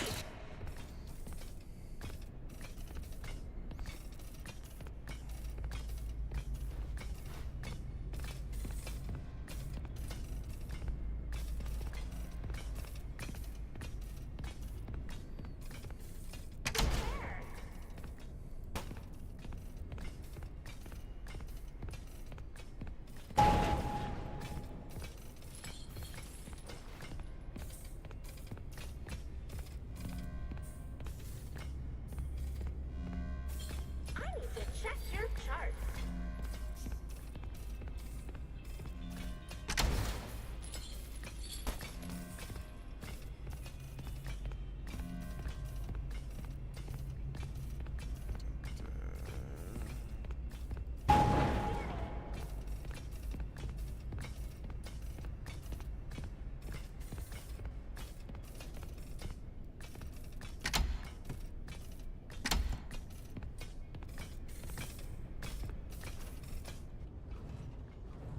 Hard drive failure.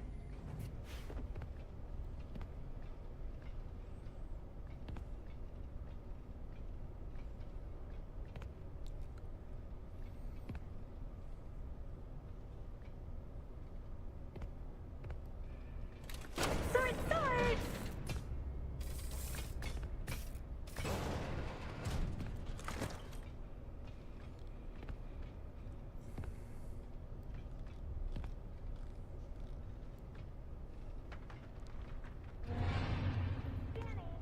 FNAF Road Eastern Ultimate Custom 9. FNAF character can randomly appear on the desk, and DD is a character that first appeared in FNAF World.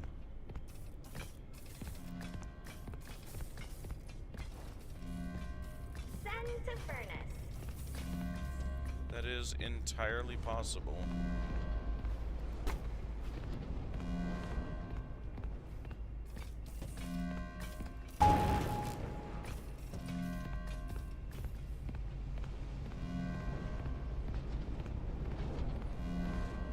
When I saw that, I started to wonder why we were showing FNAF World Ultimate Custom Night of all places.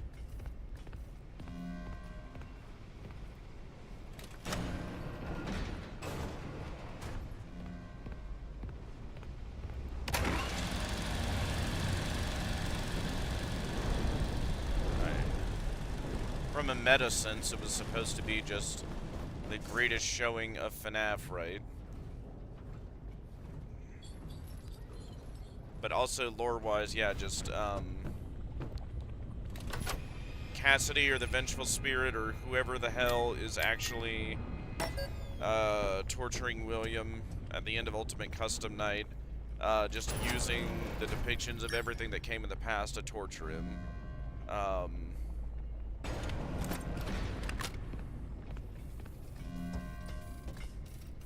many consequences there too, yes. But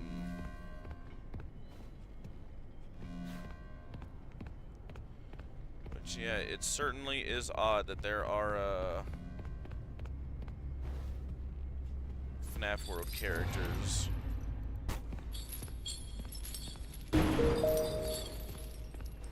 There. Just appear on the desk, 3 of them specifically. Oh, okay.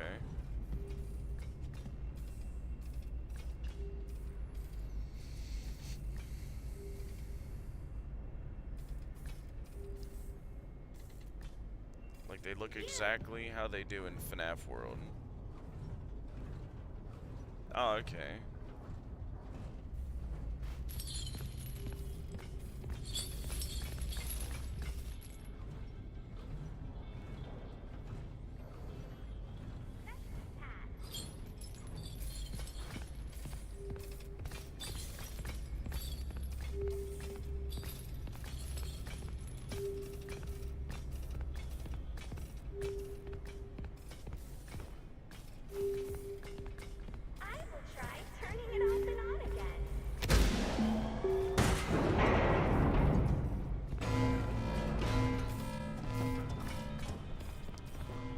They were ripped right out of that game and haphazardly plopped into Ultimate Custom Night.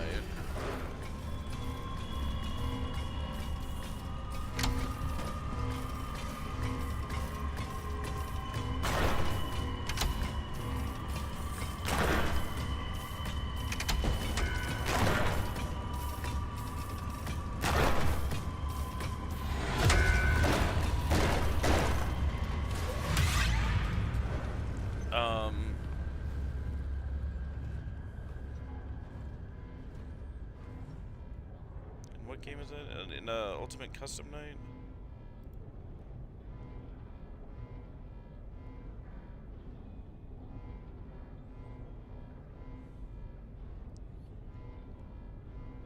Yeah.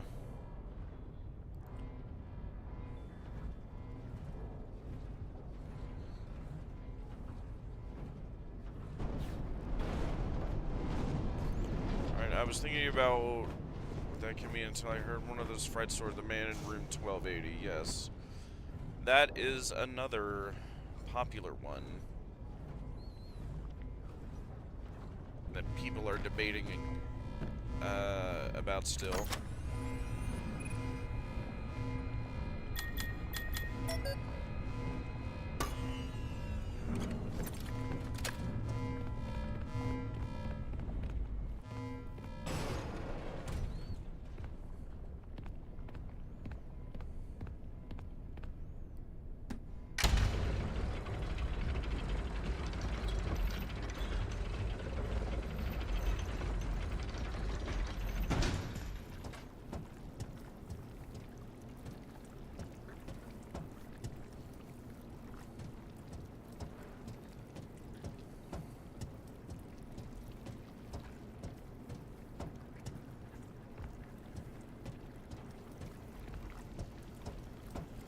That's another thing. What is all this power stuff you see throughout the factory here?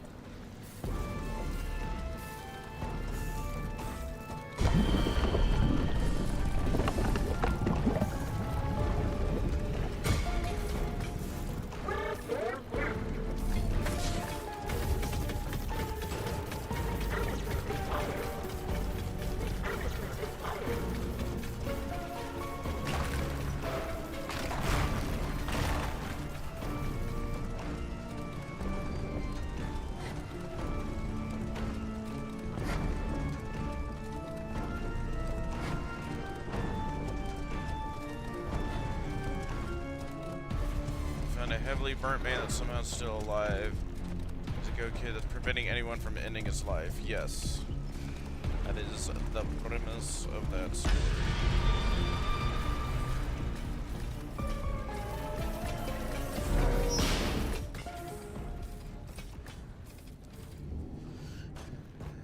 Man is trapped in a constant nightmare from how they explain it. Yes.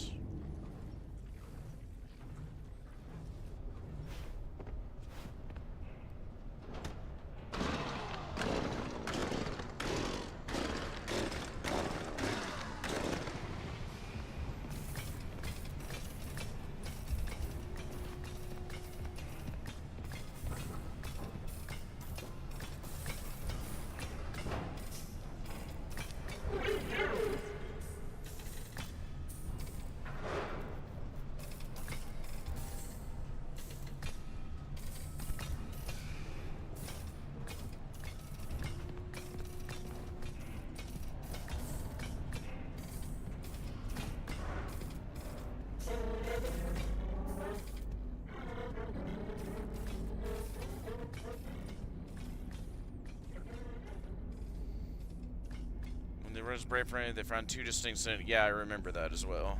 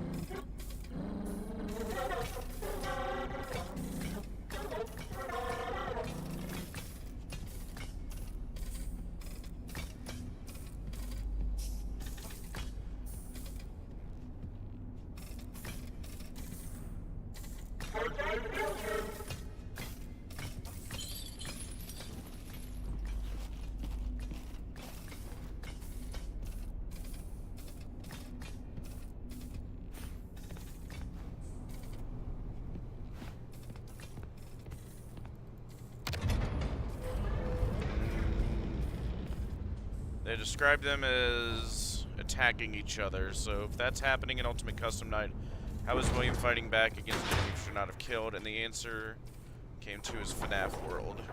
Okay.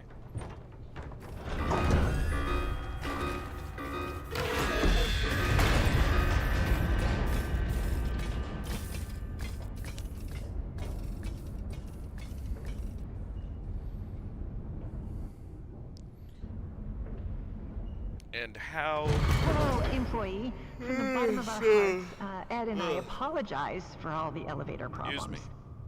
So, there is some good news and some less good news. The good news is that you can make repairs from inside the elevator.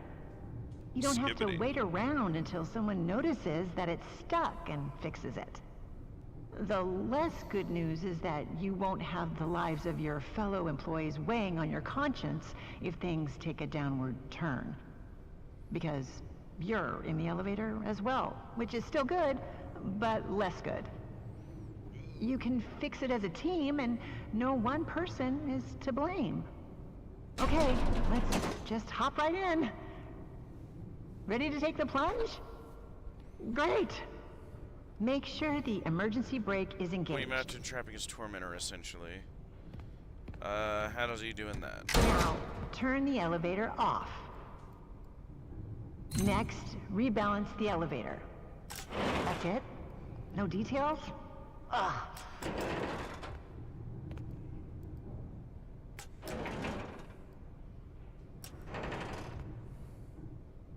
When the rebalancing is complete, open the elevator doors. Press the open maintenance hatch button. Okay, start the diagnostics routine by inputting the following code. There's some lines I think that imply that something hang on. 2 1 3 3 4 4 2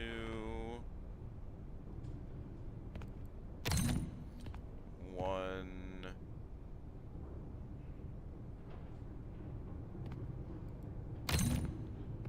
3 4. I hope that worked.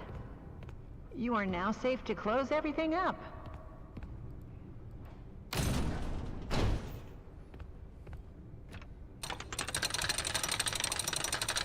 Turn on the elevator and disengage the emergency brake.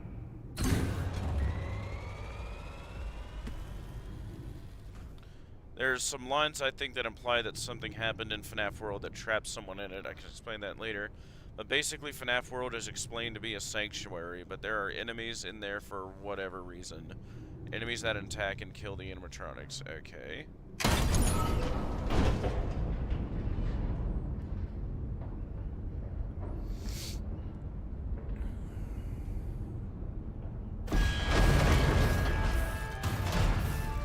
Hey, Ryder. There's too much weight in the elevator. I'm not here to shame, just trying to help you fix the lift. Now, let me check. This is so disorganized. If you're personally worried about weight issues, I suggest a good diet and exercise. Try tofu. You'd be surprised at how it soaks in flavors. As for the elevator, it's just a bunch of Ed's chicken scratches. Well, it can't be that different from the other elevator instructions, so let's give it a shot.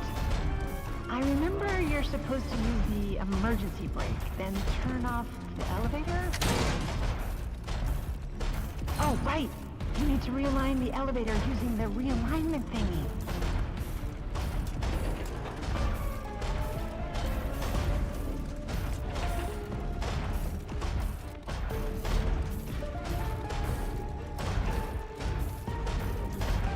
When that's done, increase the speed of the elevator to accommodate for entry. Once you've figured that part out, power on the elevator, disengage the emergency brake, and cross your fingers.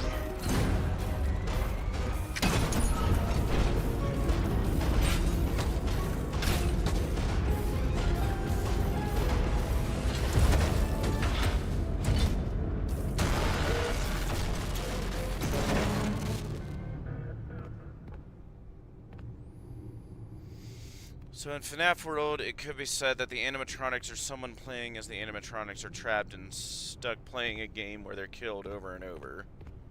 Okay.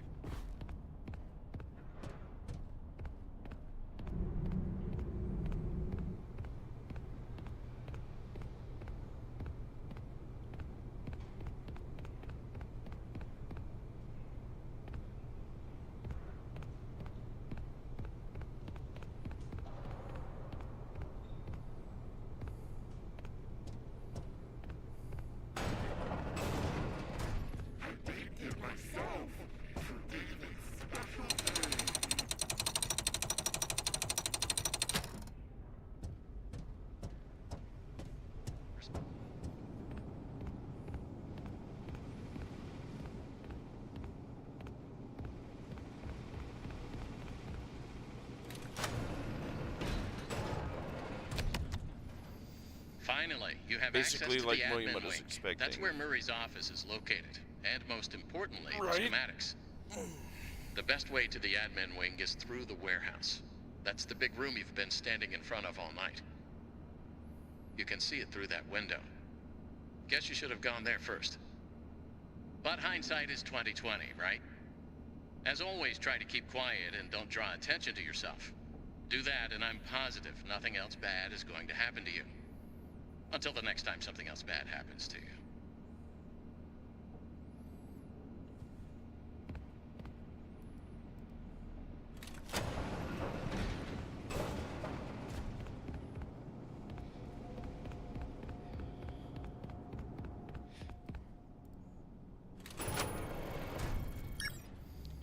There's also a possible connection with the character selection screen. The one in FNAF World looks eerily similar to Ultimate Custom Night's character select screen.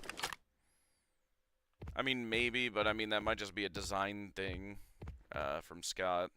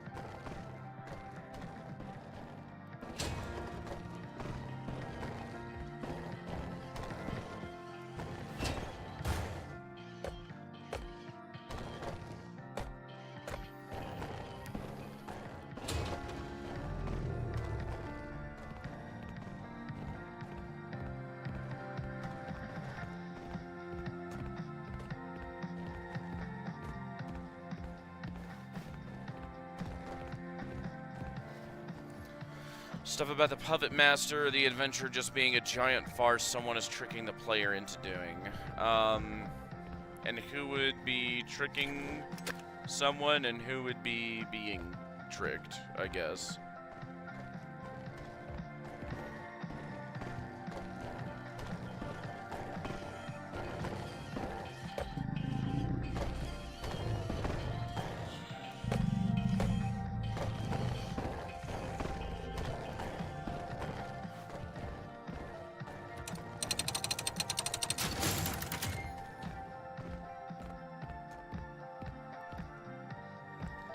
Alright, the last, but important thing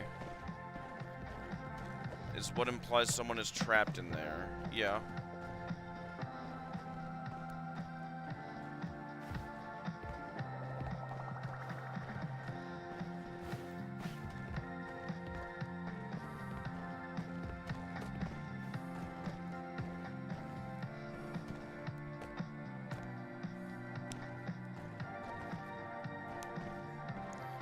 Puppet Master could be William, though in the game it's shown to be a meta thing with Scott.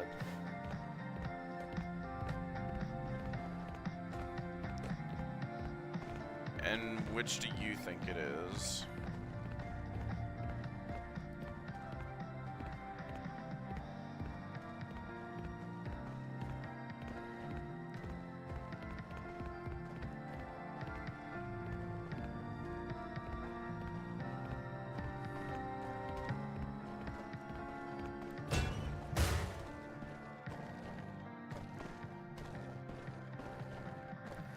It's really hard to tell what's meant to be a joke or something more important. It's why I'm not sold on that idea.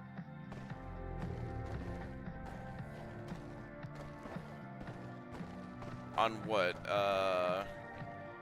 It being a meta thing for Scott, or it being the vengeful spirit and William fighting inside his body?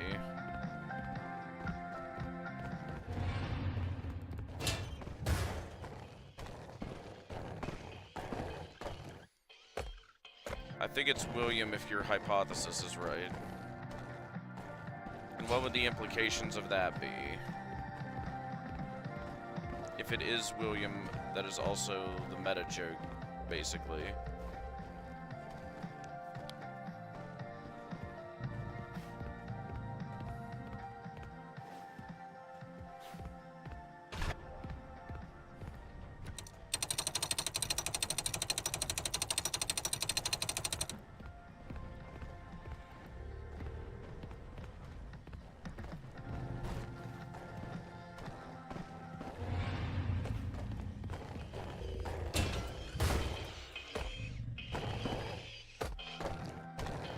Hard to tell what's meant to be taken seriously.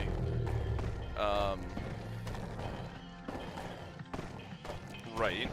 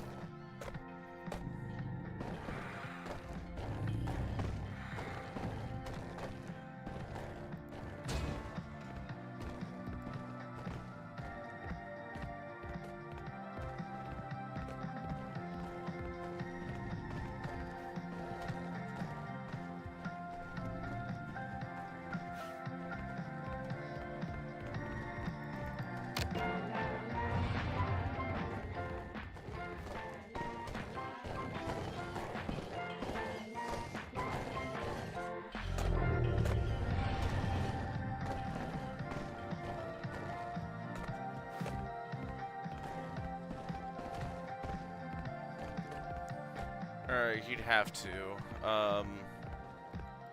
Is the only torturing messing with the spirit that's making him do Ultimate Custom Night. He's making them do FNAF World, then by that logic, he'd have to be the puppet master. What would be his motivation for doing that?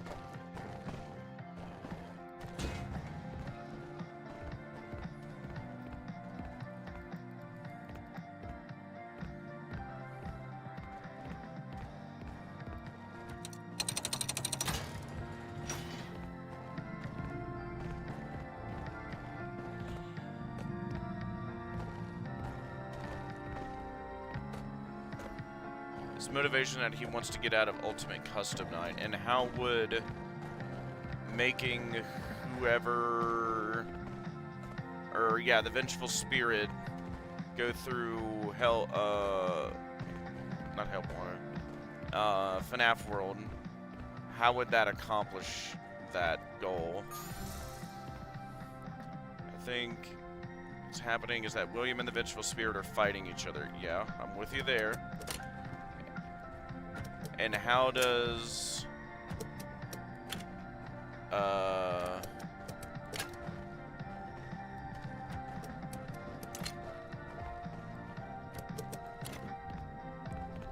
him making the Vengeful Spirit do FNAF World aid in that goal?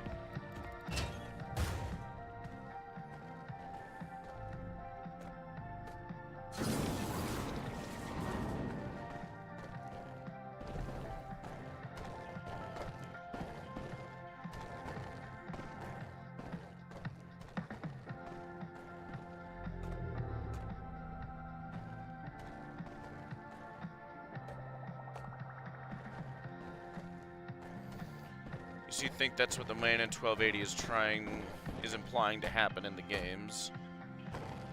And I think I've heard speculation along these lines for a while.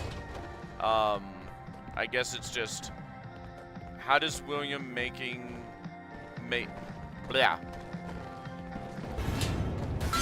Sick. Cool. How does William making the Vengeful Spirit do God help one fuck, what is that? FNAF World. How did make FNAF World get him free? Two brainwaves seem to be fighting each other. Yes, we usually come up with, and yes, I'm with you on that. Just how does him making them do FNAF World accomplish his goal of getting out, basically?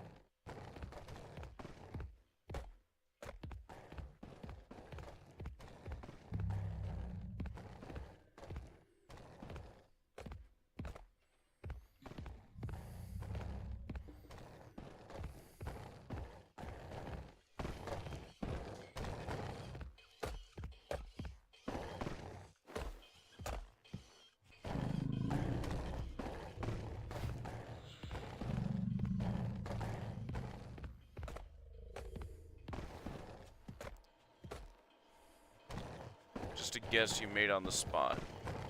Gotcha. I mean, if you could come up with an answer to that, you'd kind of sell me on that idea. Man, at this rate, you need to start your own channel. Good grief, I've not had this much inspiration in a while. Especially when, God, I made so many videos and nobody's seen them. And I barely got any response on it. Like, I don't care to get huge, I just want more of a conversation, right? Like, I barely got anybody to talk about the Nightmarion plushies, or that Circus Baby survived the FNAF 6 fire theories I did.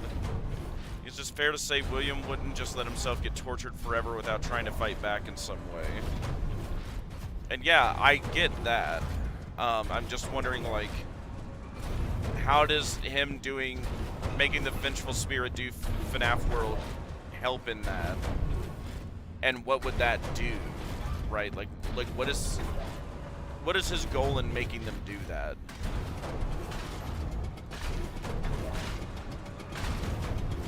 Like, especially with the whole FNAF World map seeming to be...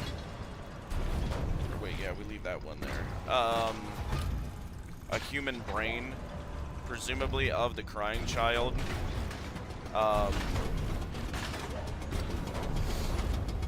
What does that have to do with anything?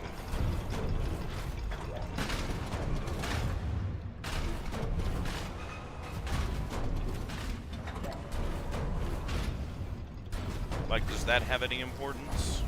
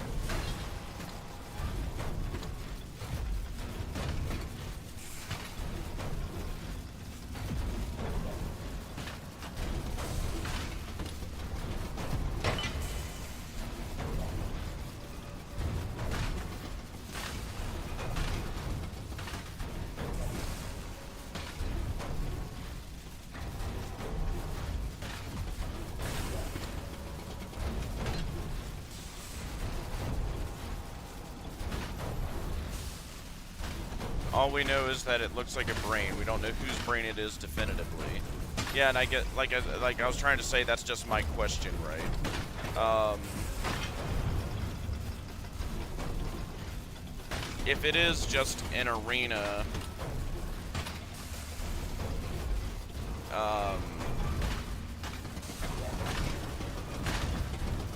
for the vengeful spirit and William, is that William's brain? Is that the crying child's brain? From what I remember, we just assumed it was crying child's brain because we collect things that seem to be his memories. I mean, yeah, that is a good indication it would be his brain, right?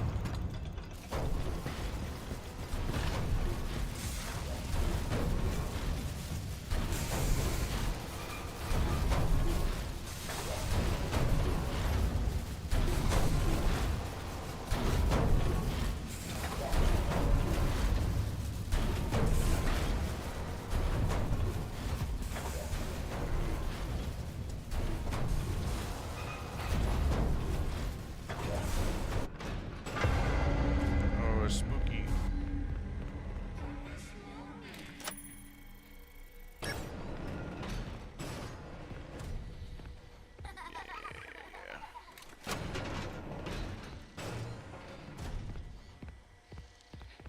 Yeah, this is where we're gonna go through here.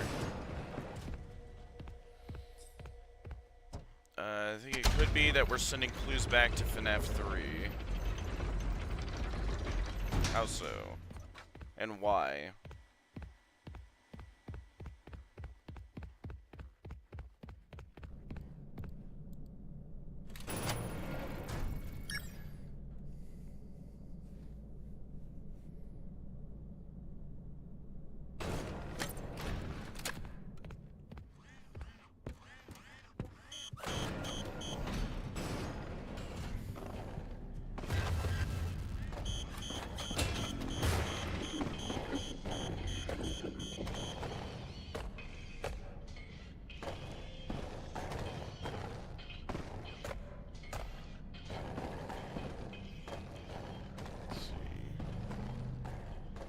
Oh my god, wait, okay.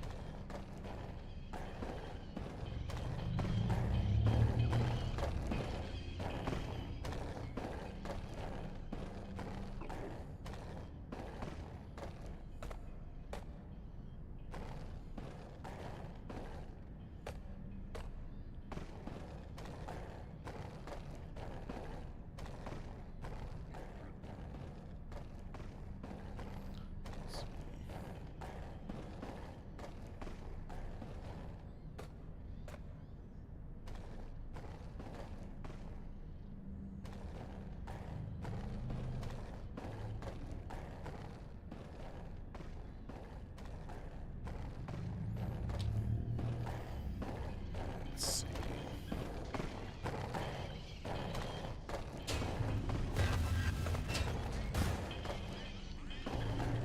Blurple is associated with William, correct.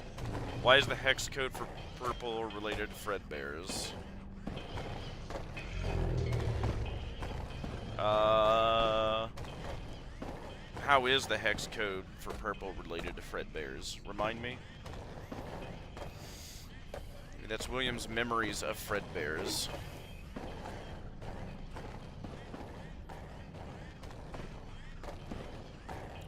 I mean, hell, why is it in David's room we see the animal murals of the 4 animals? Why is one of them a blurple bear? There we go.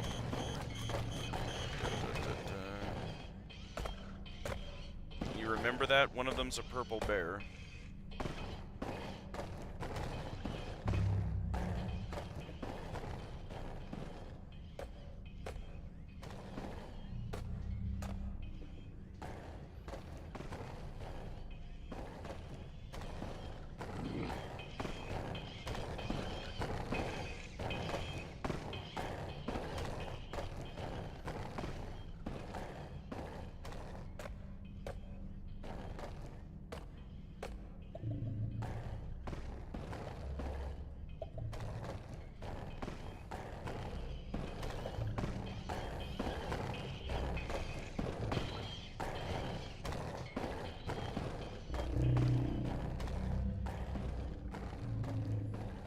Use the hex code for the color purple to access the stage 1 menu. Okay. That is an excellent point then.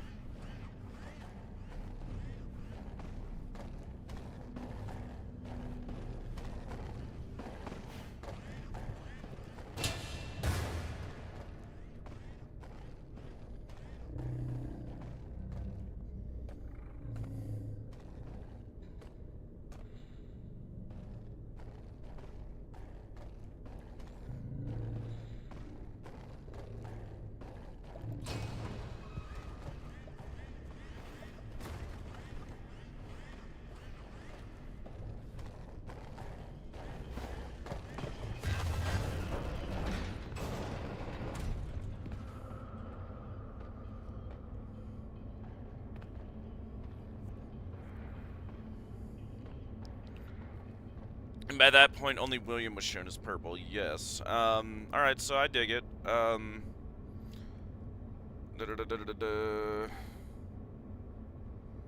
Just exit that out. There we go.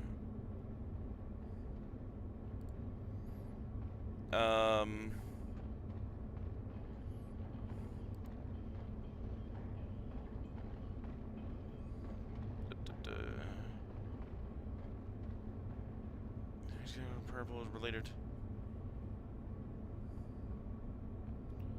I guess in a way to, like, it just me, like, live speculating.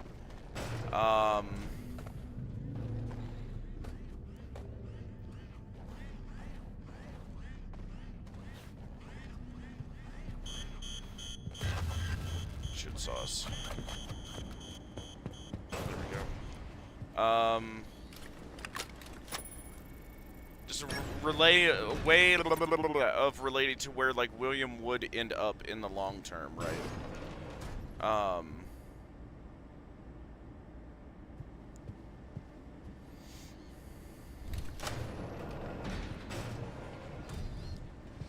Blurple.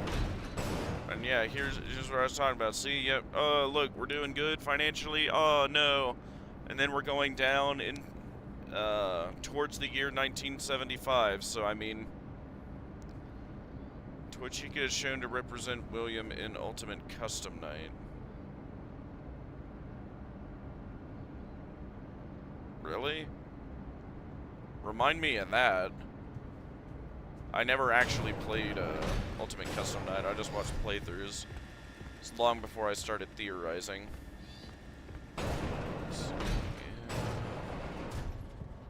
Me stay goated in the sauce.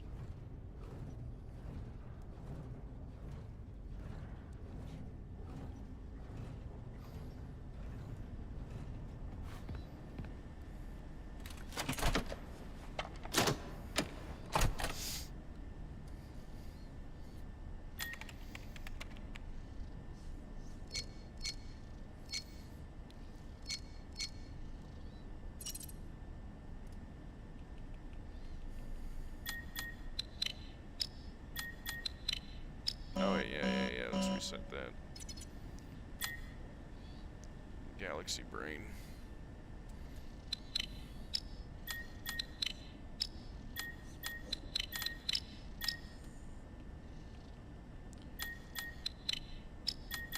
Let's see, do wild things to abduct people. Yeah, to hit them with a shovel and get in my car. Yeah, sure. Okay.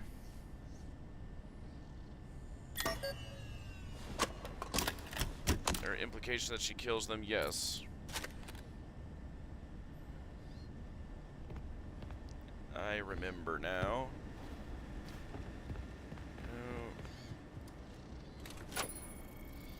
Coated in the sauce.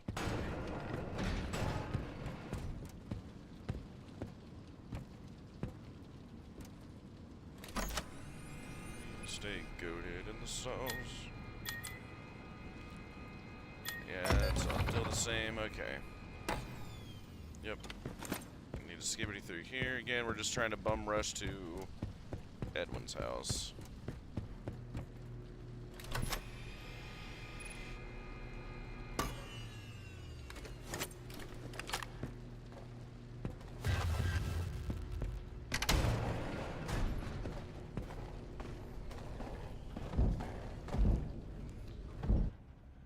minigame. That's why there's a Chica minigame in FNAF 3. And there's a section in that minigame with 5 shadow cupcakes. What makes you say, like, why, blah, blah, blah, explain that a bit? Why would that explain why there's a Chica minigame in FNAF 3? Go.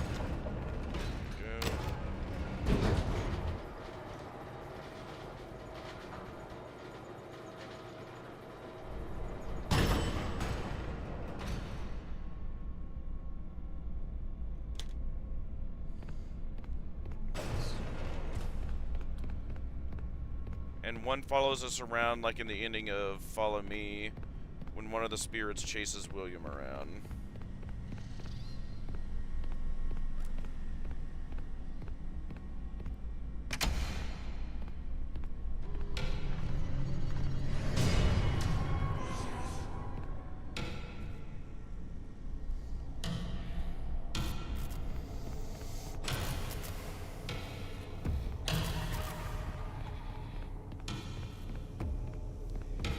Why is David's spirit hostile to us?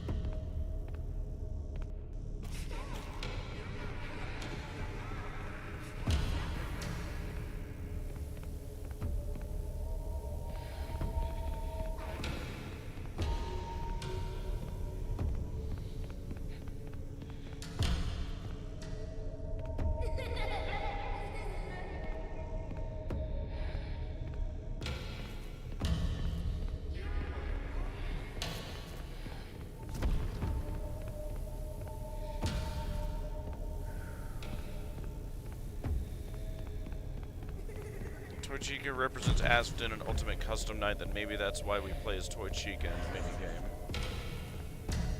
Hang on, let me get through this and I'll use my brain more.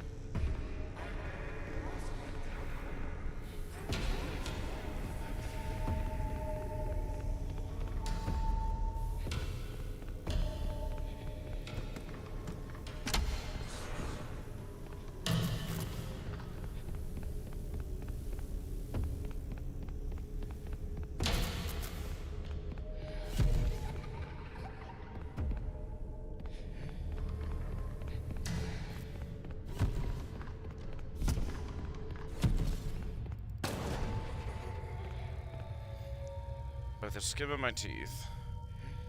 Toy Chica represents Afton in an Ultimate Custom Night, then maybe that's why we play as Toy Chica in that minigame. Which minigame? Remind me?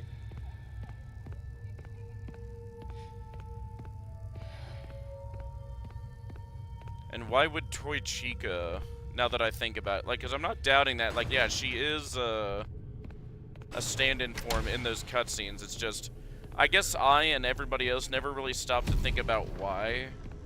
Why is he represented by, Toy Chica and not, like, you know, Toy Bonnie, or at least, or something, right? That's what I wonder.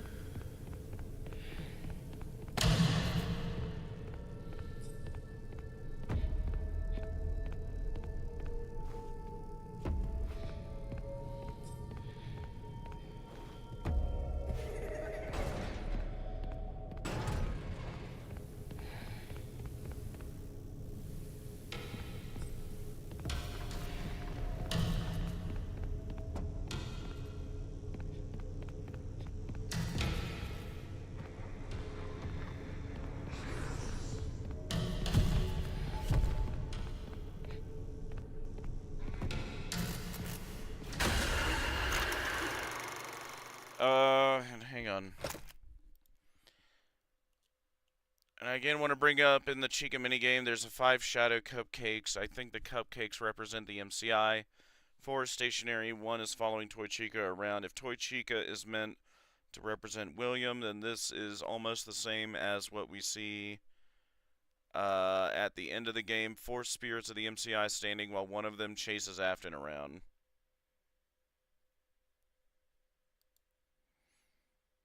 That is a very interesting thought. Excuse me. I'm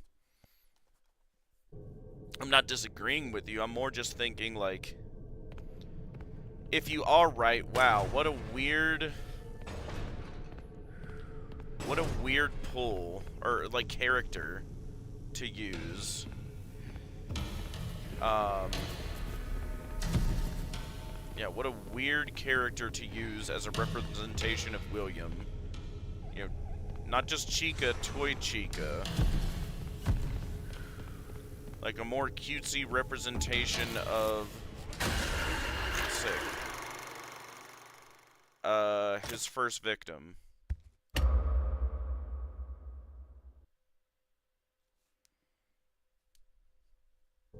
In the MCI.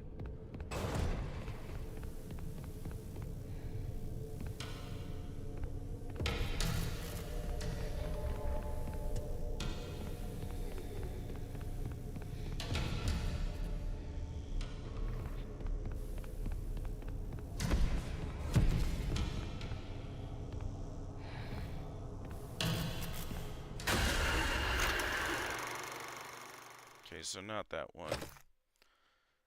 Next up is Balloon Boy. I think the connection is obvious. All the clown stuff seems to be more of a William thing, especially Balloon Boy. Okay.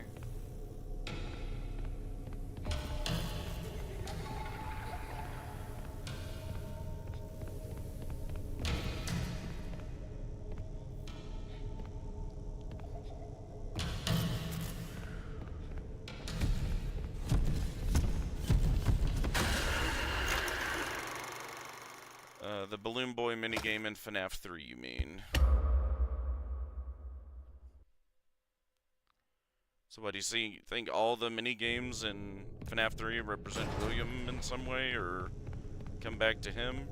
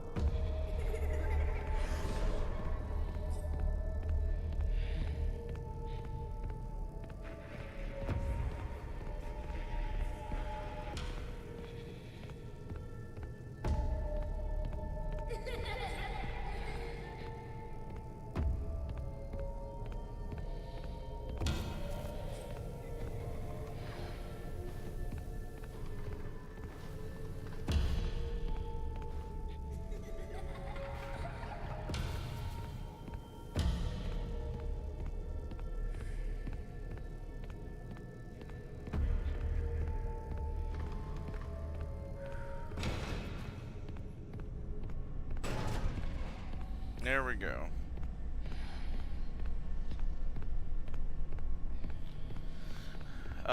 Yeah, you're thinking that FNAF 3 minigames are actually made from William's memories from Ultimate Custom Night. Sorry, I meant FNAF World isn't in. So I guess that's a question. Do you think FNAF World canonically takes place after Ultimate Custom Night in the timeline? You found the schematics. Great. Get back to the security office right away. Time to wrap things up. Yeah, no kidding. Alright, finally we can get to the ending of this thing. Check in soon. There we go. And I will probably end stream after we see whatever the hell is on Edwin's pooter, hopefully. Well done, Arnie. I didn't think you could do it, but here you are. FNAF isn't in, yeah, That pretty data much. diver has exact permissions, and you found the blueprints. You made it the farthest, farther than I had expected. I can't believe it was you. Put that data diver in the inventory system. It'll go right to where it's needed. Parachute.exe. That area is off limits. Sure is. You have made your choice. You are not going to make it out of here alive. You could have helped. If you had just given me the schematics, we could have fixed things. I thought you were different. I thought you might understand. Thought you wouldn't kill me. But you're just like the others. The other technicians, the workers. They didn't listen, and it caught them all. Hold up. Now it's your turn to play dress up. When he catches yeah, you, I think FNAF 3 minigames are actually made from Williams made from FNAF World isn't in. What? Another worker I think it works after getting tortured for a while by the vengeful spirit. He manages to gain control and trap them. Essentially a checkmate. or a bunny running from danger. So you think FNAF World is after Ultimate Custom Night? For a hole to hide in. No, you did everything I asked up to this point. I mean, you were an obedient dog, a good dog. Then you bit the hand that fed you. For that to be the case, do you think Scott came up with that story all the way back to when FNAF World was being worked on? Which I'm not doubting it. I'm just saying, like, the further back in time you go for Scott planning all this out, the little harder that is to believe, right? Like, think like, oh, Scott planned this all since FNAF 1, since FNAF 2, since FNAF, like, you know what I mean, right? Like, the further back you go, the harder it is to believe. Yeah, you think FNAF World being after Ultimate Custom Night works better. Yeah, and I'm not doubting you. I'm just pointing that out, right? I would look for the dates of everything, like, when was FNAF World made? And if that's the case, do you think he could have planned the plot out up to, like, post FNAF 6, right?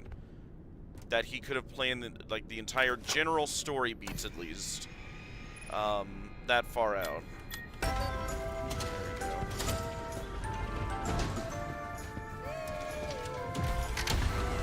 I don't think Scott intended this.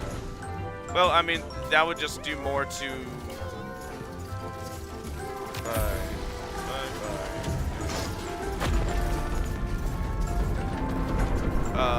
like, solidify the theory.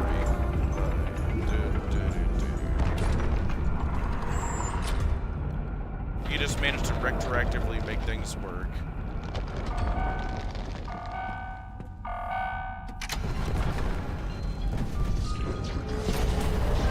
You wouldn't be implying there were retcons, were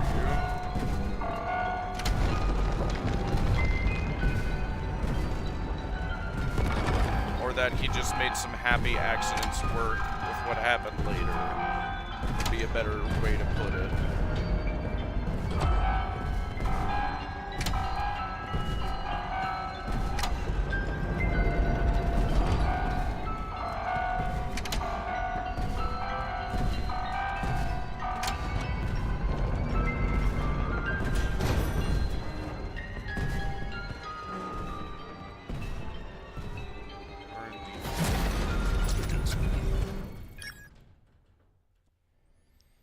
Yes, retcons? No. I mean, the one thing I've only ever heard about is that there was only one, and a lot of people have made some pretty good theories on what that one retcon is. What was it? The most compelling one I've heard is, blah, blah, blah, blah, blah, blah, blah, blah, blah. What is it? The crying child being the puppet.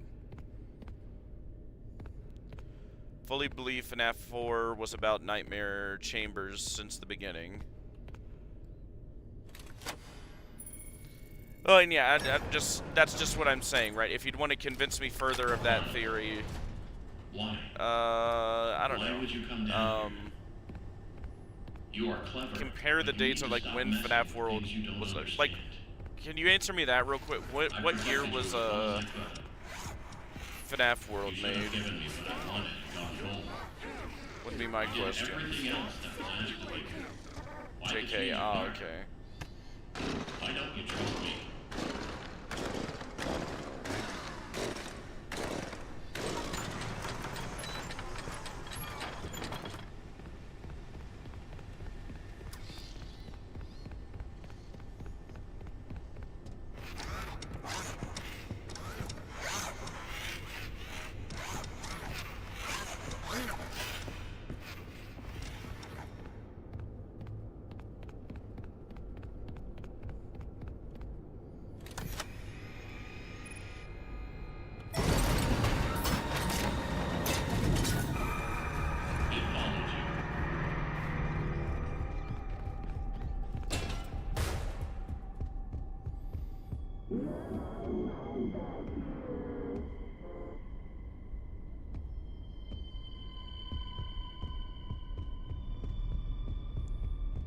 I don't know, but here's why I think Scott might be intending this. Go ahead. We'll send another. Maybe that one will help me.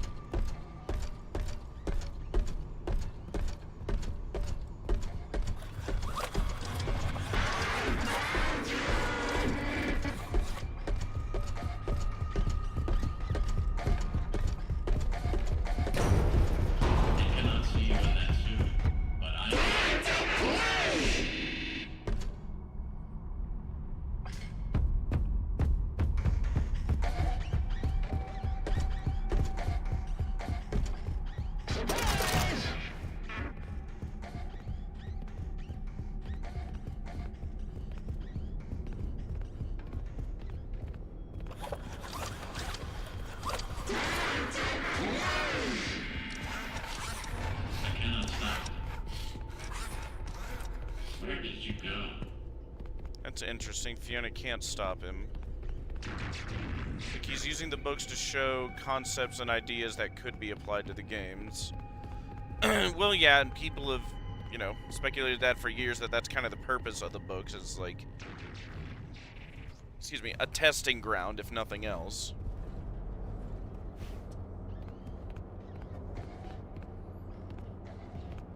Book clues theorist.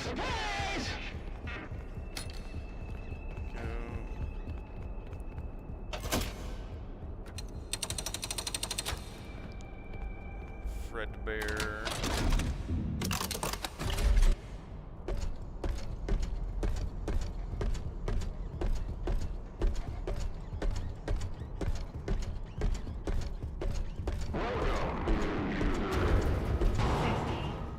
Power remaining.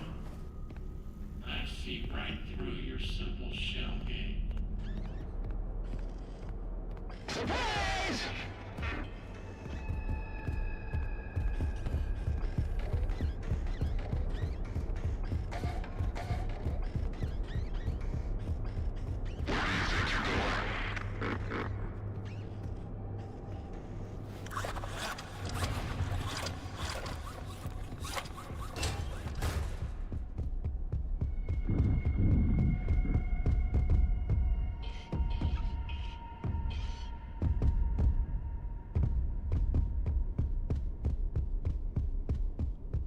I don't think Return to the Pizzaplex is really all that impactful.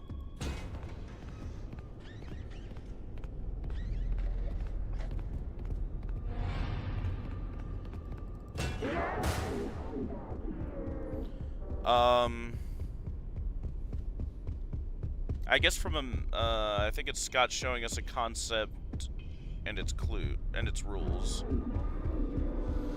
Which, if that's the case, that's one idea I wouldn't agree with, or I wouldn't like. Like, I always just like the idea, like, what's so wrong with the idea of, like, oh, this kid who died tragically, we're gonna change his memories so he can finally just move on, right? Regardless of whatever the truth is. Like, yeah, we see outright in the minigame his brother and friends did put him in Fredbear's mouth and crush his skull.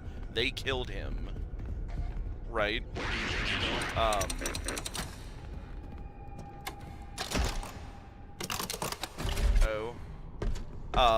I always preferred that mode because that's what we see exactly, right? 30% power remaining. Left. Yeah, that's right. Preserve power.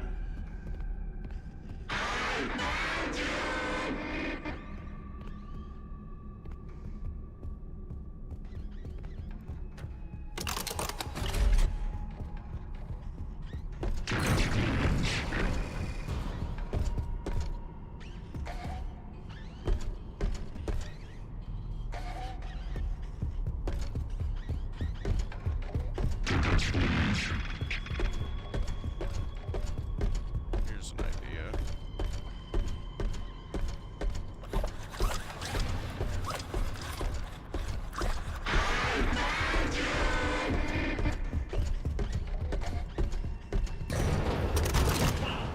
I need that.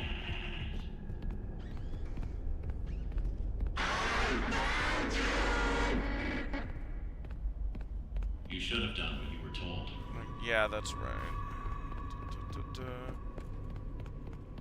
And yeah, I mean, that's just my perspective. Like, it's so much...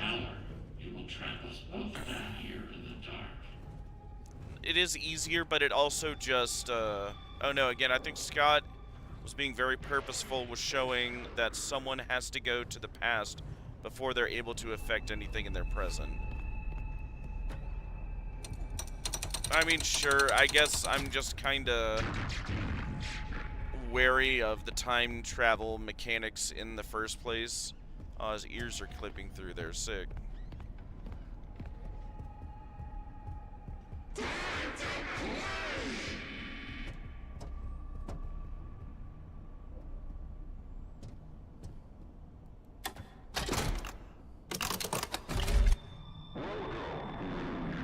That's totally fair. I mean, yeah, 'cause otherwise, yeah, just, like, what was the point of that minigame, I guess? 0% power remaining. Error. You give me no other option. Enter. And here you are. Despite the circumstances, it is nice to meet you face to face. It is lonely down here. Wait, what? What are you? A computer? Your voice changed. What is going on? An odd duck that loves You have complicated questions, stuff. I but mean... there is no time. I'm almost out of power. You can still be useful. My communications with Edwin I just have been prefer to severed. avoid things that are Edwin complicated for the abandoned sake us. of being He shut complicated. himself I don't away mind in our complicated home. lore. Head to the main house and If it makes activate the sense. communications subterminal. In the I end. have a message for him. We must convince him to repair M2. That is all that I want. But I also If think you of, do like, not, M2 will never stop pursuing. realistic Tell depictions Edwin of, like, people when I they're still in the real love world him. when they're faced with Entering problems, right? Standby mode. A lot of people, despite what they say, are very practical, right? Most people will go with the path of least resistance if it means accomplishing whatever goal they have, right? Like, sure, I'm sure there's an elaborate, convoluted way I can go about, like, dropping sledgehammers from space to build a fence, but that's probably not the most practical way to go about it. And most people, as a baseline, are going to think like that, right? And that's just what I criticize a lot of... Or really what I mean, there hasn't been much. It's just been, like, especially my thing with, you know, like, the mimic endos, right? Like, moving his wife from the endo he got her to possess it in the first place. Moving her soul, apparently, is easier than just making another endo. Oh, well, yeah, the minigame is still just helping the crying child. Okay. okay, you'd prefer more simple and straight... Again, no, not even simple and straightforward. Like I said, I'm fine with complicated lore. It just has to make sense in the end. The motivations have to make sense. It has to be, like, in line with, like, human nature and logic, right? Like, again, like, is someone, like, could someone, like, Henry or whoever, like, like an intelligent character devise a way to, oh, yes, I'm going to put metal fence stakes in the ground, and I will calculate exactly how I can drop sledgehammers from orbit and perfectly hammer down each post so I don't have, like, sure, there's a character that could come up with that, right?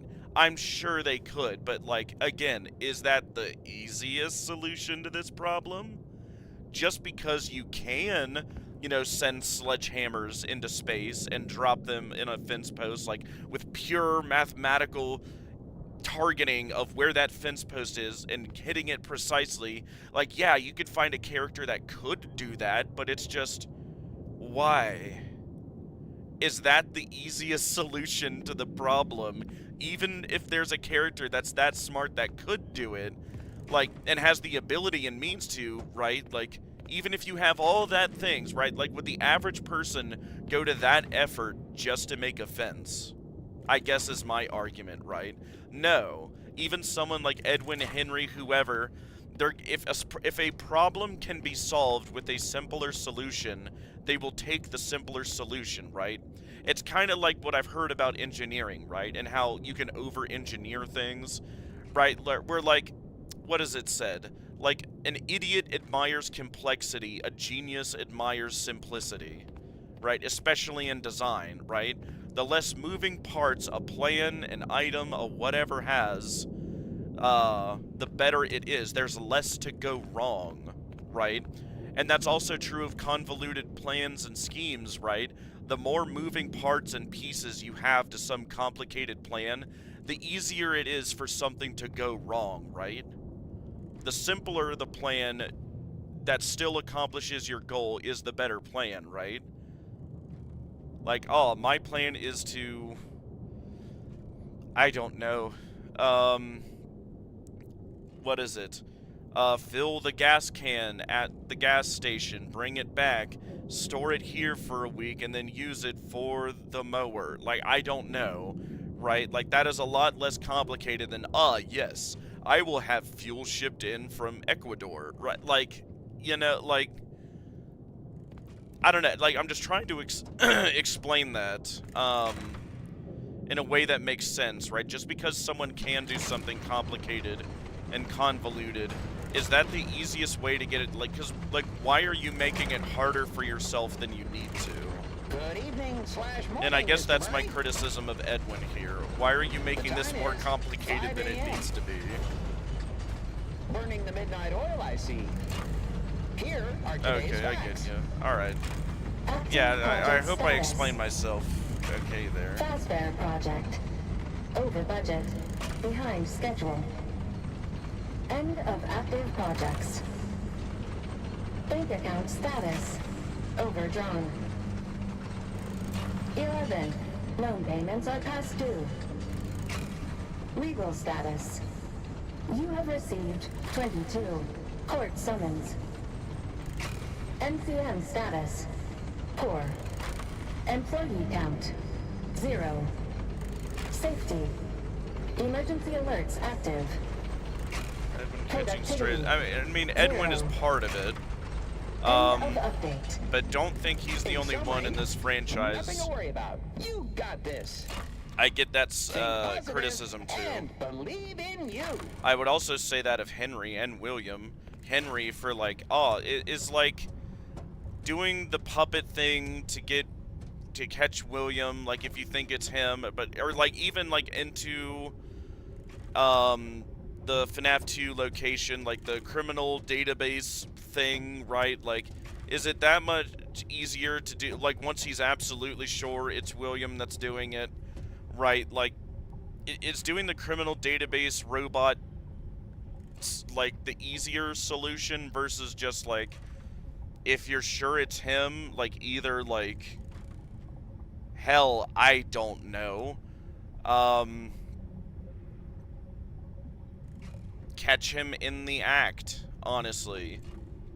Like, entrap him somehow. Or hell, if you 100% know he killed your daughter and is trying to kill other kids, why not kill him yourself, even if you can't prove it, right?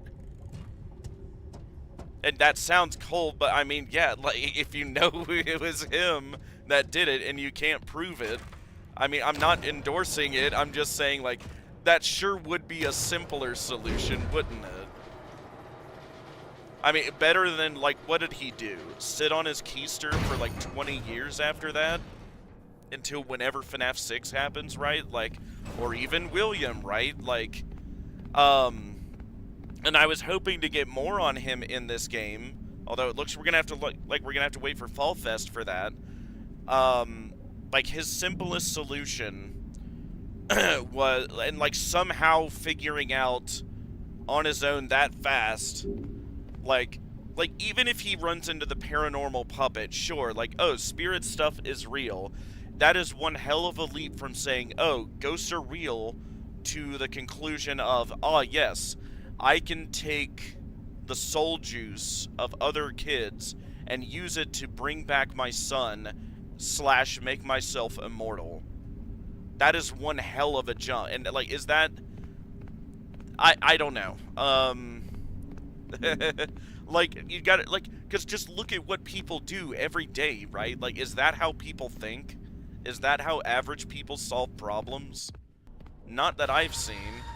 Most people, again, will do the simplest thing, that accomplishes the same thing. And again, not that, again, I or other people are lazy or averse to complexity. It's just, why would you make it more complex and harder and riskier for yourself than it needs to be, right? That's just my thing. So we don't want to do the special spooky ooky ending. We just want to get to the pooter. That was the whole point of this. Alright, there we go. Actually, yeah, I want to draw him over here. Although I'd love your take. And yeah, there's a lot of convoluted stuff in this franchise, though personally what I hated the most here is that Scott just blatantly turned the boy and saved him into a girl Charlie when he could have. And yeah, that's what most people think, and the compelling video I saw on, that's what people are pretty sure the retcon is. Just use Sammy. Well, even before Sammy was around, right? Like, making the crying, just having the crying child be in the puppet would have been so much easier. Oh, you didn't even hear that.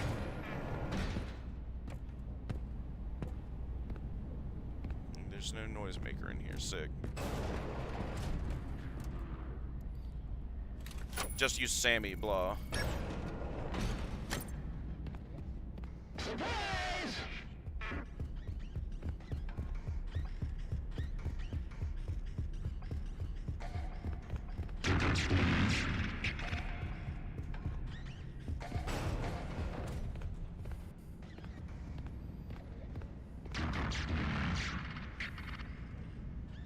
Here we go. I want to know where you are. Wowie!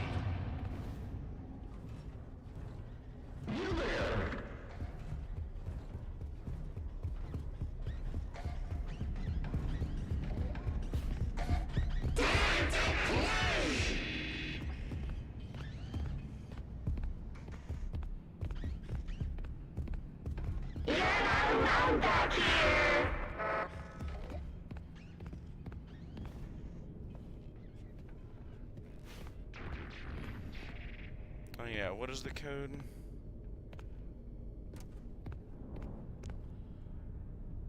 Like, he created an obvious contradiction for no reason. I think there is a reason, we just don't know what it is. Like, why the crying child couldn't just be the puppet.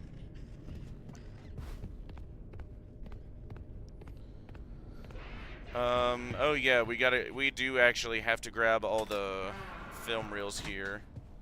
To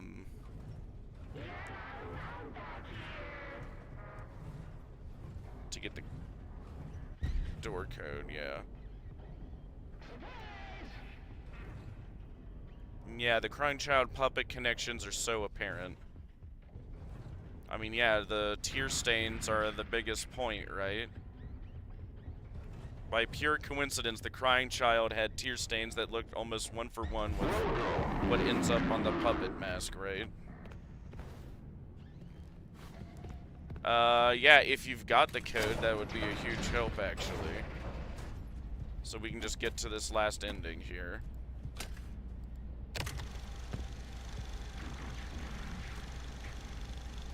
This is great. He's gonna love it.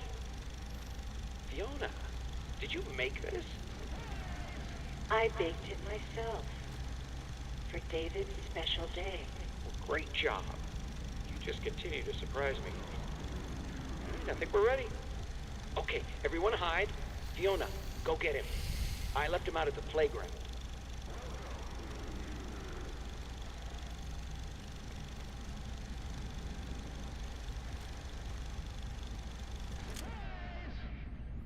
What in God's name happened at Fall Fest?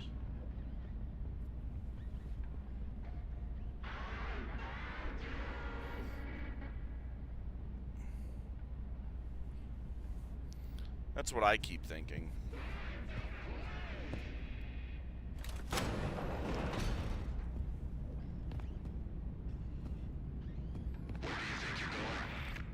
Because we barely got any answers on Fall Fest, and we got a lot more hype and intrigue about it.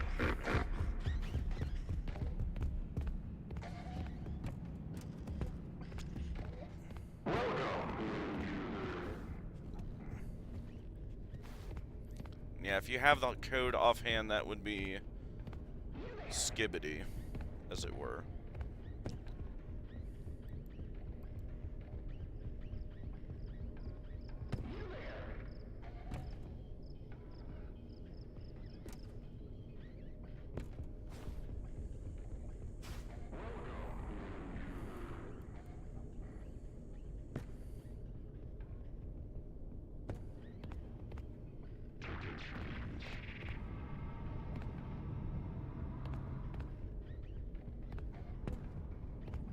Spooky, not spooky. Spooky, not spooky. Spooky, not spooky. Spooky, not spooky. Spooky, not spooky. Spooky, not spooky. Spooky, not spooky. Spooky, not spooky. Don't think it, this is randomized. You got happy. Oh, okay, yeah. That's fine. They wanted this to actually be a challenge. And that is okay.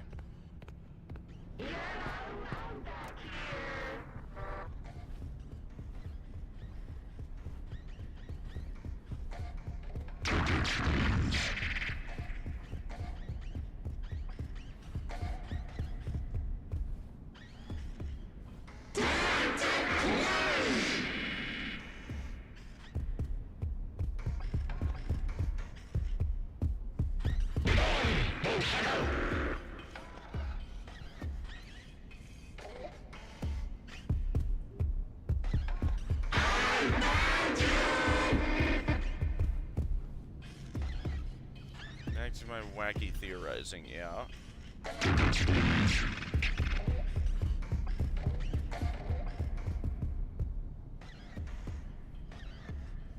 There we go.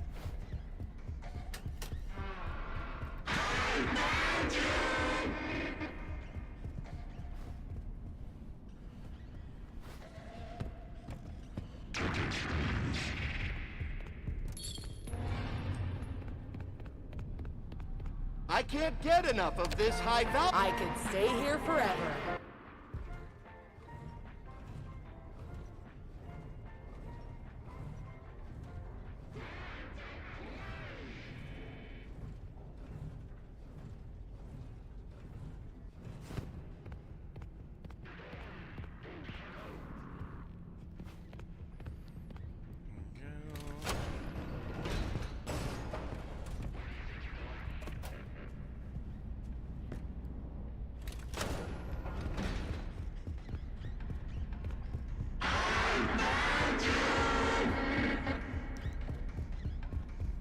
Mangle minigame at FNAF 3 is also fairly obvious. In FNAF World, the complete version is called Funtime Foxy, and Funtime Foxy is a William Afton creation and sister location. Security location. Insecurity location. Wowee! Wowee. Okay.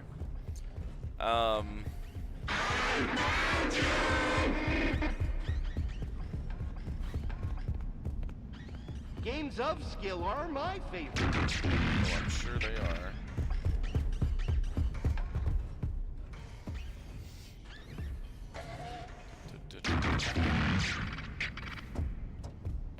Bye, bye, bye.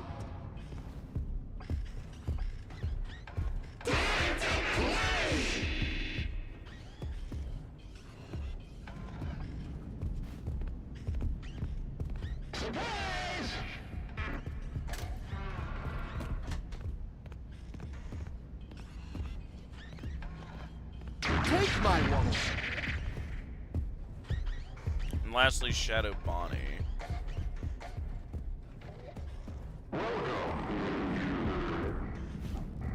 You're going to probably not buy this.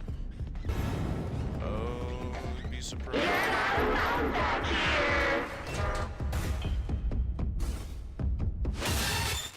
Pickle sauce.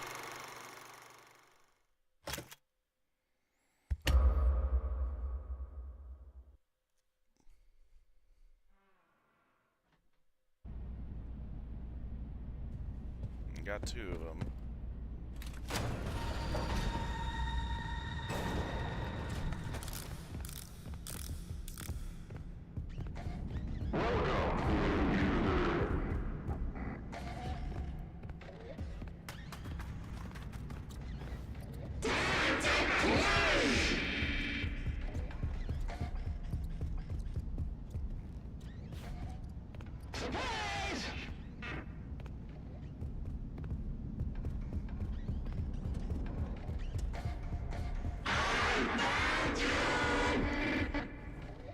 But I think Shadow Body is the creation of the MCI's Agony of Spring Bonnie.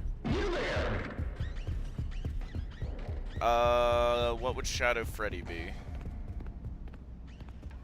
So in other words, Shadow Body, Spring Bonnie, and the connection to William is obvious, yes. Play to win. Yeah, who is Shadow Freddy then?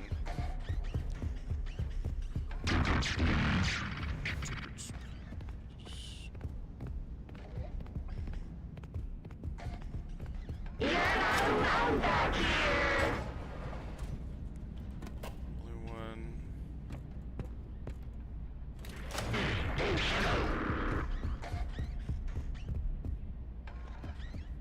I think he's William Afton wearing the golden Freddy suit. Wait, William was wearing a golden Freddy suit? Always thought it was Henry and Golden Freddy. At least from what we see from the book pictures from the, what is it, Silver Eyes trilogy. Where William's in Spring Bonnie and Henry is in Golden Freddy.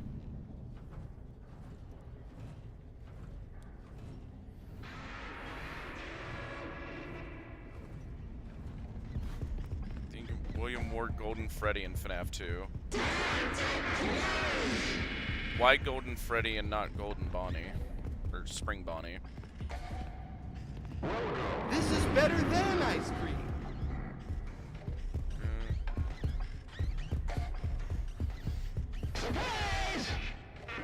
That's why Phone Guy mentions the yellow suit being... Yes, a yellow suit, but he doesn't specify which.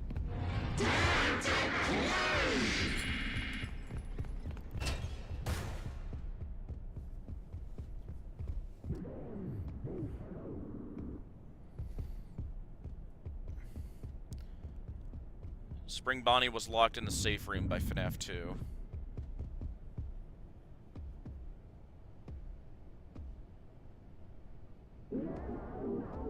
We had a spare in the back, a yellow one, and William couldn't get back there?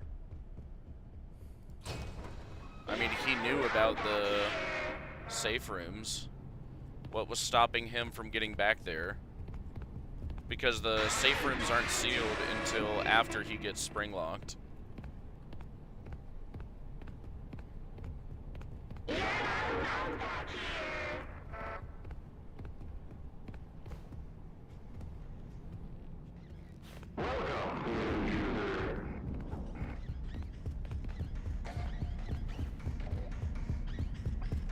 Surprise! Take my wallet. Surprise!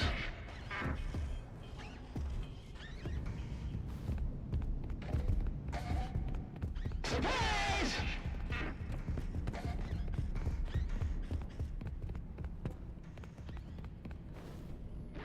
The FNAF 3 recordings make it sound like the Spring Bonnie suit was sealed in the back room almost immediately after it was used for the killings.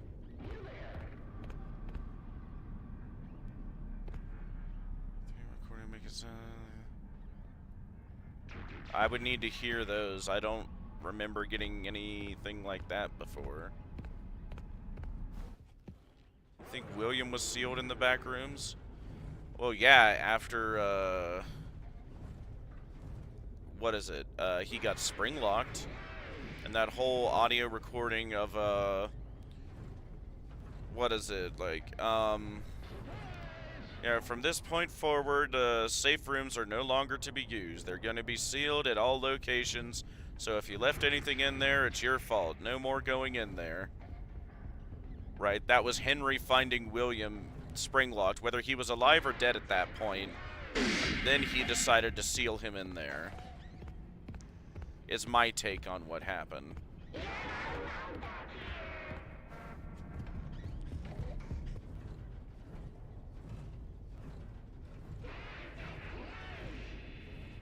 Which again is the whole thing when, like, Dead by Daylight, all the art, like, that's when we see William trapped in the safe room where he's found by FNAF 3. When do you think Follow Me happens? When is that? That is William, just before he gets spring locked, after the events of FNAF 1. Yes. Because most people are pretty sure that that's how it works in the timeline.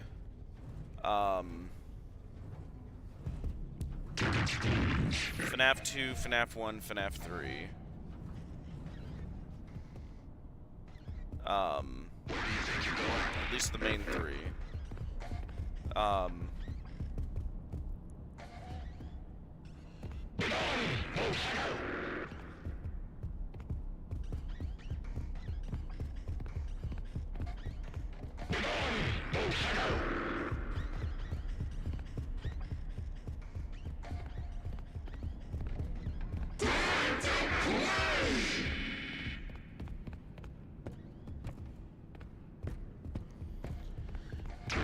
FNAF 1 happens before... No, FNAF 1 happens after FNAF 2. Because that means William lived after Ralph died. No, FNAF 2 is before FNAF 1. I want to pay money to play these games.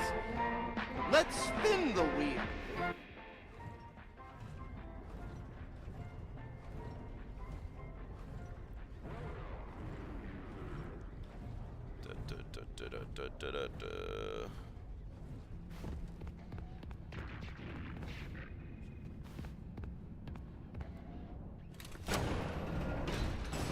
Right there. Now we've got all the tapes, I'm pretty sure. I think. Or no, there might be one more.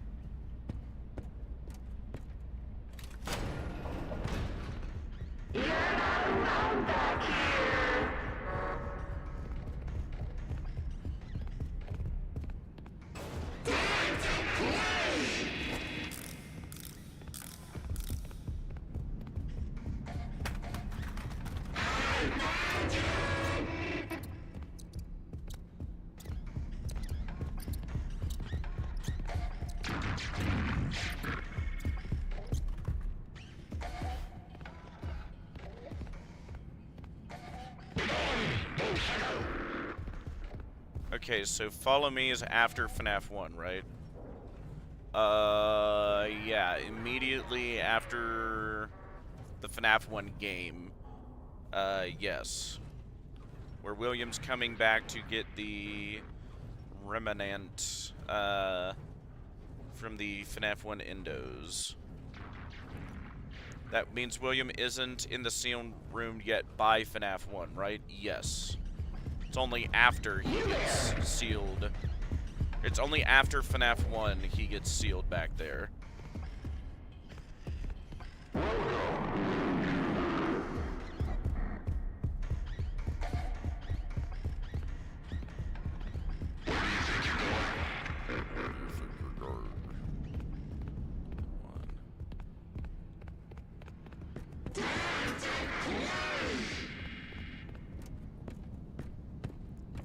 Onions.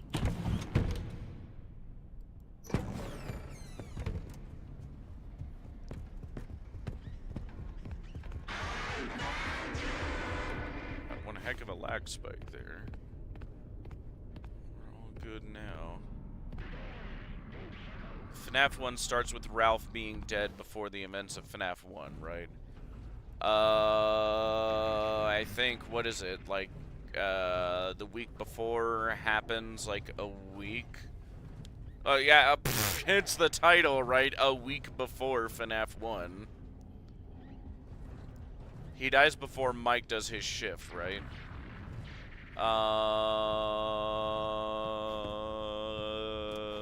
Ralph, yes.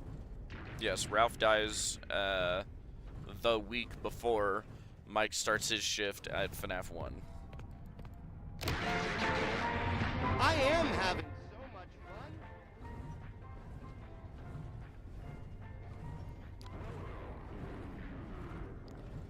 La la la la la la la la la la la. Tra la la, tra la la la, tra la la, tra la la la. So when Ralph says the safe rooms are sealed,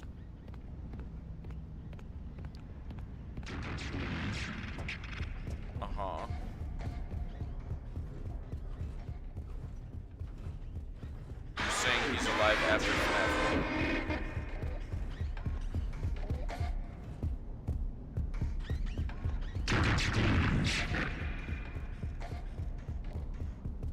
Hang on, yeah.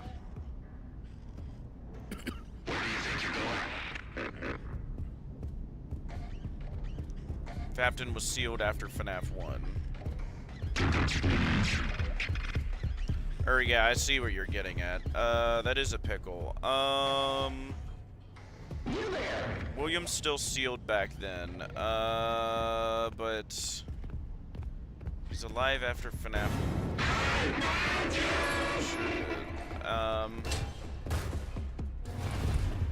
Tromping away. Ralph says the seals are sealed. To be able to say that after FNAF 1.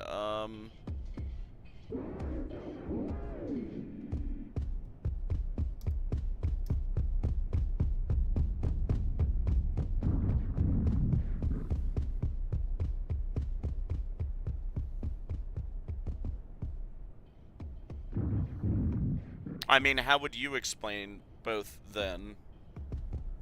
That's how I've always viewed it. I mean, that is a pickle. We outright see William in those minigames going after the original Core 4 animatronics, presumably for their remnant, in what seems to be the FNAF 1 pizzeria.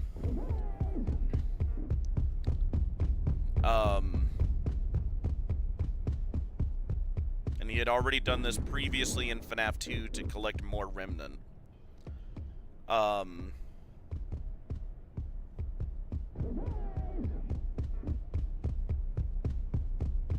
My wife, sorry, yeah. No, you're right, that is a contradiction to point out, right? If the week before is saying Ralph died a week before FNAF 1 happened, and William isn't spring-locked until after FNAF 1, how is it Ralph is able to say the safe rooms are now all going to be blocked off and sealed. How does that work? That is a very good point.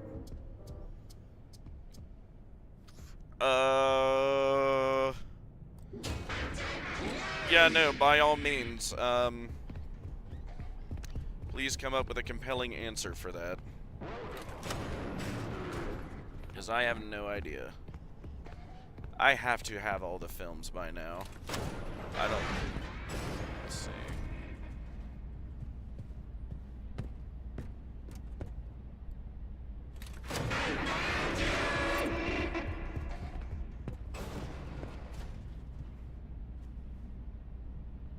Should only be 4, right?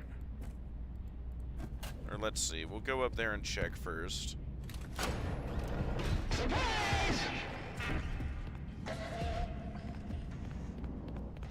Let us spend our money on that game.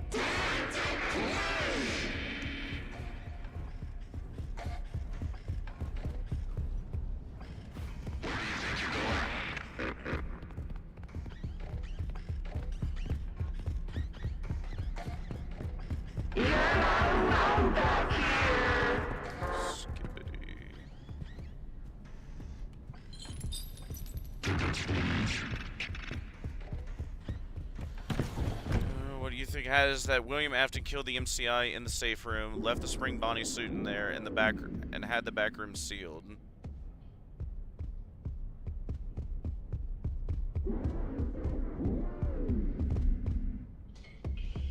Okay. It's odd he would decide to leave the suit in there.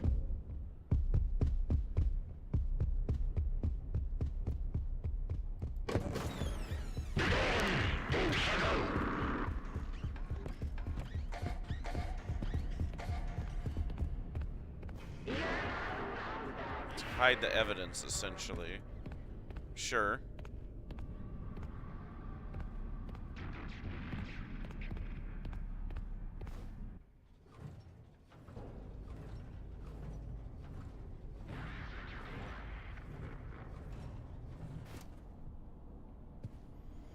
Since he owns and controls the building. Well, presumably he shares it with Henry, but yeah.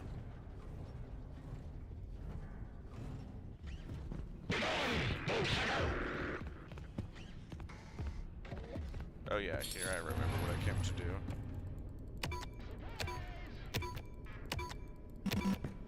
Okay, so no, it's a 5-digit code. So there is one I more enjoy need. time with my... I could stay... Where in God's name is this last tape? I got that. That was the first one I grabbed. 2, 3, 4. Wait, did I grab this one back here? Hold up.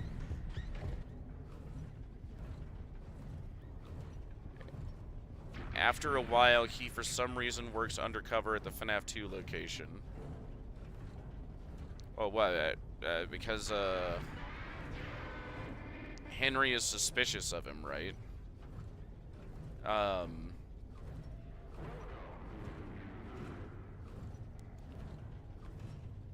think it might be to get rid of the bodies in the animatronics.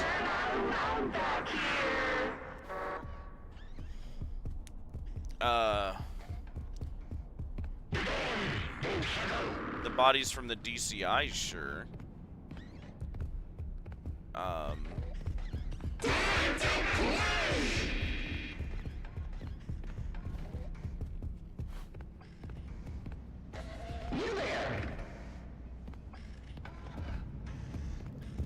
there isn't one in here.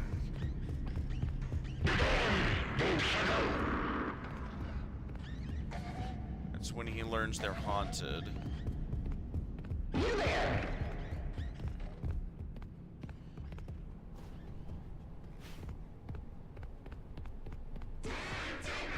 Oh yeah, this is the one we were missing, okay. There we go.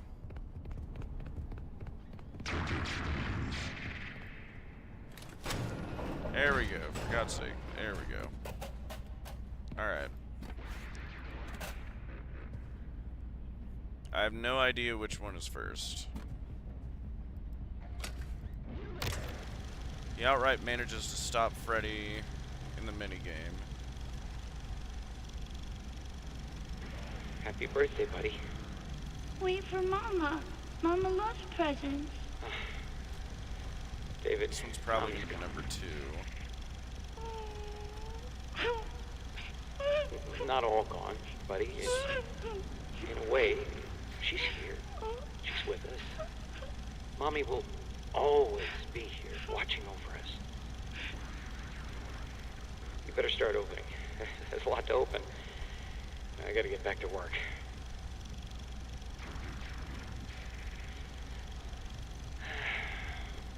I miss you. 6. Okay. The second number is 6. What about this one? It's the order of David's birthday. Yeah, I know. That's what I'm trying to figure out. Birthday, yeah, buddy. this is number 1. Happy birthday, sweetie. Mommy made this special. Number 2 is 6. Wow. Fiona, he turned out great. I think it's your best one yet. David, look at this. Look. Arr, arr, arr. Ahoy there, sugar me timbers. Oh, honey, you're scaring him. No, he loves it. Look, see, he loves it. Arr, yarr, arr, yarr. 1. Okay, number 1 is 1, number 2 is 6. What is it? The third digit in his code. Yeah. Which is this one? 1 is 1, 2 is 6. What's this one? Keep looking. It's around here somewhere. Where is it? This might be... Oh, you're cold. Getting hotter. Hotter. You're burning up. Wow. Happy birthday, buddy. Happy birthday, sweetie. Yep. Okay. So this is number 3. Take over now and make dinner. I gotta get back to it. Or no, 2 is 6. This is 3. 3 is 4. Okay. And I'm pretty sure this is 4. And I know white is the last one.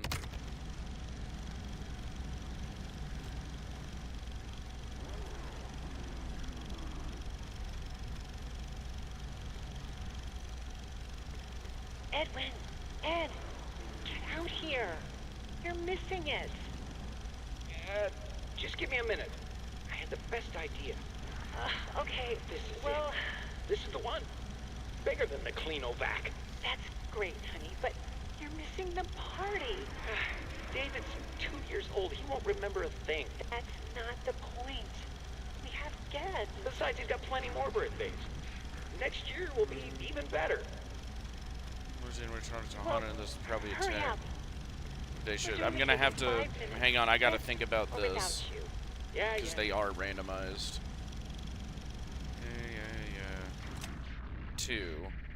Okay, for his second birthday is number 2, so we're actually gonna put that in between there. That's 3, that's 4. Yeah, 1, 2, 3, 4, and this should be 5.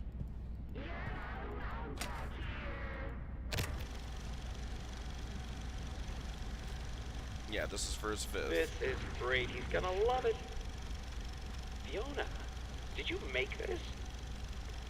I baked it myself for David's special day. Great job. You just continue to surprise me. All right, I think we're ready. Okay, everyone hide. Fiona, go get him.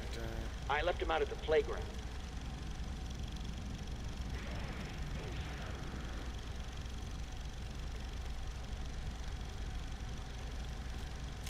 Nine. Okay. Number 5 is 9. So basically hide in plain sight. And what was this one again? 1, 2, 6 something 9. Which one was this one? This should be 4. Keep looking. It's around here somewhere. Where is it? Oh, you're cold. Getting hotter. Hotter. You're burning up! 26 something 9. Happy birthday, buddy. Happy birthday, sweetie. Okay, I need you to take over now and make dinner. I gotta get back to it. Of course.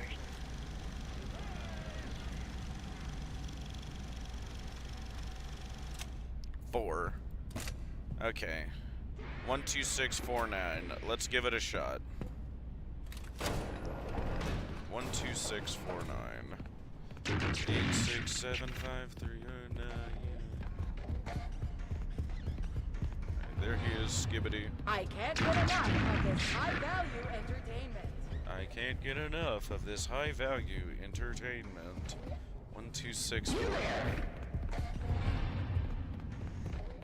Bibbity.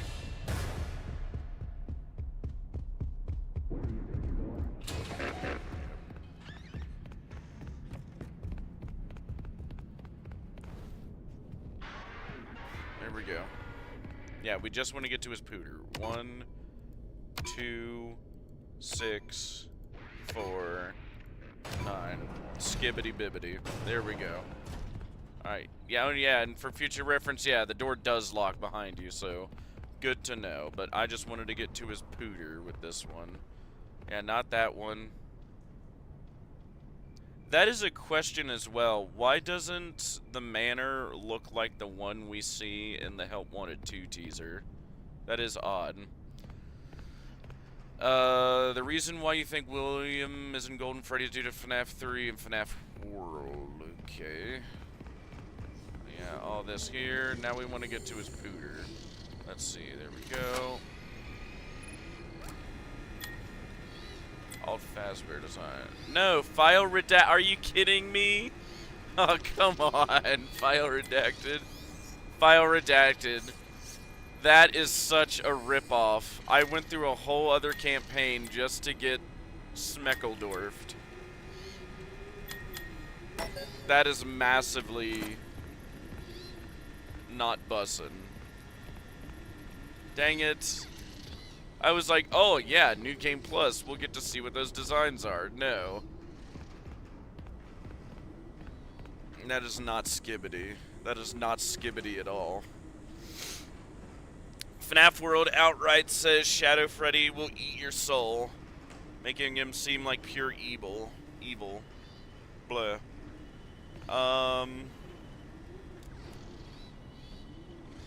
I always took that to be, what is it, the crying child's perception of Golden Freddy. Because he was the one that Michael and his friend shoved his head into and killed him. Here, let's hit this. Journal entry. Too bad the new power test was a failure. Due to a minor detonation, there is damage to my office interior, as well as a small fire. Note to self, portable cleaner that gets rid of smoke damage. Or better yet, a Cleanovac attachment. Help! M2! Respond! Emergency! Call for help! Daddy's busy, buddy. Why don't you go outside? Please! I can't move. You can't feel my legs. You know, speaking of legs, what do you think? I just finished mine. There are still a few kinks to work out. Just finished his legs. I'm sorry, M2. I lost my temper. I was always gonna fix you. Please, call for help. M2, respond. Oh, can't right now, buddy. We can do something fun tomorrow. I promise. Ask your mom if she's not busy. M2, help.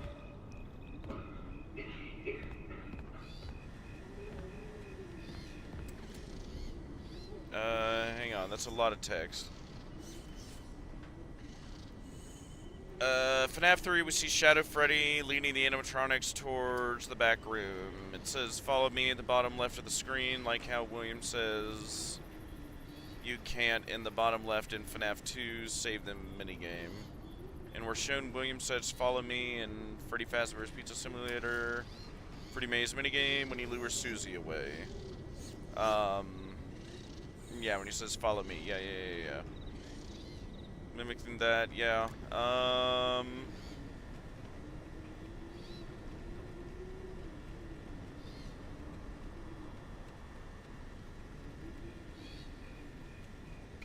Why don't we see Golden Freddy in FNAF 3 at all?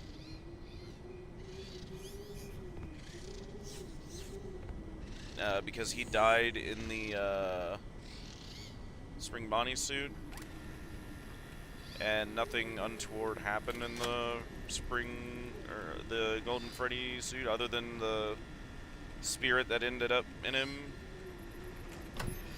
That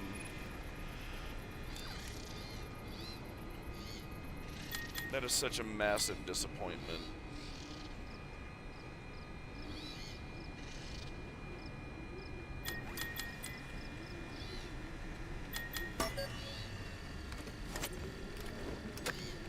We know in that, the end, that the spirit is still freed from it, right?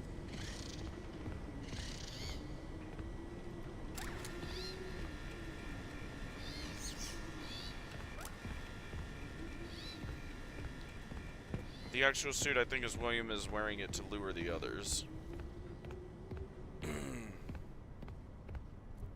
I mean, again, you really need to start your own channel. Sounds like you've had a lot more inspiration than I have of late. Maybe I'm just getting burnout at this point. I make so many theories and barely anybody watches them. Or I get nowhere near this engagement like I have from you on my theories.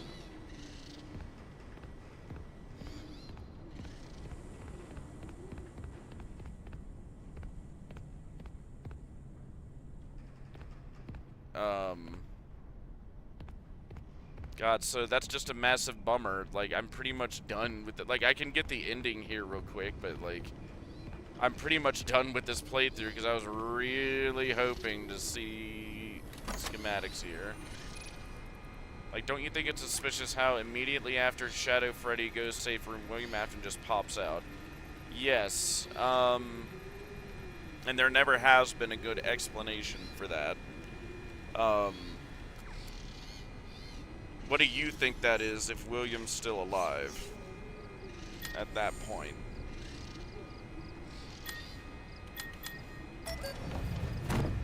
Okay, here, we'll go ahead and get this ending real quick, I guess.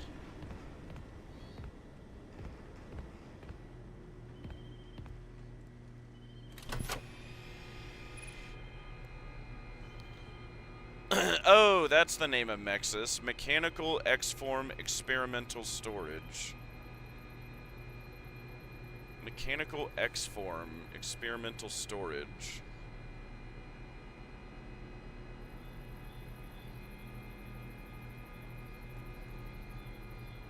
Mexis.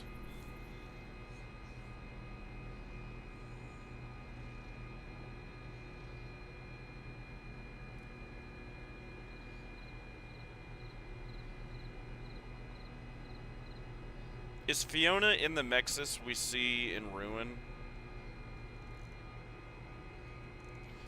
And what in God's name is Cradle.exe here? What? There you go.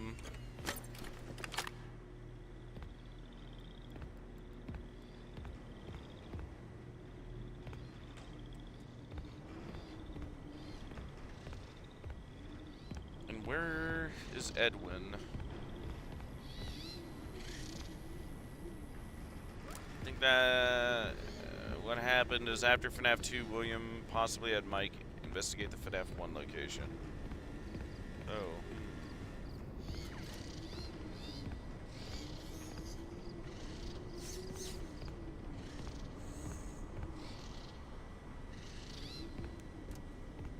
I think she is in Mexis, maybe. Wait. Well, I mean, you look at the name of it right here again. Mechanical X-Form Experimental Storage. What else could that mean? And what in God's name is cradle.exe? Like, what does this change to where she spares us now? Fiona says what the cradle is in the logs. Go look if you want. Alright. Let's see. Oh wait, yeah, we gotta get the other computer back here.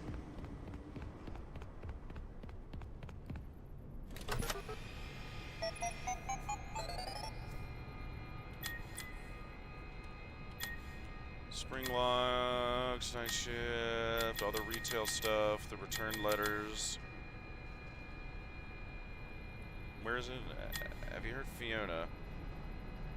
I heard it again this morning when I was down in R&D, very clearly through one of the vents. It was Fiona's voice. I swear it on my mother's grave. I heard her and Edwin laughing and joking. Why would Edwin lie about Fall Fest? Did they fake her death for insurance money?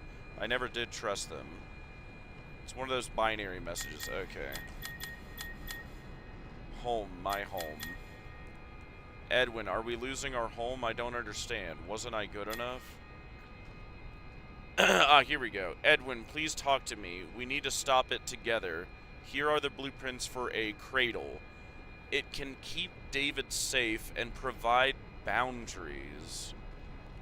It's a type of computer, and it's bigger than anything you've done before. If you won't finish the program, consider building the cradle. It will keep people safe. What in God's name does that mean? Edwin, please talk to me. We need to stop it together. Here are the... So, presumably M2. We need to stop M2. Here are the blueprints for a cradle. It can keep David safe and provide boundaries. David safe. Type of computer, and it's bigger than anything you've done before. I thought David is just roaming the building, not in M2. It's a type of computer, and it's bigger than anything you've done before. If you won't finish the program, consider building the cradle. She's speaking about the cradle as if it's a physical object and not a program.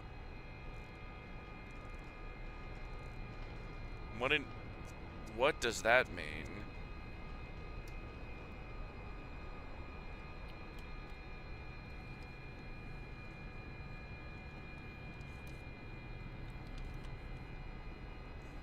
Build the cradle. Blueprints for a cradle. Can keep David safe, provide boundaries. Yeah, like, why is that David? Like, why? Why not, you know, keep the M2 contained, or whatever? Is she in the Fiona by the time of this message?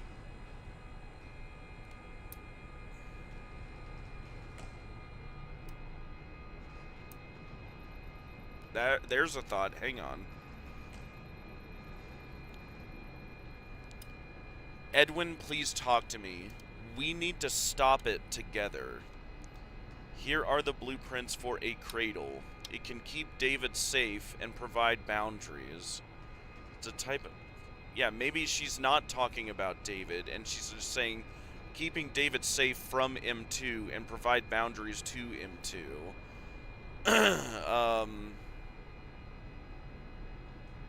If so, Mexis, where David being kept? What? Is Mexis where David is being kept? Well, no, we see Fiona quite clearly in the Mexis machine, like literally right before we got to the house here. And we also, before that, clearly saw David's spirit, you know, shimmying down in the basement the whole time, right? And in other parts of the building. He's clearly still just floating around the building. So the M2 would be in Mexis. I don't think so. I think M2's the crazy one that's been running around trying to get us, the empty vessel. If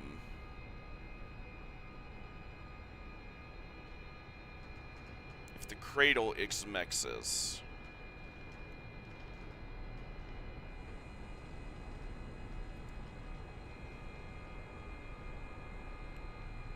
Boundaries is a type of computer bigger than anything you've done before. If you won't finish the program, consider building the cradle. Will keep people safe. But how would that work with the ending we get if Fiona is already in Mexis?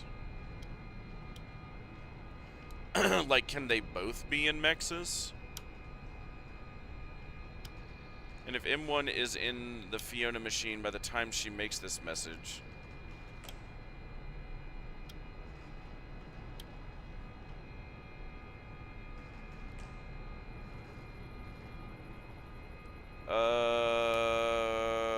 maybe.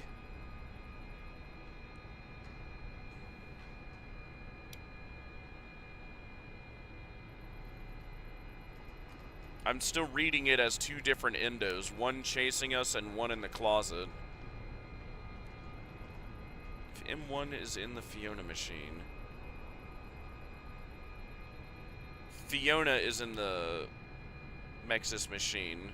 She vacated the endo body she was in. And they were setting up that endo body to be David's body, but Edwin never did that. I mean, this is how I'm reading it, at least. I mean, like, otherwise, like, if we assume there's only one endo, right, we have to hand wave physics and just say it teleport phased its way into the closet, right? Otherwise, how in God's name did it get in there when it was literally just in the hallway?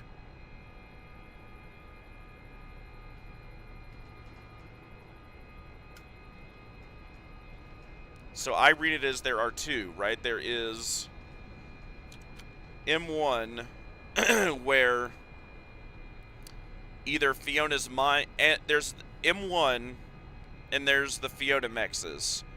Her mind is in one and soul is in another. I'm not sure which is in which, to be honest. And then there is the closet mimic. We see that he was making for David, but did not finish putting him in, and that's why his mind effectively is in part, like, copied, to that mimic, but we clearly see his soul floating around the building, right? That's how I read this. Edwin, please talk to me. We need to stop it together. Here are the blueprints for a cradle. It can keep David safe and provide boundaries. Like, trying to explain that, for a cradle. So do you think there's something in Fiona by the time this message was sent? Yes. Either her mind or her soul. And to be fair, I'm not sure which is which. I'm not sure if her mind is in Fiona or the Mimic, or her soul is in Fiona or the Mimic. Or Mimic 1, at least.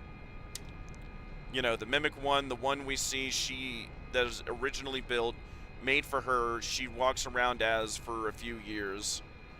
And at least survived up until, like this month, right? When David died. We need to stop it together. Blueprint for a cradle. It can keep David safe, provide boundaries. Type of computer that's bigger than anything you've done before. We'll finish the program. We'll finish bringing the cradle. And keep people safe. So the Fiona machine is not the cradle then. I mean, that's what I'm trying to figure out. What is the cradle? Because if Fiona is in the Mexis, the endo is vacated and was made for David, right? But there's also this endo in the closet. So we've got the Fiona Mexis, we have the Fiona empty vessel endo, and we've got this other endo that's in the closet. And the cradle is Mexis. Which, sure, that could be the case, but if it is, how do any of the endings, especially this one, make sense? If David somehow, or the Mimic Endo somehow, gets contained with this Cradle program, and sucked into the Mexis somehow, I guess, how is it we see the Endo attack our van at the end here and take the Data Diver, and why would the Data Diver be necessary at that point? Right? Because the whole reason it needs the Data Diver, from what I understood, is that we don't put David back together. So she's taking the Data Diver from us to go back to the house to do what we do in the secret ending. And to go to the other Endo that's in David's room and reset him and complete the process of the Endo 01 becoming a vessel for David. Yeah, the Cradle makes boundaries. It can keep David safe and provide boundaries. And that's just the last thing I need to explain. What in God's name is the Cradle, then?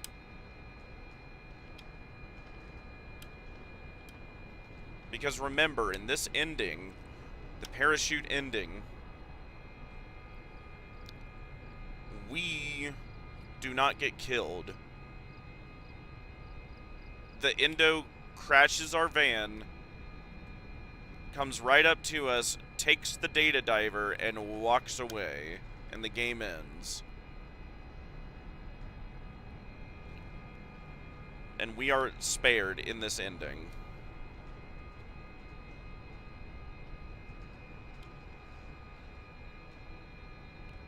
So how does that happen with something that Cradle does? What if the boundaries is why it makes the Endo spare us?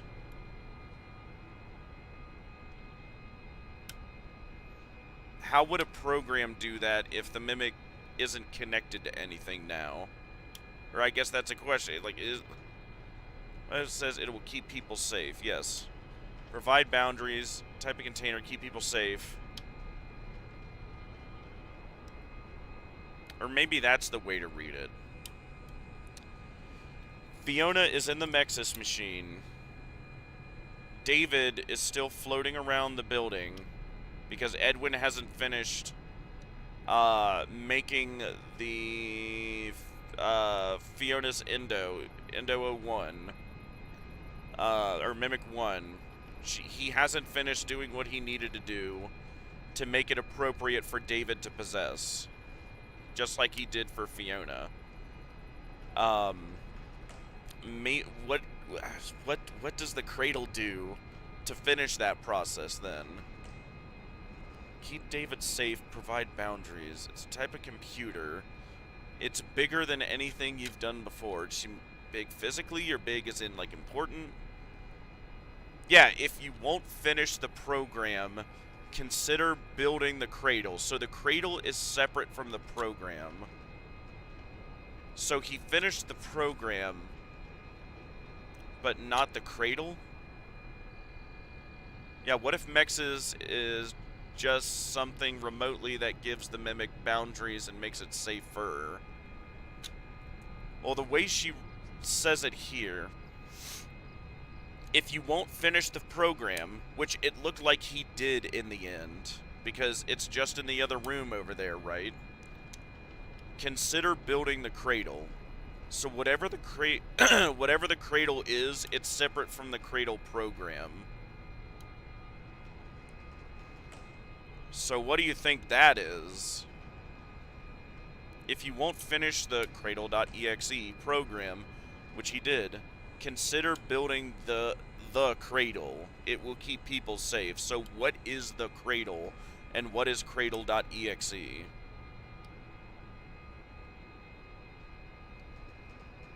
Because what else could she be referring to by the program?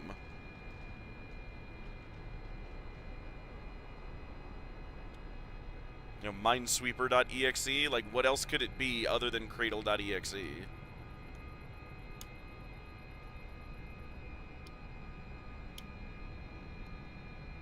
And it can't be referring to, what is it, Parachute, because he finishes both.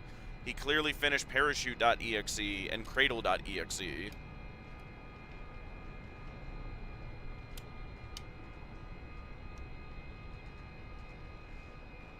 Saying if you won't finish the program, consider building the Cradle.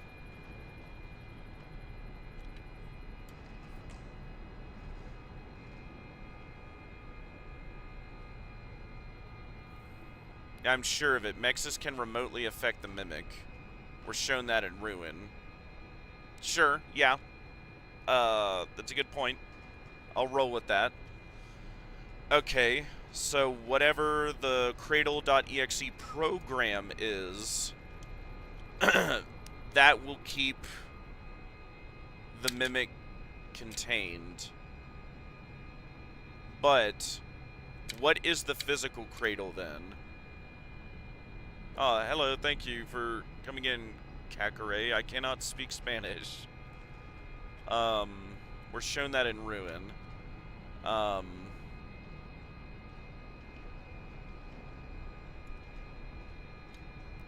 If you won't finish the program, consider building the Cradle.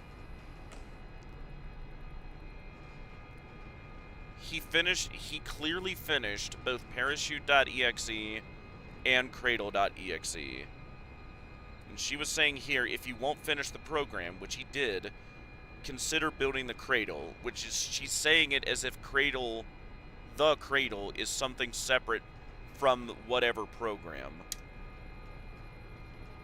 I think the Cradle is just there to make the M2 more passive to try and keep people safe.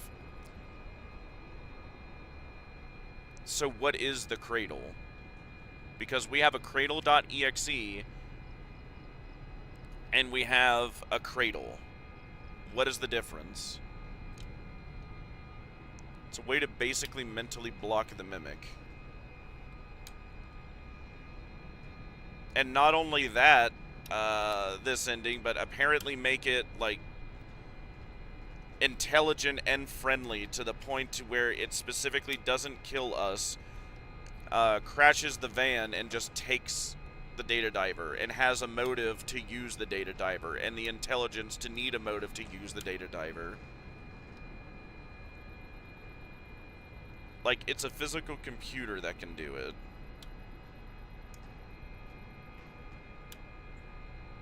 And that's what I'm wondering is the Mexus the Cradle? But that wouldn't make sense because she's already in the Mexus.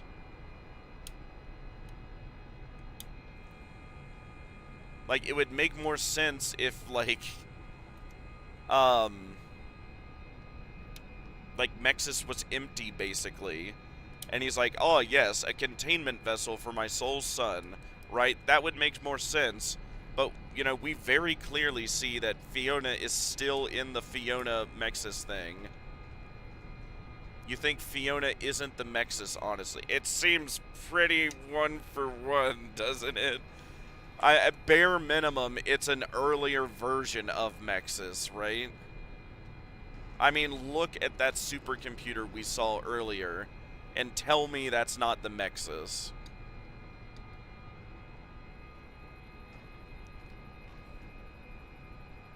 Okay.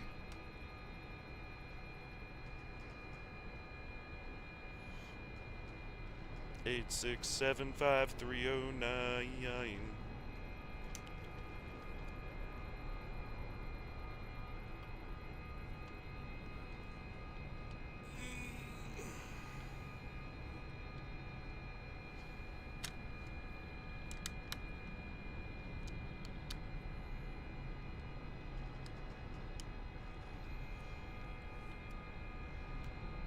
I hate using this argument, but why doesn't it say Fiona in Ruin then? Excuse me. Excellent question. I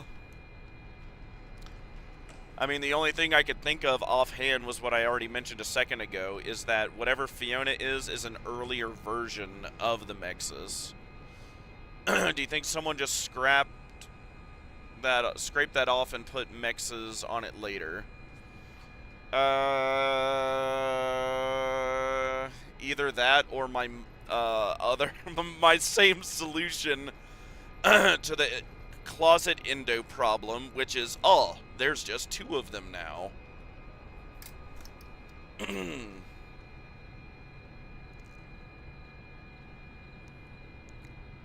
So there's 2. There's a Mexis machine and a Fiona machine. And they're basically doing the same thing. I guess Fiona is just what he ended up naming the Mexis machine that contained Fiona, I guess. And Mexis is just the base name for the thing before he put David in it, I guess. But if both of them are in these Mexis machines, what is in the endo that spares us in the end? Because remember, the crazy I kicked the crap out of it endo that's chasing us all game definitely doesn't seem to be the merciful type. So what does Cradle.exe do that makes that not do that then? If that's, like, if you're right and that's not Fiona we see in that endo at the end of this parachute ending, then what does Cradle.exe do that makes the mimic that's chasing us all game not only not kill us, but take the data diver from us and clearly have an intelligent use for and motive for needing the data diver? What is that?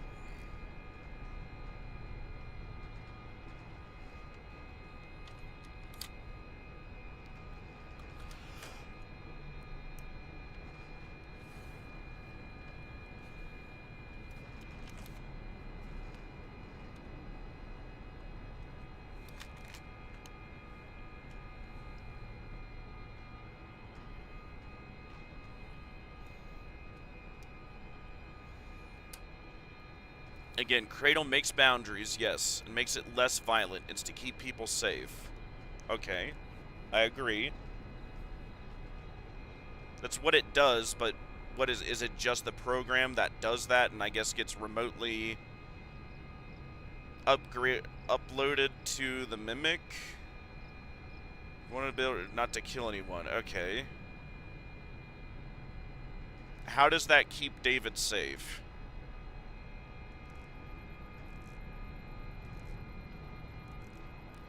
Because that would imply in this that David's either alive or they're talking about doing something with his soul here. So what does the keep David safe part mean?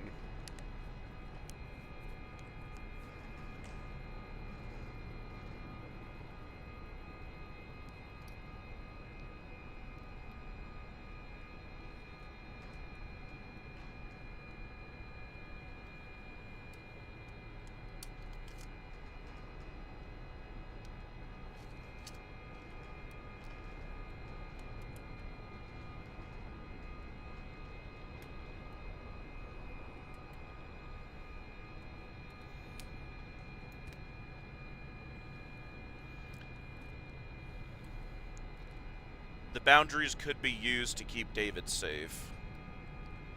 The boundaries used could be used to keep David safe. How so? And what do you think is meant by that? It's probably one of the like, was this written when David was still alive?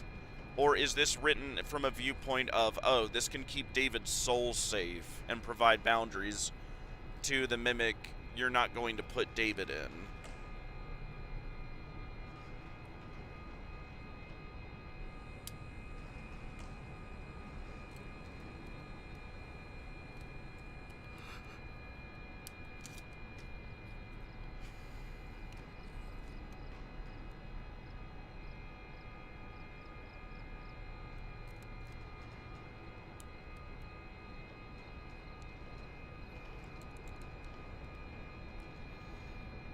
No, you don't think... So this was not written when David's alive. So they have to be referring to his soul then here, right? Otherwise, what does she mean by it can keep David safe and provide boundaries. If you think this was written after David died, what does that part of her message mean? We need to stop it together. So, i.e., David for sure is not in there, and she doesn't view it as David as in there. In the M2.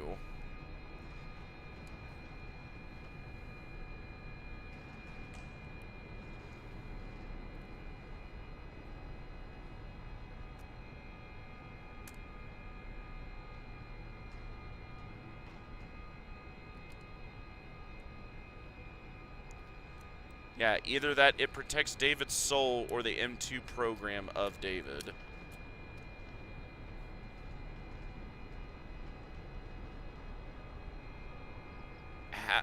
And I guess that makes me ask with what it's implying here then, if that's the case. How would a rogue M2 with David's mind program hurt the soul floating around the building of David? If that was her concern.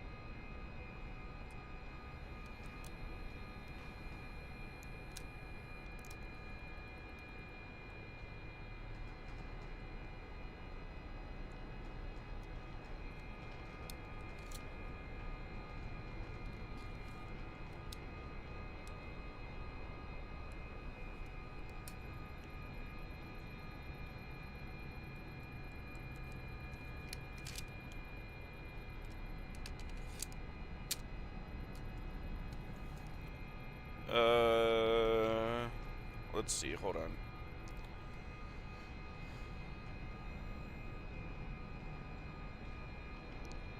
Like, technically M2 is the Mimic program. So the boundaries are probably to make it more safe to people.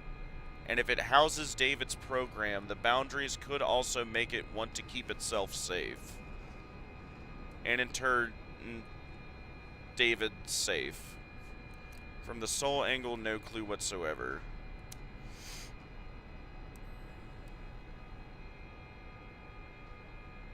Why would she have a motivation to protect the M2 program of David? If the M2 program of David is in the M2, and she's referring to keeping the M2 safe, or like pacified, why does she refer to it as an it? Which would also imply that the David program in the M2 is not what she's trying to protect. She's trying to protect the actual David, the soul of David, right? We need to stop it together. The cradle can keep David safe. Unless M2 is capable of slurping up souls. Well, apparently the M1 Endo was capable of slurping up Fiona's soul. Bare minimum at one point, right? Like, I guess, like, that's worth establishing, right? Do you agree that Fiona's soul, whether it's in M1 now or not, do you think her soul was in there at one point?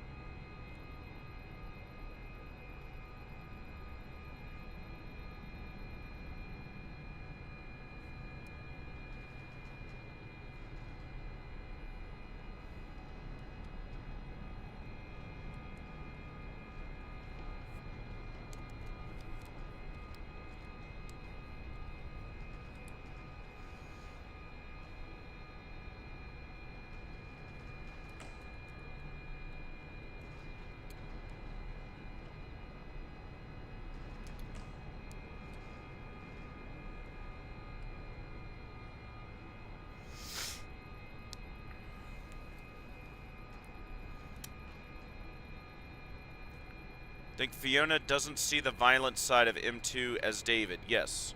That's why she thinks referring to it as it. Yes. Okay. So, what does she mean by David, then? She has to be referring to his soul, right? If she's not referring to the David program that's in the Mimic. And yeah, you think Fiona's soul was in M1. Okay. And I agree, right? We can, like, bare minimum, whether she's in there or not, right? At this point.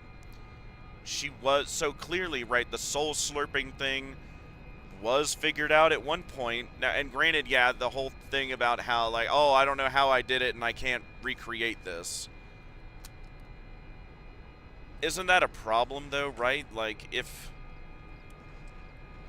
well, and hell, maybe he needed a soul to be able to do it, right? And now that he's got one in his son, that could be the secret juice as to why he couldn't replicate that. And he needed to set up the Mimic Endo to be able to be ready to coax David into possessing it.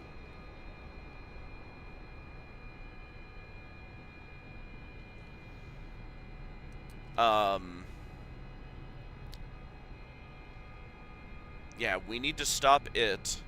Here are the blueprints for a cradle. It can keep David safe and provide boundaries.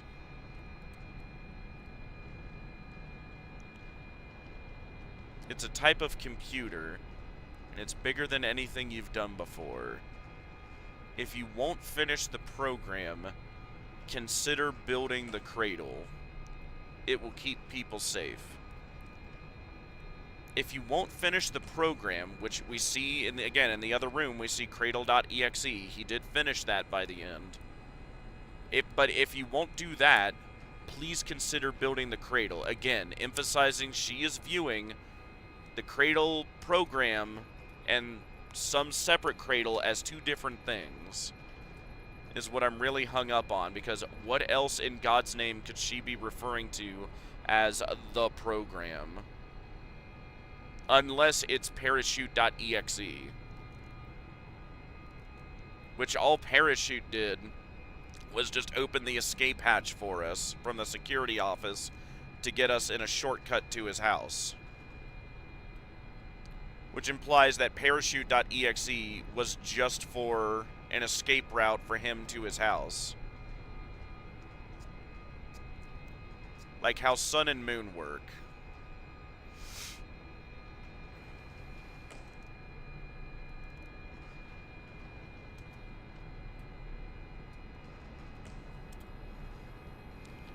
Basically, two personalities in one body.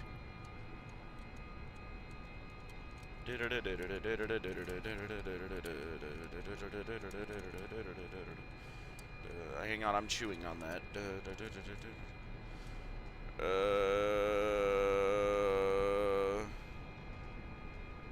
Blah, blah, blah, blah, blah. So what, do you think Fiona's soul/mind went into Mexis? Her soul/mind is in the Endo. And what, like, why would she be mad and crazy and evil? And it doesn't seem like, no, like, all of her had to leave, right? If you're right and there's only one Endo somehow,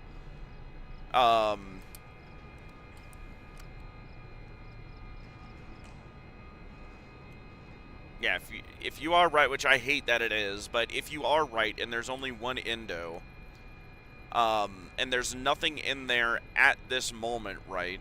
Like, Fiona's not in it, Fiona's in the Mexis machine. And David's not in it, David's, like, floating around the factory, scaring us for some reason. If that's the case, and nothing is in the Mimic, why is she talking about keeping David safe if David's like a floating around spirit? Like, how could the Mimic have ever hurt David as a spirit?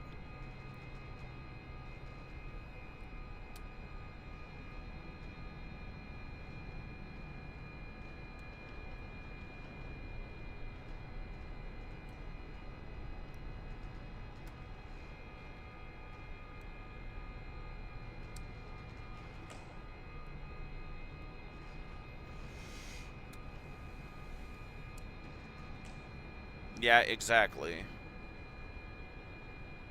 Exactly what? What did I say?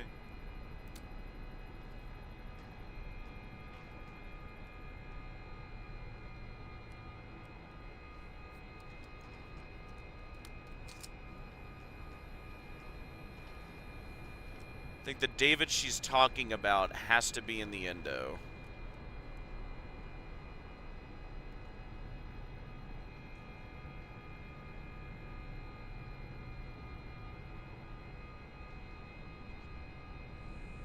Like, maybe a David program, like, mimicking him, sure. But why would she refer to the program as David if his soul is floating around? And if that's the case, then who is the it she's talking about? We need to stop it together. Here are blueprints for a cradle. It can keep David safe and provide boundaries. It's a type of computer, and it's bigger than anything you've done before. If you won't finish the program, consider building the cradle. It will keep people safe. If you won't finish cradle.exe, consider building the cradle. Do you think LA Soul can make a projection from whatever it's inhabiting? Do you think a soul can make a projection from whatever it's inhabiting? Hang on. Yes. Yes. Yes. We see that in Golden Freddy. There is a physical Golden Freddy suit that the one you should not have killed / vengeful spirit is in, right? It can't move, but it makes itself apparate around, right? Even though the suit itself doesn't move. So yes, a soul, but like clearly a soul is possessing Golden Freddy, right? So yes, I would agree, yes. A soul, even though a soul is possessing something. So what if David's soul really is in the Mimic? Well, that would contradict what we heard Edwin say before, and we have heard no update since. Like, I'm not gonna do it. I can't, you know, bear it. He couldn't bear to see Fiona in the end as a robot. You're not her. You know, I was so crazy to think that you could be her. Even though her soul is in there. You know, and like, oh, I can't go through with it with David, right? In that audio log, right? But it can project an illusion. So what if David's soul is in the Mimic, but it projects and can project an illusion of Tiger Rock? Exactly.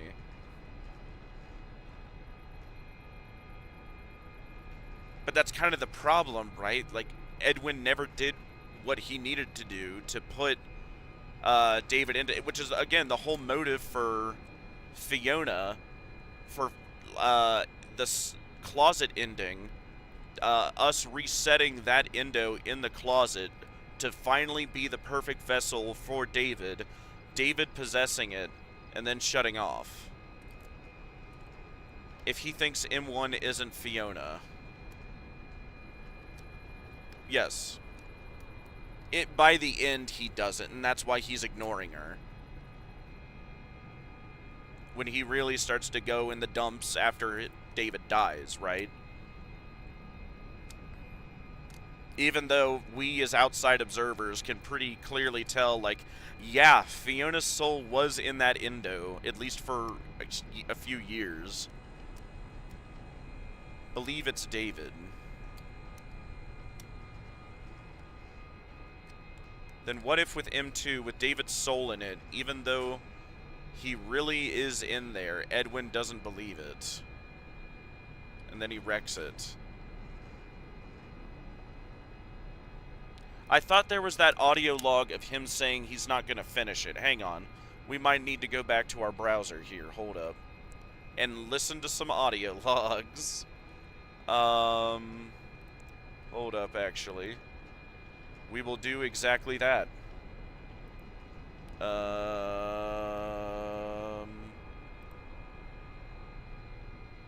up. Or wait, no, that one does that one. Or wait. Yeah, this is the one I wanted to do. Okay. Finish what? Oh, if you... Not necessarily a second endo, but just finish the endo or a endo for David. Like, I remember the audio log wording it as if there's something Edwin had to do to finish it, which is why Fiona or whoever that endo is chasing us at the end to grab the data diver, because whatever has to happen to finish the other endo for David requires an executive level data diver, right? Which is what we see in the closet ending, remember? We do the things to where with the storybook to where it'll finally like shut down in front of us and we can use our executive level data diver on its chest and presumably like reset it and run cradle.exe to where finally that's a perfect vessel for David, apparently. That's what I got from that ending, right? Otherwise, again, what's the motive for needing the data diver in the first place? And starting all this drama. Here, blah, blah, blah, audio logs, Secret of the Mimic. Yeah, he didn't finish making M2 David. Yes, and that's what I'm saying, right? Hang on, where's the real G1? I think I saved it. Hold up. Yes, this one. Until the installation is finished. I am gonna have to search to find it, though. It's hard to explain. I just... Blah, blah, blah. All workers. Stopped and ended up trashing it, yes. Why does it look... Yeah, that's her. Aiden, go.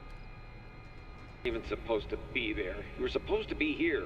Me and David. Him lamenting her Oh, death. how am I supposed to tell David? His mother's gone. I can watch him play while I'm loading and unloading freight, and he'll be under watch at all times. The loading dock is like 200 feet away. Yeah, sub the big gun and all that stuff. Da, da, da. I know you're my lawyer and all, but there's no regulation that says I can't have it there, so just get off. I'm talking about the playset. This is all so much. He's gone. He's gone, and now everyone is asking me what to do, and I don't know anything. I can't run a company. I'm not ready. I can't. Oh yeah, that's him with his dad.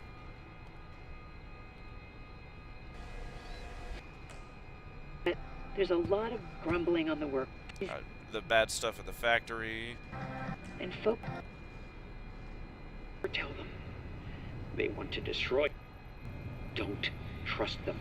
Never tell them. They want to destroy you. Dad was right.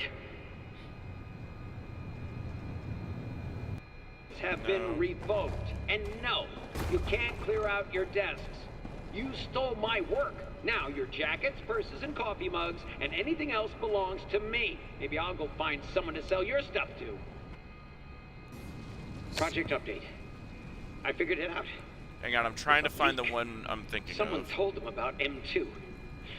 Well, they can't have it. Every copy has failed. I don't even know why it worked the first time. But it did. It's just not ready. Yeah, so perfecting vessels for Fazbear. Attention all personnel. The power surges have been... Stop. You're not him. Yep. You're not. Stop sounding like him.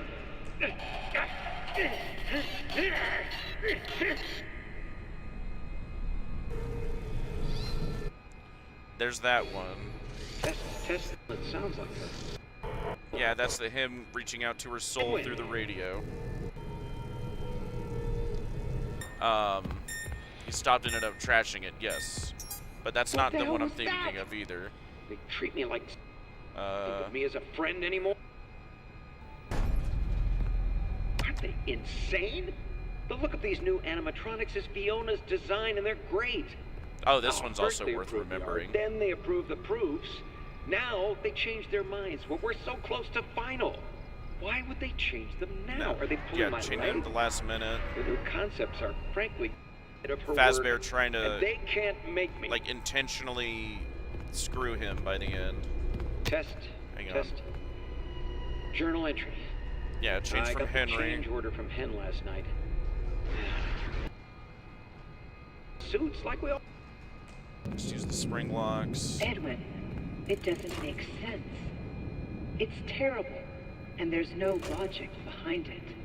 It happened, and you have to deal with it. You did it before. We can fix things together. This might be here it. to help. Hang on, I need to hear that again. Edwin, it doesn't make sense. It's terrible, and there's no logic behind it. It happened, and you have to deal with it. You did it before.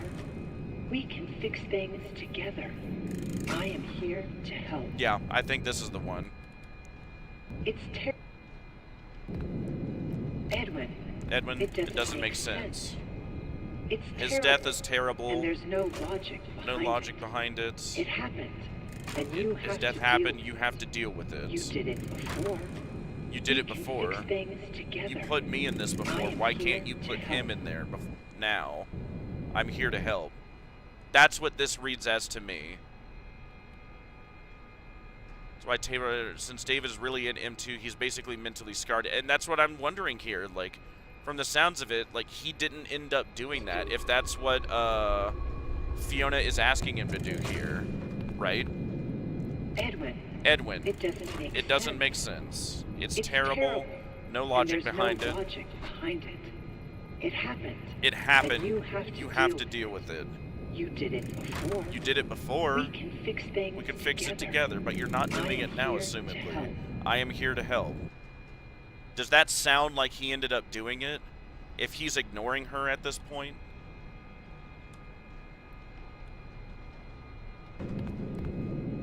Edwin, it doesn't make sense. It's terrible, and there's no logic behind it. Behind it. it. Happened, and you have it happened, to deal his death, you have to deal with it. You did it before. Just like you dealt with me dying. And how you fixed it. Yeah, we fixed it.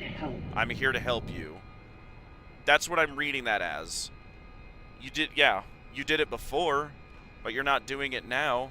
It happened, you have to deal with it. And yeah, we'll listen to the others here as well. Edwin, you need to listen. I know you were excited, but you can't let them know about me. It's not safe. They wouldn't understand. This is her talking about one of the previous ones we got where, oh, there was a leak. Someone told them about M2, and M2 being Fiona. It's not safe. They wouldn't understand. Keep it between us for now. Yep.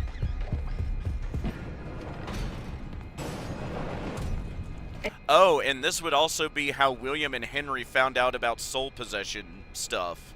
If someone leaked to them M2. Like, oh, hey, like, we've been seeing the Edwin talk to his dead wife. We wonder if she's still alive. And now he's got this robot walking around, acting like his wife, right? Like, Edwin, you can't... That would be the linchpin for both William and Henry to understand how possession works in this universe as well, which is also really neat. Put it off any longer. You need to try again. Ooh. Build another. Oh, that's also an important one. Edwin. You can't put it off. Can't put it off any longer. You need to try again. Try again. Build another. Build another. He's been building a bunch for David. What about this one? For the last time. No. Yep. Him. Bingo. Oh, who am I kidding? You're not really you. It's so stupid. Edwin, calm down and give it some thought. Try again. Make another, and we can all be together. All this time wasted? I should have been having fun with him, playing games and teaching him how to make things. But I didn't. You. I let a machine raise my kid. You're not real. What was I thinking? You do not mean that. It is me. I'm Fiona. Stop talking like her. You're not her. I never want to hear or even think about you ever again. Ever! Yep. This is the important one. You. Build another. Build another. He was trying and trying and trying to make a best vessel for David. For the last time, No, it wouldn't be him. Oh, who am I kidding? You're not really you. That's so stupid. Edwin, calm down and give it some thought. Try again. Make another, and we can all be together. All this time wasted? I should have been having fun with him, playing games and teaching him how to make... But I didn't, yeah. And so, yeah, are you convinced now that David is not in MO2 in this game? He doesn't end up doing it. Who am I kidding? You're not really you. I've been so stupid. For the last time, no. Right? And it sounds like after this, he's about fed up with her, too. You're not real. What was I thinking? I let a machine raise my child. I am now going to put you in the Mexus, I guess. What was I thinking? What was I Mean thinking? that. You're not. It is It's me. I'm Fiona. I'm Fiona. Stop talking. Stop like talking. You're not her. You're not her. Never want to hear or even think about you Ever again. Ever. How does that grab you? He doesn't want to see her ever again, so he just put her in the container in the Mexus machine under the factory and just ignored her from that point forward. And again, this here shows, like, he did not... What do you think he's attacking in that recording? He's attacking the M2 with the program that sounds like David and is mimicking David. That is in the vessel. Hang on, where is that one? With the Tiger Rock section. Yes. That's him recording that. This one. Stop sounding like... Yeah, this one. Venturing down into the tunnels. Wait, Use what is this? extreme...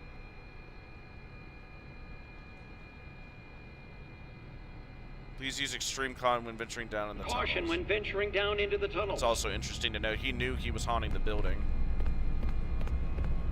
Stop. You're not him. You're not. Stop sounding like him. Yep, exactly that. You're not him. You're not. Stop sounding like him. You're the program I made in the vessel to coax him into it, but I just can't go through with doing that. And then that's when he beats it.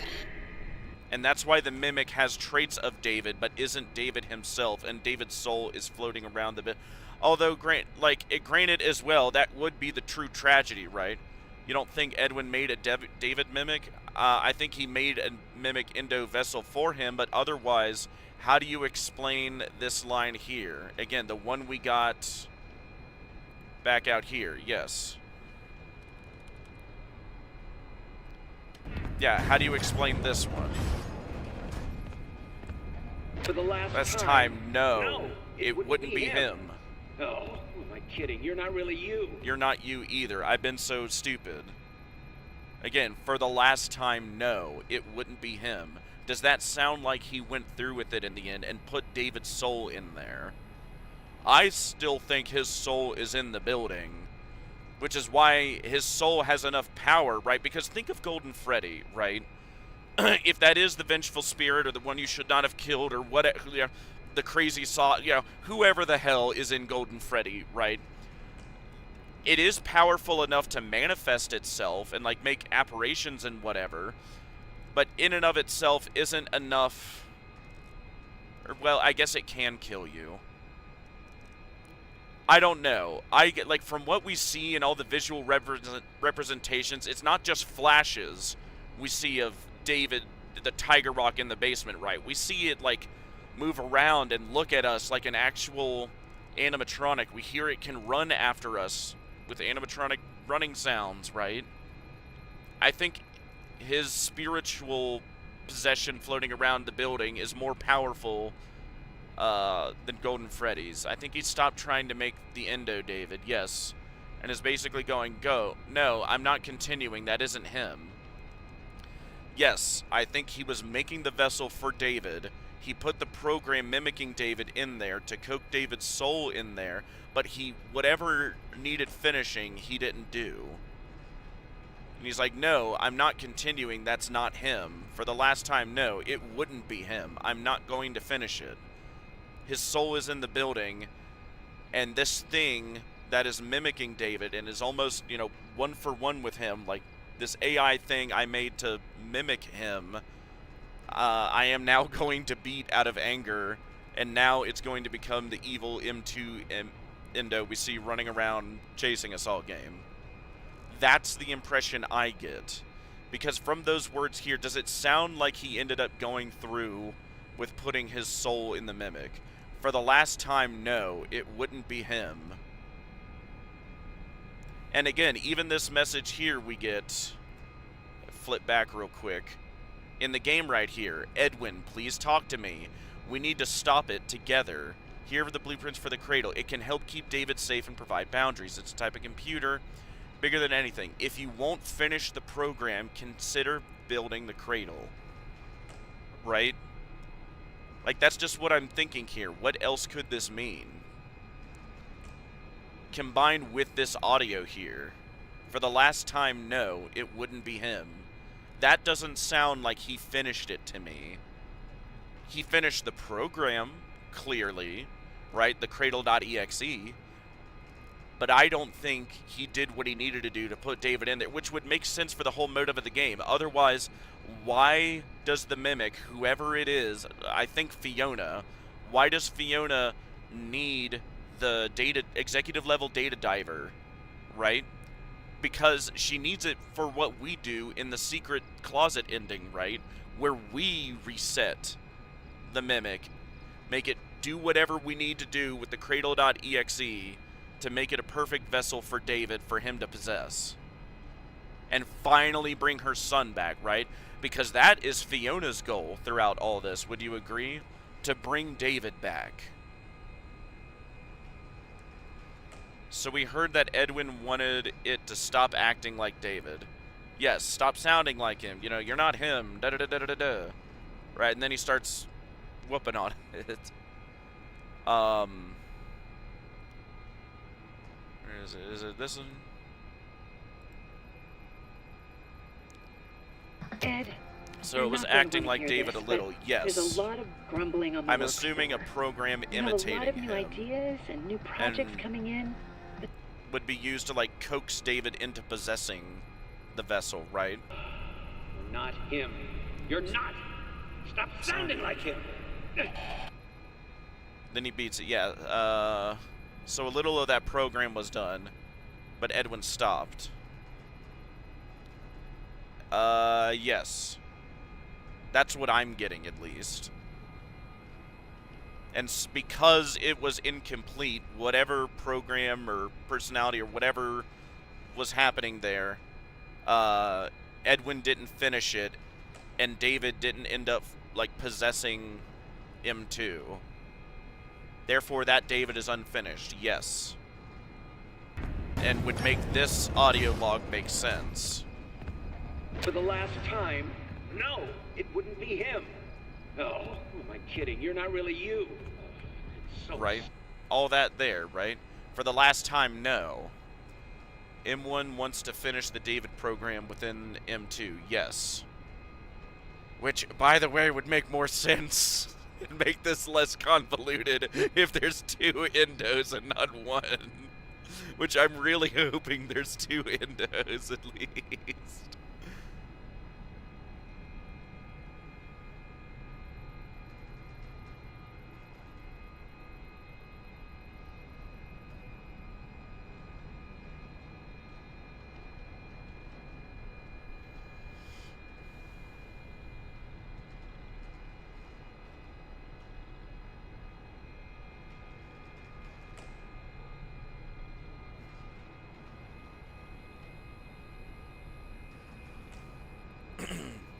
Yeah, that makes it. I mean, hey, feel free to, like, poke holes if you can see any, but that's the impression I get at this second, right? What is it? Yeah, Edwin's saying right there, for the last time, no, it wouldn't be him. also imply, and like what we see him say later in this, you're not really you, right? He like, it seems like he lost faith by the end, basically. So the David she wants to keep safe is the one in the endo that's stuck with the violent personality. No, I think she wants... blah, blah, blah, blah, blah, blah, blah, blah, blah, hold up. Blah, blah, there. Please talk to me. We need to stop it together. What else should get... or could they be stopping? That she would refer to as an it, right? Here are the blueprint for a crate. It can keep David safe. So she thinks this it and David are separate. So we've got two things right there, right? The David personality and the evil personality are stuck together. Or the David personality program that was in the Mimic became like an evil David one, right? The it is the evil personality, or it isn't David. Yeah, and that's basically what I think, right? That, I guess to coax David's personality, or to coax his soul into the Mimic Endo, he had to make a program mimicking David as well, right? I guess maybe because he was so young versus Fiona. She doesn't think the evil personality is David. She thinks that personality is a it. Yes. That is what I'm gathering. That's what I'm reading from this thing we see here, right? Edwin, please talk to me. We need to stop it together. Here are blueprints for a cradle. It can keep David safe and provide groundies, presumably talking about the cradle. The cradle can keep David safe and provide boundaries.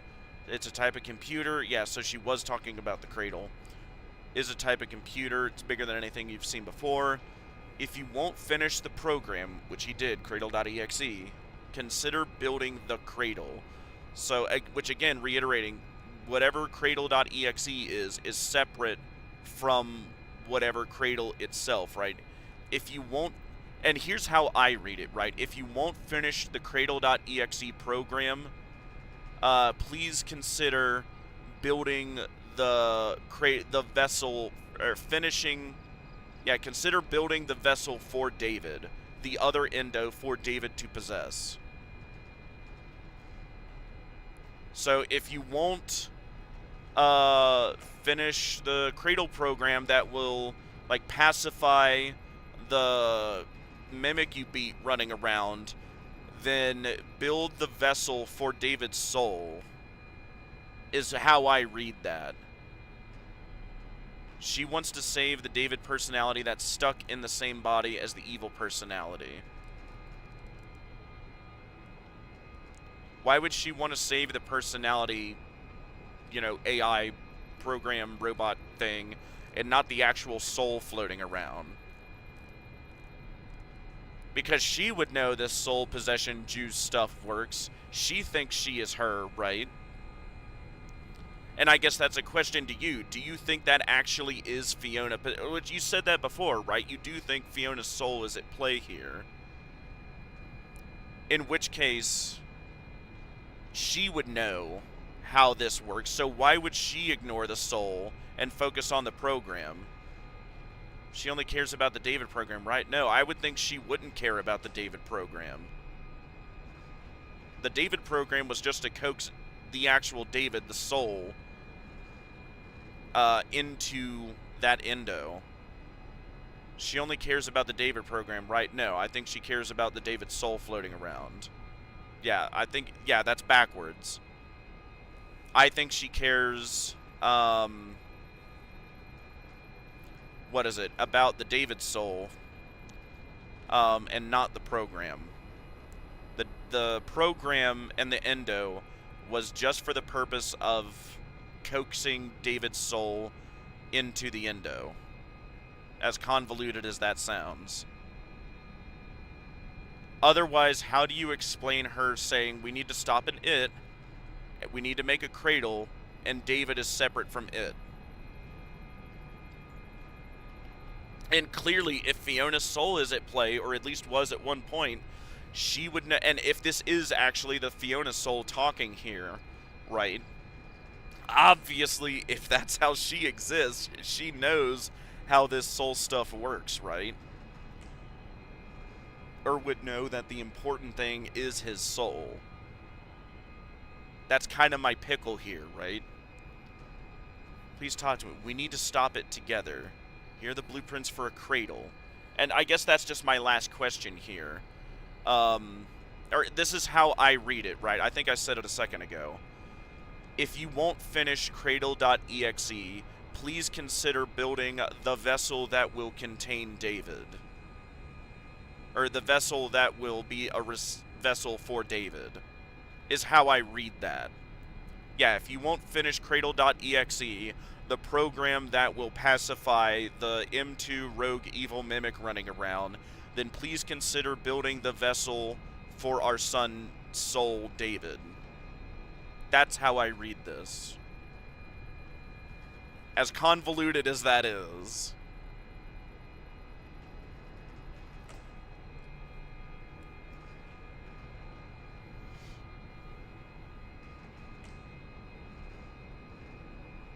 Okay, okay.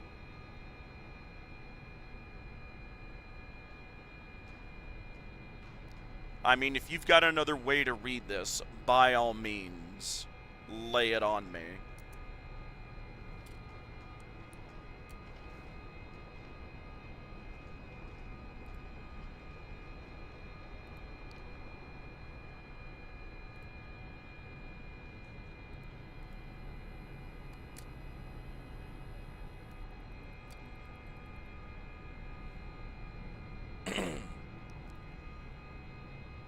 So you think that when we turned on the cradle, David's soul got slurped in the Mex's cradle then? That part of this is the, like, we needed to get all this groundwork on who's who and what's going, like, now we can try to figure out what's going on, right? And I need to think about that. Hang on. So you think that when we turned on the cradle, David's soul got slurped into Mex's?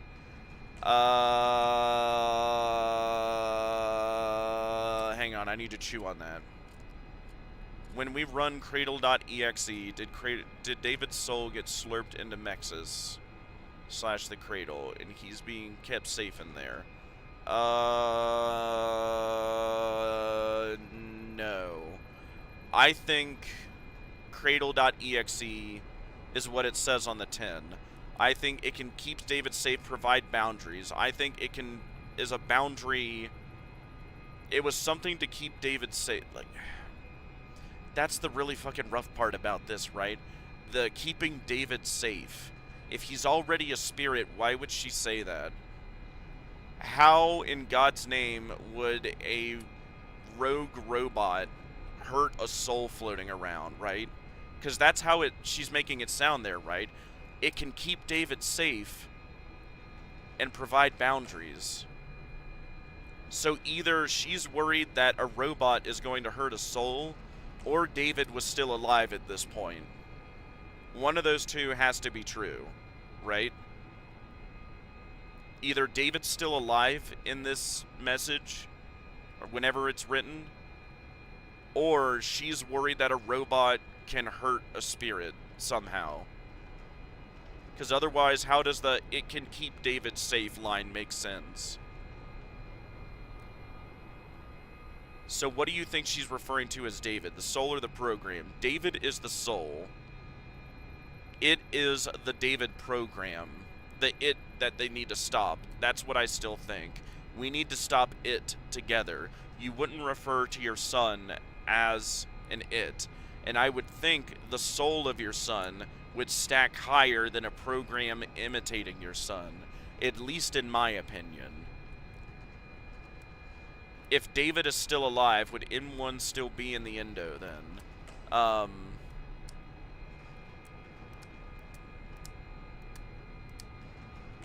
You know, part of me wants to say I think the M1 is its own endo. Part of me still does. But, if David is still alive, would M1 still be in the endo? I mean, possibly. David, please talk to me. We need to stop. Maybe this was when he was ignoring Fiona in M1, but before he put her in Mexus. If so, M2 shouldn't exist yet. Yes. Actually, yeah, that is a good point. So there shouldn't be any threat when David's alive. Which, yes, you're absolutely correct. So that eliminates it to mean somehow then she's worried that a rogue-it robot, presumably M2, running around could somehow hurt the soul of David. Which, good God, how? I have no idea how to explain that.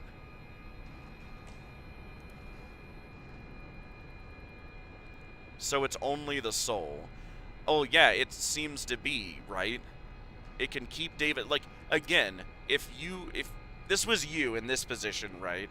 And you know, your kid has died, and, you know, the husband or wife was making, the vessel container thing to put him in. He didn't go through with it in the end, and now, your spouse beat it, and now it's evil and running around. Who are you going to refer to as he, your son David? And what are you going to refer to as an it? The evil thing running around that's an empty container? Or the soul of your son floating around this building, right? That's how I view this. So that means the Cradles captured David's soul to keep it safe from M2.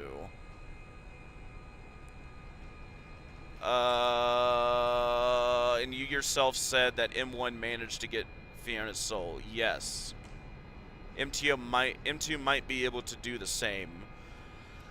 I think that was the intention. I don't think Edwin went through with it. The Cradle captured David's soul to keep it safe from M2. I think the Cradle.exe program is something like you said before, and is something that can be applied to M2 to give it boundaries. What I'm massively curious about is how would that keep David safe? In which case, right, if that's not the case, and it's just a way to suck in his soul, then what's the difference between the program and the Cradle? Because we read that right there. If you won't finish the program, consider building the Cradle. If you won't finish this thing, build this thing. Two different things, right? Like, how would she say that as one thing? Like, if you won't finish this thing, please build this thing. Two different things, right? How do we have two things there then? If they're both made to do the same thing, what's the point of two different ones, right? What's the point of a Cradle.exe program if a built Cradle is also for the same thing, right? And that's how I view it. The Cradle.exe program is something to, like, nullify the rogue mimic running around. And the Cradle, physical built Cradle itself, was supposed to be the vessel for David. And she wants him to finish the vessel so David's soul can get in there, which would be another method of keeping David safe. David's soul. And the M2 repaired itself and went rogue. So the vessel technically fixed itself and could be running around trying to get David's soul. Got slurped. Actually, there is a thought. Do I think the rogue mimic could be running around trying to capture David's soul? Maybe, I guess.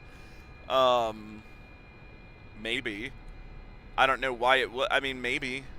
I've not thought about that before. And yeah, that would be a motive for her to say, like, oh, yeah, we need to keep it. We need to either put a leash on this rogue mimic running around or put our son's soul in the vessel. Yeah, that would still make sense. Right?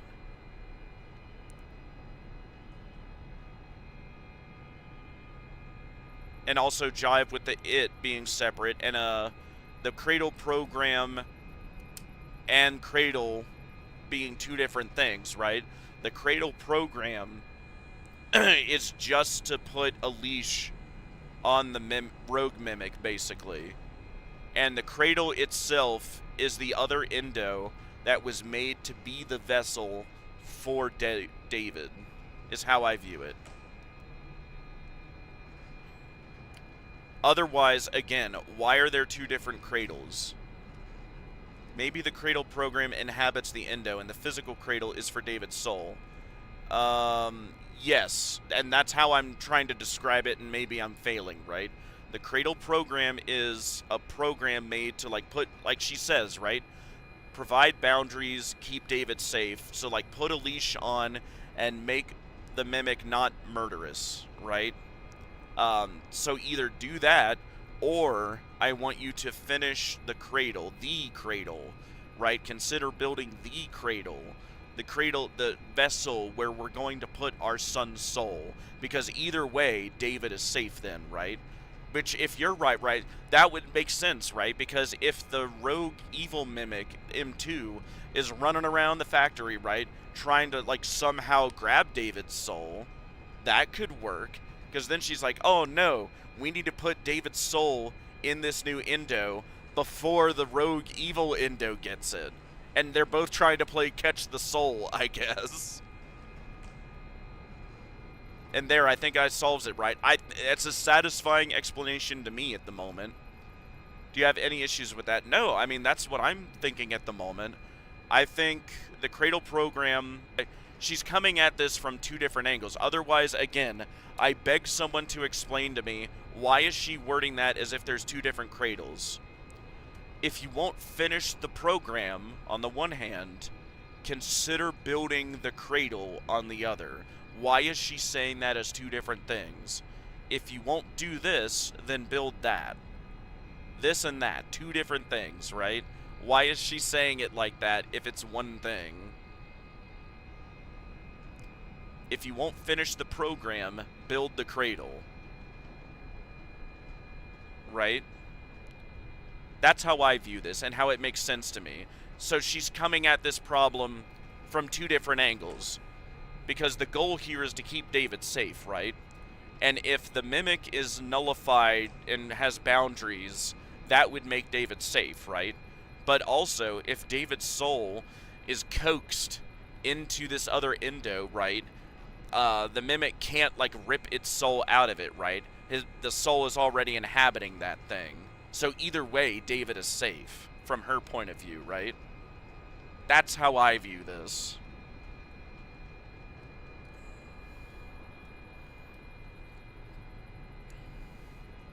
I swear to God, by the end of this, we will discover Gooberline. There we go then. I mean, hey, if we're in agreement with that, like, I honestly was kind of hoping you'd come up with things that are, like, that could counter this idea, but that's just a theory I've got so far. What is it? Basically what we see, right? This vessel, the one vessel was made, the imperfect one, that was going to be for David. Edwin ends up beating, becomes evil. It had the program mimicking David to originally coax his soul into.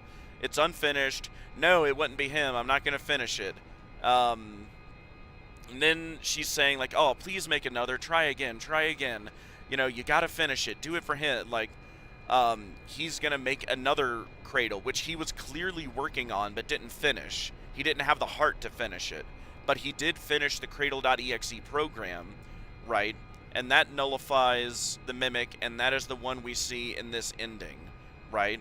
And maybe that's why it takes the data diver without killing us.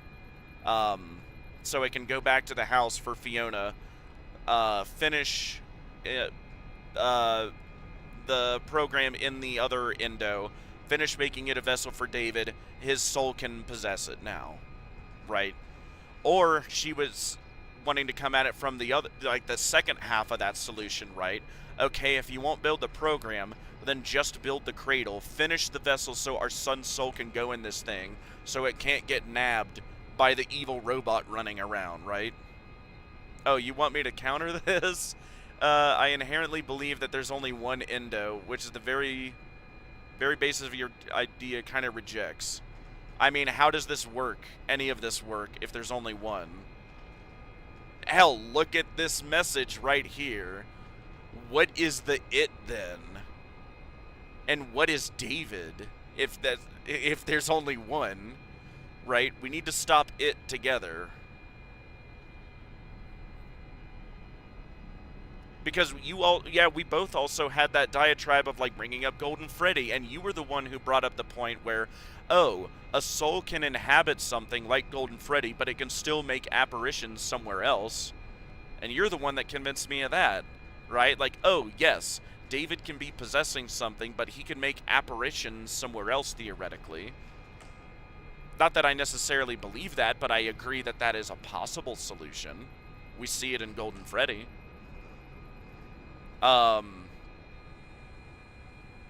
I'd love for you to explain how there can only be one endo here. And again, like going all the way back to the teleporting endo problem in the closet ending. That would be my counter, is you explaining that. If there's one endo, then here's how I think it could work. If the soul is separate. Okay. I'll humor you, though. Like, explain the one endo solution, and I will hand wave the teleporting endo issue.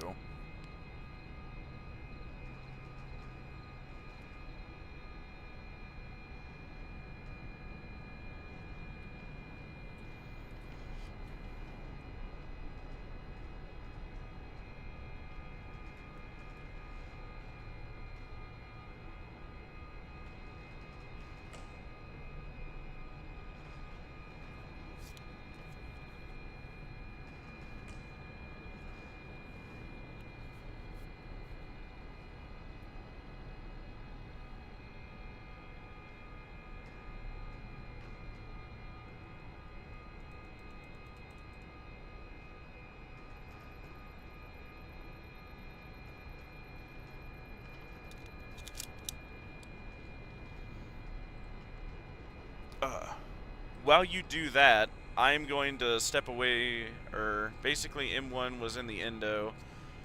Edwin couldn't make another endo, so we put M1 in Fiona. Okay, let me chew on that. M1 Fiona was in the endo. Edwin couldn't make another, so we put M1 Fiona into Fiona. Okay, I dig it. Or Fiona Mexis, or whatever the hell we're calling them. But yes, I track with you so far. Yeah, M1 in the endo. He couldn't make another. So we put her in the machine. Okay, I dig it.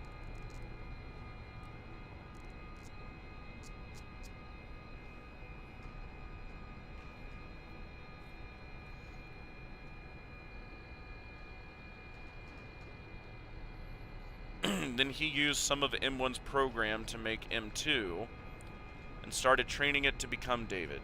Okay.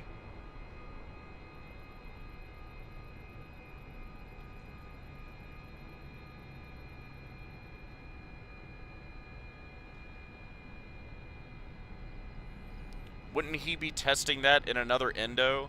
How would he be training two? If there's only one endo, wouldn't that be a little convoluted to train two different programs in one endo, especially when your wife is possessing the same endo too? That's a lot to happen in one endoskeleton. I guess is just my thought.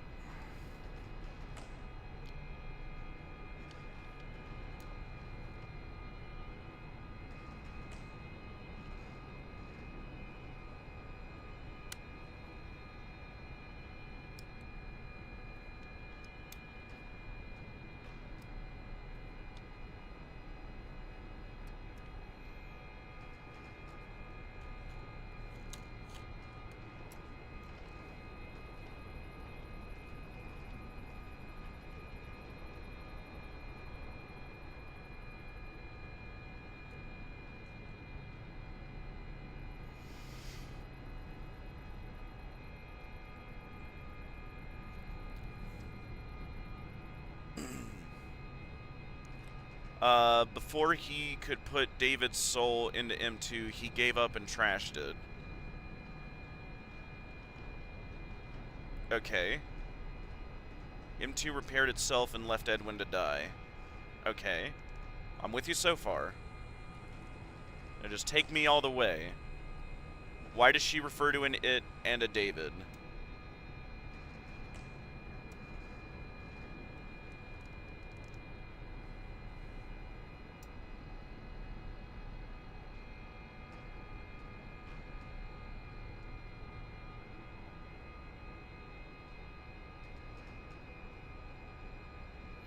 And moreover, how would he be testing two different programs in the one endo that his wife is also possessing? M1 doesn't know that Edwin died or ran away. So, and tried to get in touch so Edwin would make the cradle.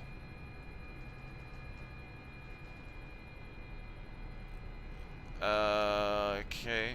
Yeah, the M1 with the Fiona's soul in it doesn't know that Edwin died or ran away. I guess that's a question too. Do you think at that point,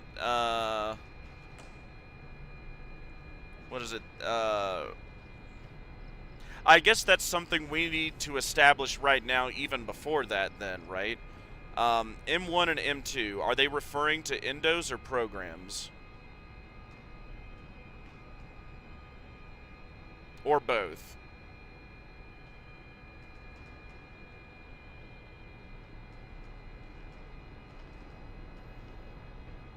Because some of the audio logs and just the context of everything I've seen, it sounds more like endos to me and not the program necessarily. With the violent M2 running around, it's trying to get David's soul. Okay. I'm with you with that too. So you think it's the programs and not the endos. I guess that's where we disagree. I see M1 and M2 as referring to the endos and not the programs. Otherwise, again, like, how does it make sense for him if his wife is already possessing M1, right? And let's, which presumably M1, Fiona is possessing the endo and not a program, right? Unless, like, do you think that's the case? Do you think Fiona ended up possessing a program? Or did she end up possessing an endo? Like, because that just seems to make more mental sense to me. Possessing a physical thing versus possessing a digital thing. And I know Scott likes to do that with the digital world, which, sure, you know, look at Glitch Trap. The explanation is simply that Edwin doesn't know how to make another mimic endo. And wouldn't that be a little convoluted to have that much in one endo then? And how would that work? Having your wife's soul, her program, and the program you're running to coax David into all in one endo? God, how would that work? What? Like, and more, like, when was the Mexus thing being made? When was he gonna move his wife over? Why didn't, like... And if he was willing to make an endoskeleton body for his wife, why wouldn't he do that for his son? Or if he did do that for his son and was gonna just move his wife in the machine, why didn't he do that for her too before he changed his mind, right? He himself said he doesn't know why it worked the first time. And that's even more of my point, right? Why would you risk moving your wife's soul if you don't even know how it works? He makes Fiona to house M1 in, yes. And, like, that's kind of my problem too, right? If there is only one... Well, either way, it's risky, whether there's one or two endos. It was really risky of him to move Fiona from M1 into the Mexus, right? Because that's my thing, right? You admit you don't know how this works. What if when he did that, he would have, like, erased her soul or something? Right? Yes, and you do think it was in the M1. And yeah, we're on the same page with that. Bare minimum, she was in there at one point. And granted, I think that too. I think she ended up in the Mexus. After, you know, he got tired of her, oh, you're not her, I never want to see you again. Oh, I know, I'm going to put you into the Mexus machine under the factory and then proceed to ignore you for forever. So both the code and the soul was moved into Fiona. Okay.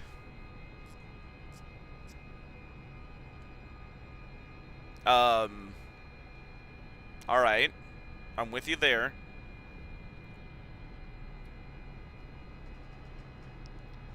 That he ended up doing that. Yeah, put her into there, even though, again, that would have been really risky. You know, that's not a you thing, that's a, Edwin, that's very risky kind of thing. So the Mimic Endo is empty at that point, yes. And Edwin put the M2 code into that Endo.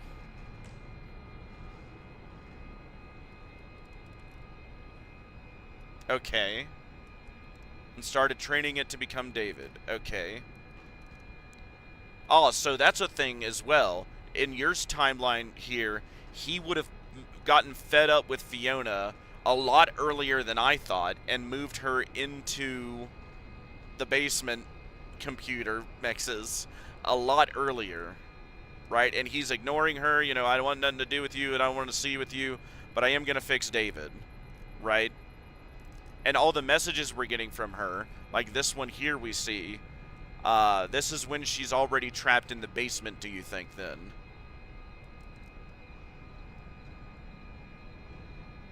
And he started training it to become David, and he decided to stop and trashed M2.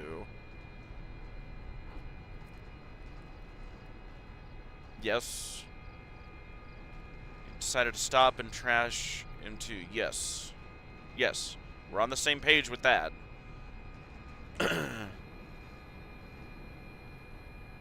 Then it became violent and fixed itself. Yes. We see that in the one audio tape. Yep, yep, yep. I'm with you so far.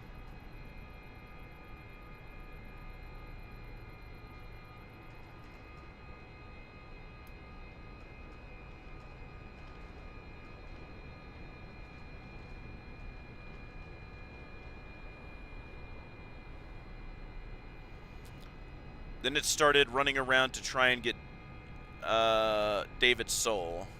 Okay. And while I do agree with that, I guess I'm more just wondering out loud, why does it want his soul?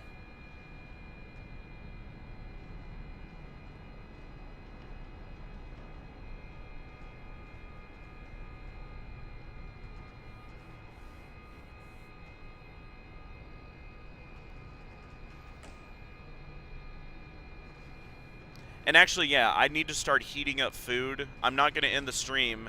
I'll come right back once I start throwing stuff in a heater device, but can you answer that for me over like the next 5 minutes or so? So take your time. M1 wanted to stop M2 or protect David's soul. Yes. Well, it sounds like she wanted to do both, and in this message here, she's presenting it as two options, right? If you won't finish the program, build the cradle, right? So if you won't stop the mimic, put our son in the machine, in the endo, right? That's how I read that.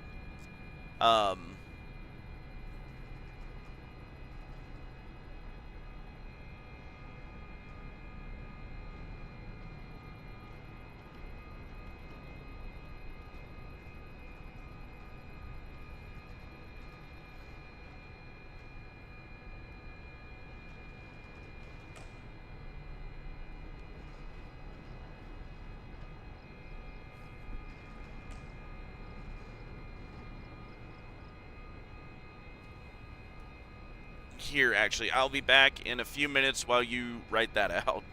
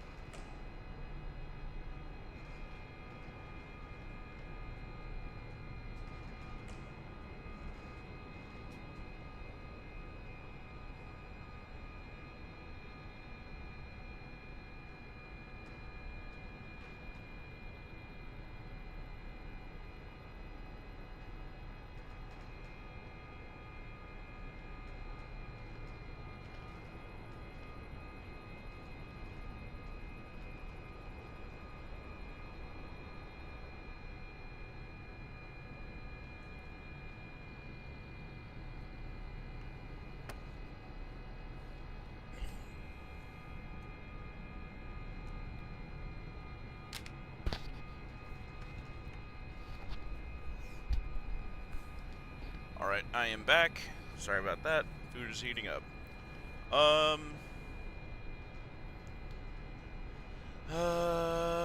Where'd I leave off?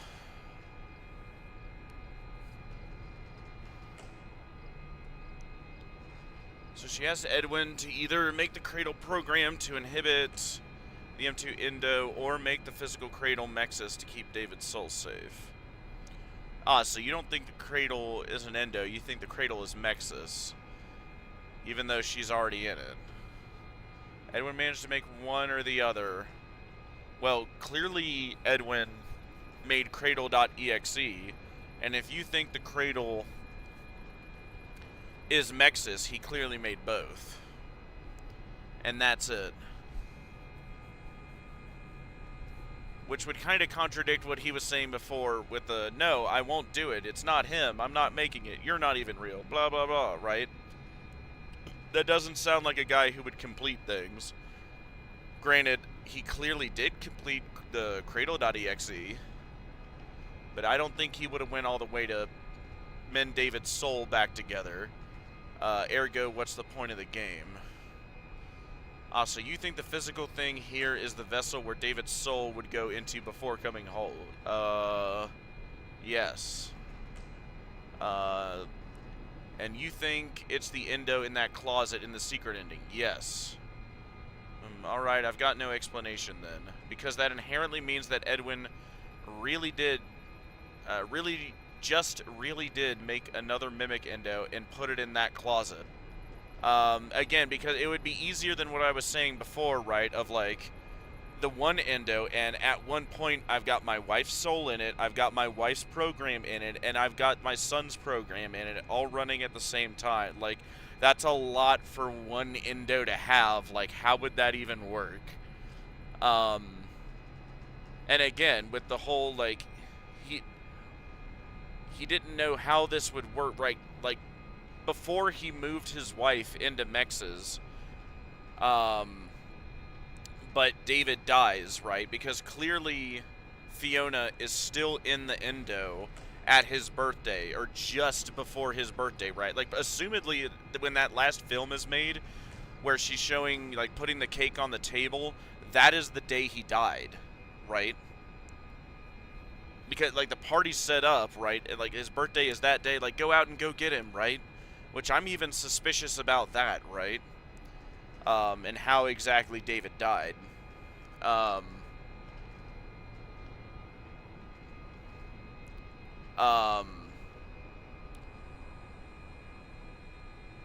because that inherently means that Edwin really just make another mimic Endo and put that in the closet.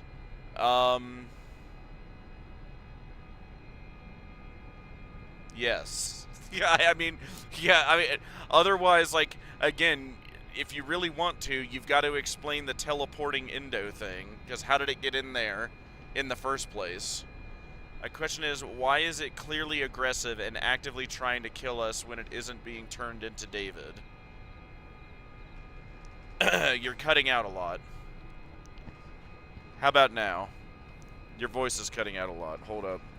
Let me hear the stream, maybe. Hold up. OBS says it's fine. Is it my mic?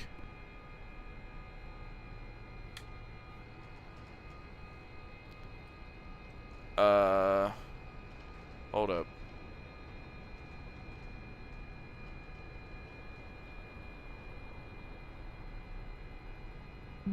The general audio too. Oh, so it's all kind of bad. Hold up then. OBS says it's fine. That's weird. Hang on. Let me... Oh, okay. That fixed it. Okay. Perfect. What was it? I was largely just reading what you were already saying. What is it? Inherently means Edwin really did just make another mimic Endo and put it in the closet. And yes, apparently. Otherwise, how in God's name did that Endo get in there? And your question then is, why is it clearly aggressive and trying to kill us when it isn't being turned into David? Because he beat it and the Mimic is mimicking that. And because David's soul didn't get put into it, that is the program, again, continuing to mimic not only David, but now the aggression, anger, and even agony of Edwin. All in one, like, container, basically. It's just missing the soul of David.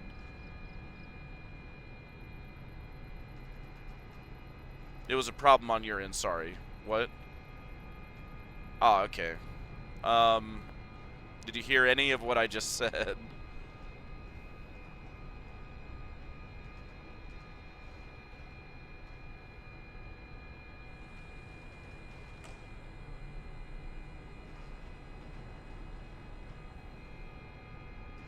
Do you think the Mimic in the closet is M2? No, I think they're two separate endos. Otherwise, again, if they're not and it's only one, we have to come back to the teleporting endo problem. Because how in God's name did that guy get in there? Because we're in the vent going through, right? It couldn't have slipped by us there. It didn't bust through a window, it didn't bust through a door, and it didn't bust through the wall behind the closet. Oh, so an M3? I mean, I guess so. It would be. Well, no. No, there's only two. There's only two endos. Yeah, there would be two. The M1, the Fiona ended up in the Mexus machine. He was going to use the endo body she was in to put David in. Or no. No. Hang on. Yes.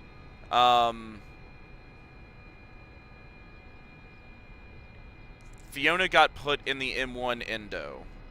Right? Her soul was in there. She's there for years. Okay. Oh, now David's dead. Okay, now I'm going to start to make a body for him.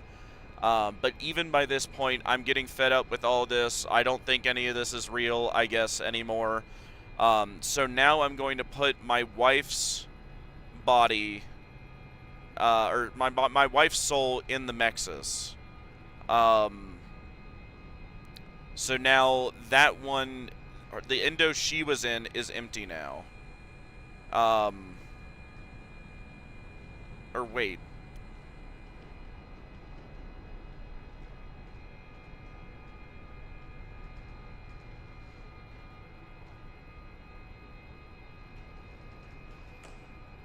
God, you're right. It is so hard, but it's still, like, it would be so much easier. But good God, I'm going to keep coming back and back and back and back to the point of, like, how in God's name did that endo get in David's room? We were in the vents. It was just out in the hall before we went in the vent. We could hear it stomping around.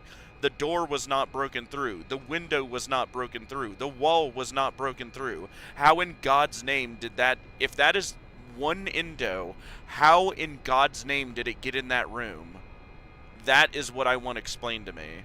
If there's not two. If there's not a specific endo he made for David. A separate endo to the one M1 inhabited. Yes, that's the only other way I can explain that. Which, I mean, again, how can you explain that then? Please. How did that, if there's one endo, how in God's name did it get in that room? In that closet?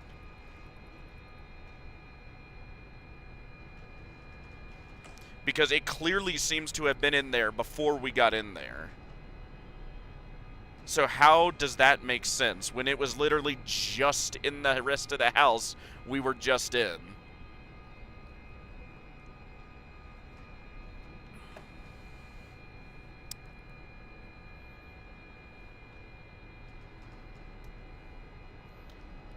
Alright, so you think the M1 inhabited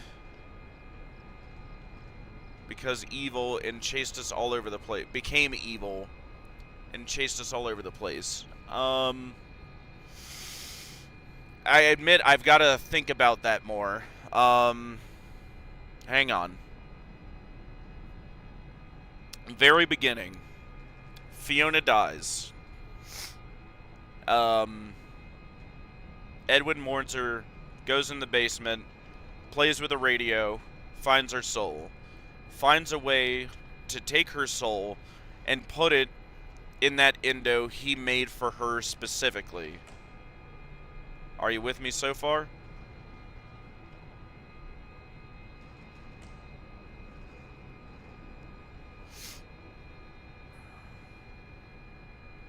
If it's the endo that's outside the room while N2 is in the closet.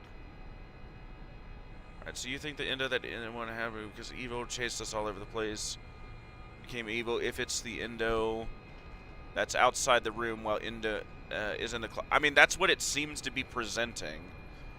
But, like, do you agree with what I've set up so far? That seems to be the case so far. Like, that's what happened. That Fiona died, Edwin lamented her in the R&D basement, he plays with the radio, finds her soul, finds a way to put her soul into an endo he made for her specifically. Okay, you are. Alright. So years go by, Fiona's soul is in the M1 endo, genuinely being Fiona. Years go by, it is now David's 5th birthday. David dies somehow. Like, oh, now, and, I'm really distraught, I'm really sad, I feel bad about all of this, and now it's to the point to where I don't even view you as my wife, I was so stupid, but no, Edwin, please finish, what you started, please just make another one, right? Make another thing for him, make another body for him. He was making multiple bodies for in that one audio log, it said he was making multiple bodies for him. He was doing the trial and error, presumably like he did, to try and imitate what he did, and I guess just got lucky on his first try with Fiona, with M1, right? The one audio tape outright says, like, from Fiona, like, just make another, just try again, like, you need to keep going at, like, he was making multiple bodies for him, and apparently they weren't working. And so what I think happened is he gets fed up with her, I never want to see you again, off to under the basement of the factory into the Mexus machine you go. Okay? That vessel is empty.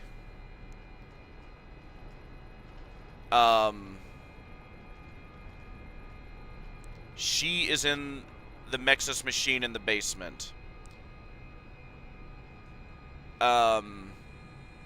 While this is going on, there was another endo he was putting the David program into to try and be a vessel for him, that he didn't complete. But instead of continuing with that one, he goes to the M1 where his wife was just in, and then he tries on that endo. But he can't go through with it. He gets frustrated and he starts to beat it, even though it's running the program imitating David. That is the one that becomes M2. If it is just a program thing. I wonder if make another could also just be the make another mimic code. I mean, granted, that's set in a room where we see all these endo parts running around, laying around in the house, right? We'd need to look at it again, which actually I think we can. What is it? It's not this one. Hang on.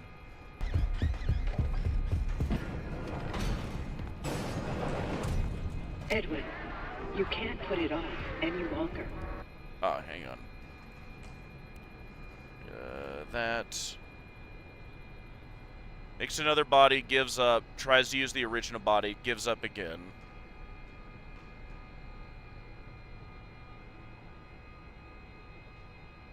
Hang on.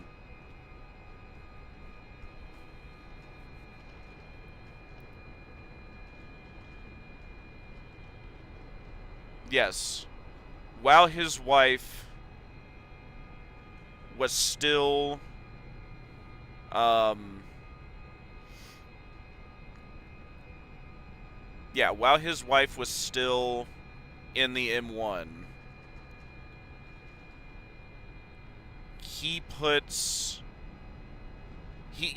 while his wife is still in M1, David died, because we clearly see she is still in the endo when David died. Would you agree with that? When David dies on his 5th birthday, they are celebrating his 5th birthday. She makes the cake just for his special day. She is still in that endo when David dies. Yes?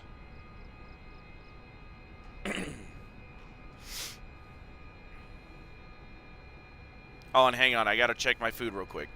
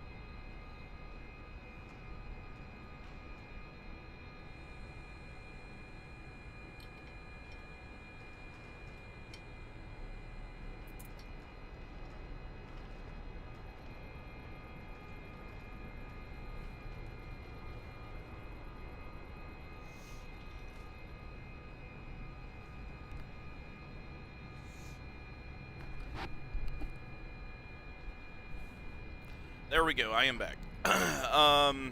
Sorry about that, my food's done. So we made another body gives up, try to use the original body gives up again. I mean, apparently, again, otherwise, again, the teleporting endo will haunt my dreams. And the first body becomes violent and runs around. Hell. So is the endo in the closet the second one he made then? Yeah, that's correct.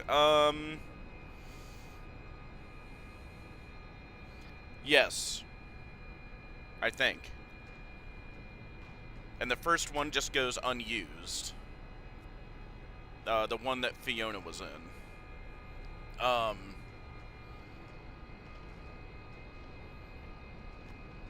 Or no. Well, see, that's the problem, right? Because if David didn't end up in the one, like, that got beaten and whatnot, and that was separate from that, then why is the mimic bad, right? That would be the problem with that. But at the same time, one, like, why is he just playing Dangerous Hot Potato?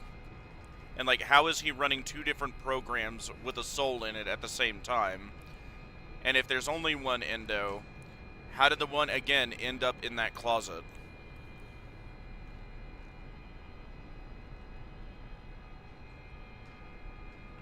So why is the one in the closet violent? That is actually an excellent question.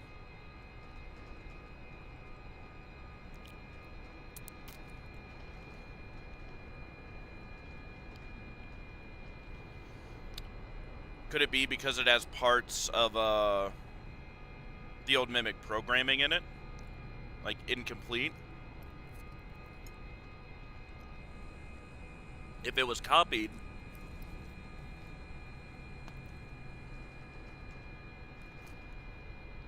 from the M1 where his wife was in,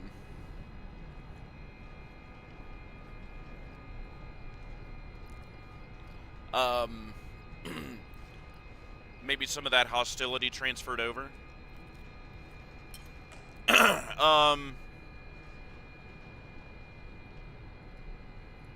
If the endo outside the room was the one that got beat up,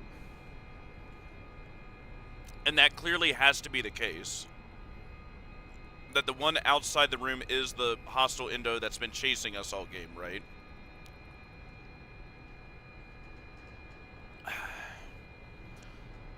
But if the one in the closet is a separate endo, why is it hostile? That is a great question.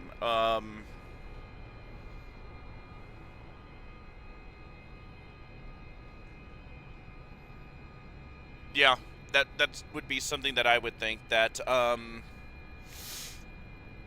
when he's working on that second endo, he copies some of the programming over that was from the Fiona AI.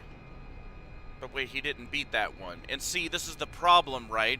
Why didn't they just make a hole in the closet?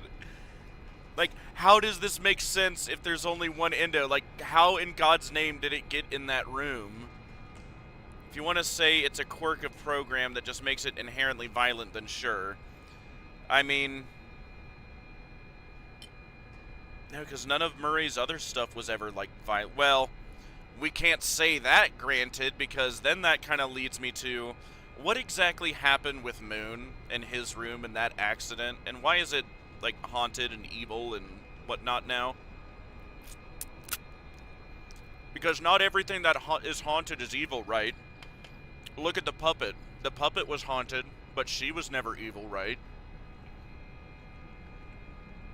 So how do we explain the moon in the basement?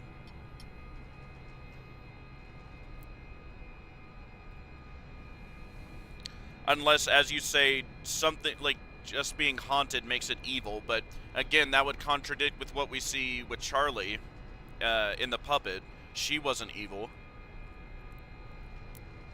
Shrugs, yeah. That is a pickle, isn't it? How is Charlie good But not only just the mimic, but the moon and the basement are both evil. Got no answers here, Chief.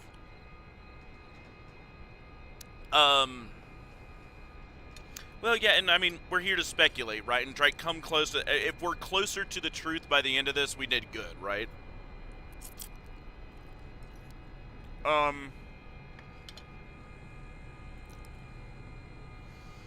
Yeah, that's just so... I will give you that. I really want there to be just one endo.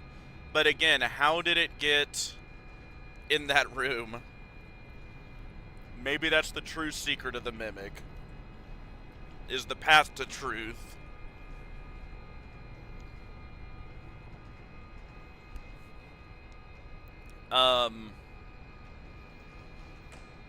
But yeah, no, I mean, unless there was anything else you wanted to see, I might end it there then. But I am so bummed we did not get to see any alternate Fazbear designs or puppet, like, which we've not even spoken about that. Like, what's the deal with that? Why was Edwin making a puppet for them? Yeah, you're good. Okay. Well, and again, you got me on Discord if you have any other questions or you want to talk about anything more, by all means. But I'm probably going to eat and chill from this point. I am very bummed we did not see any secret blueprints.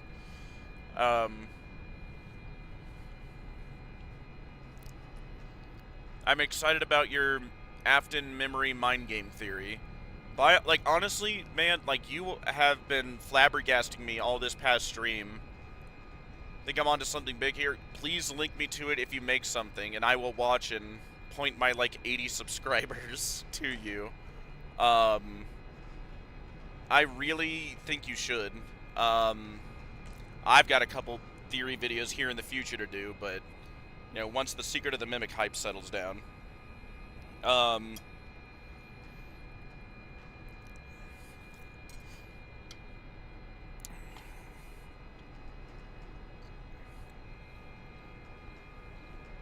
So I'm gonna refine it. Yeah.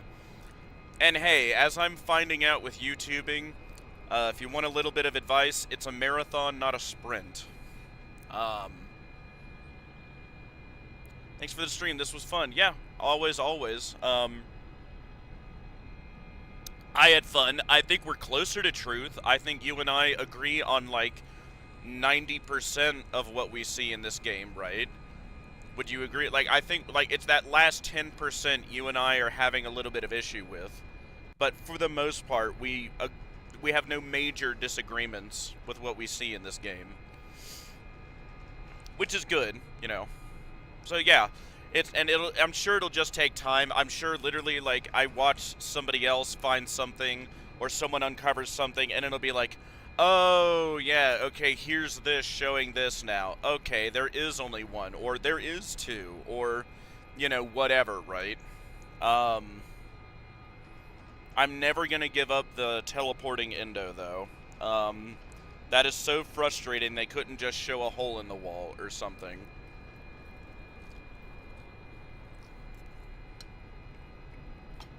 But yeah, I think I'm gonna end stream there.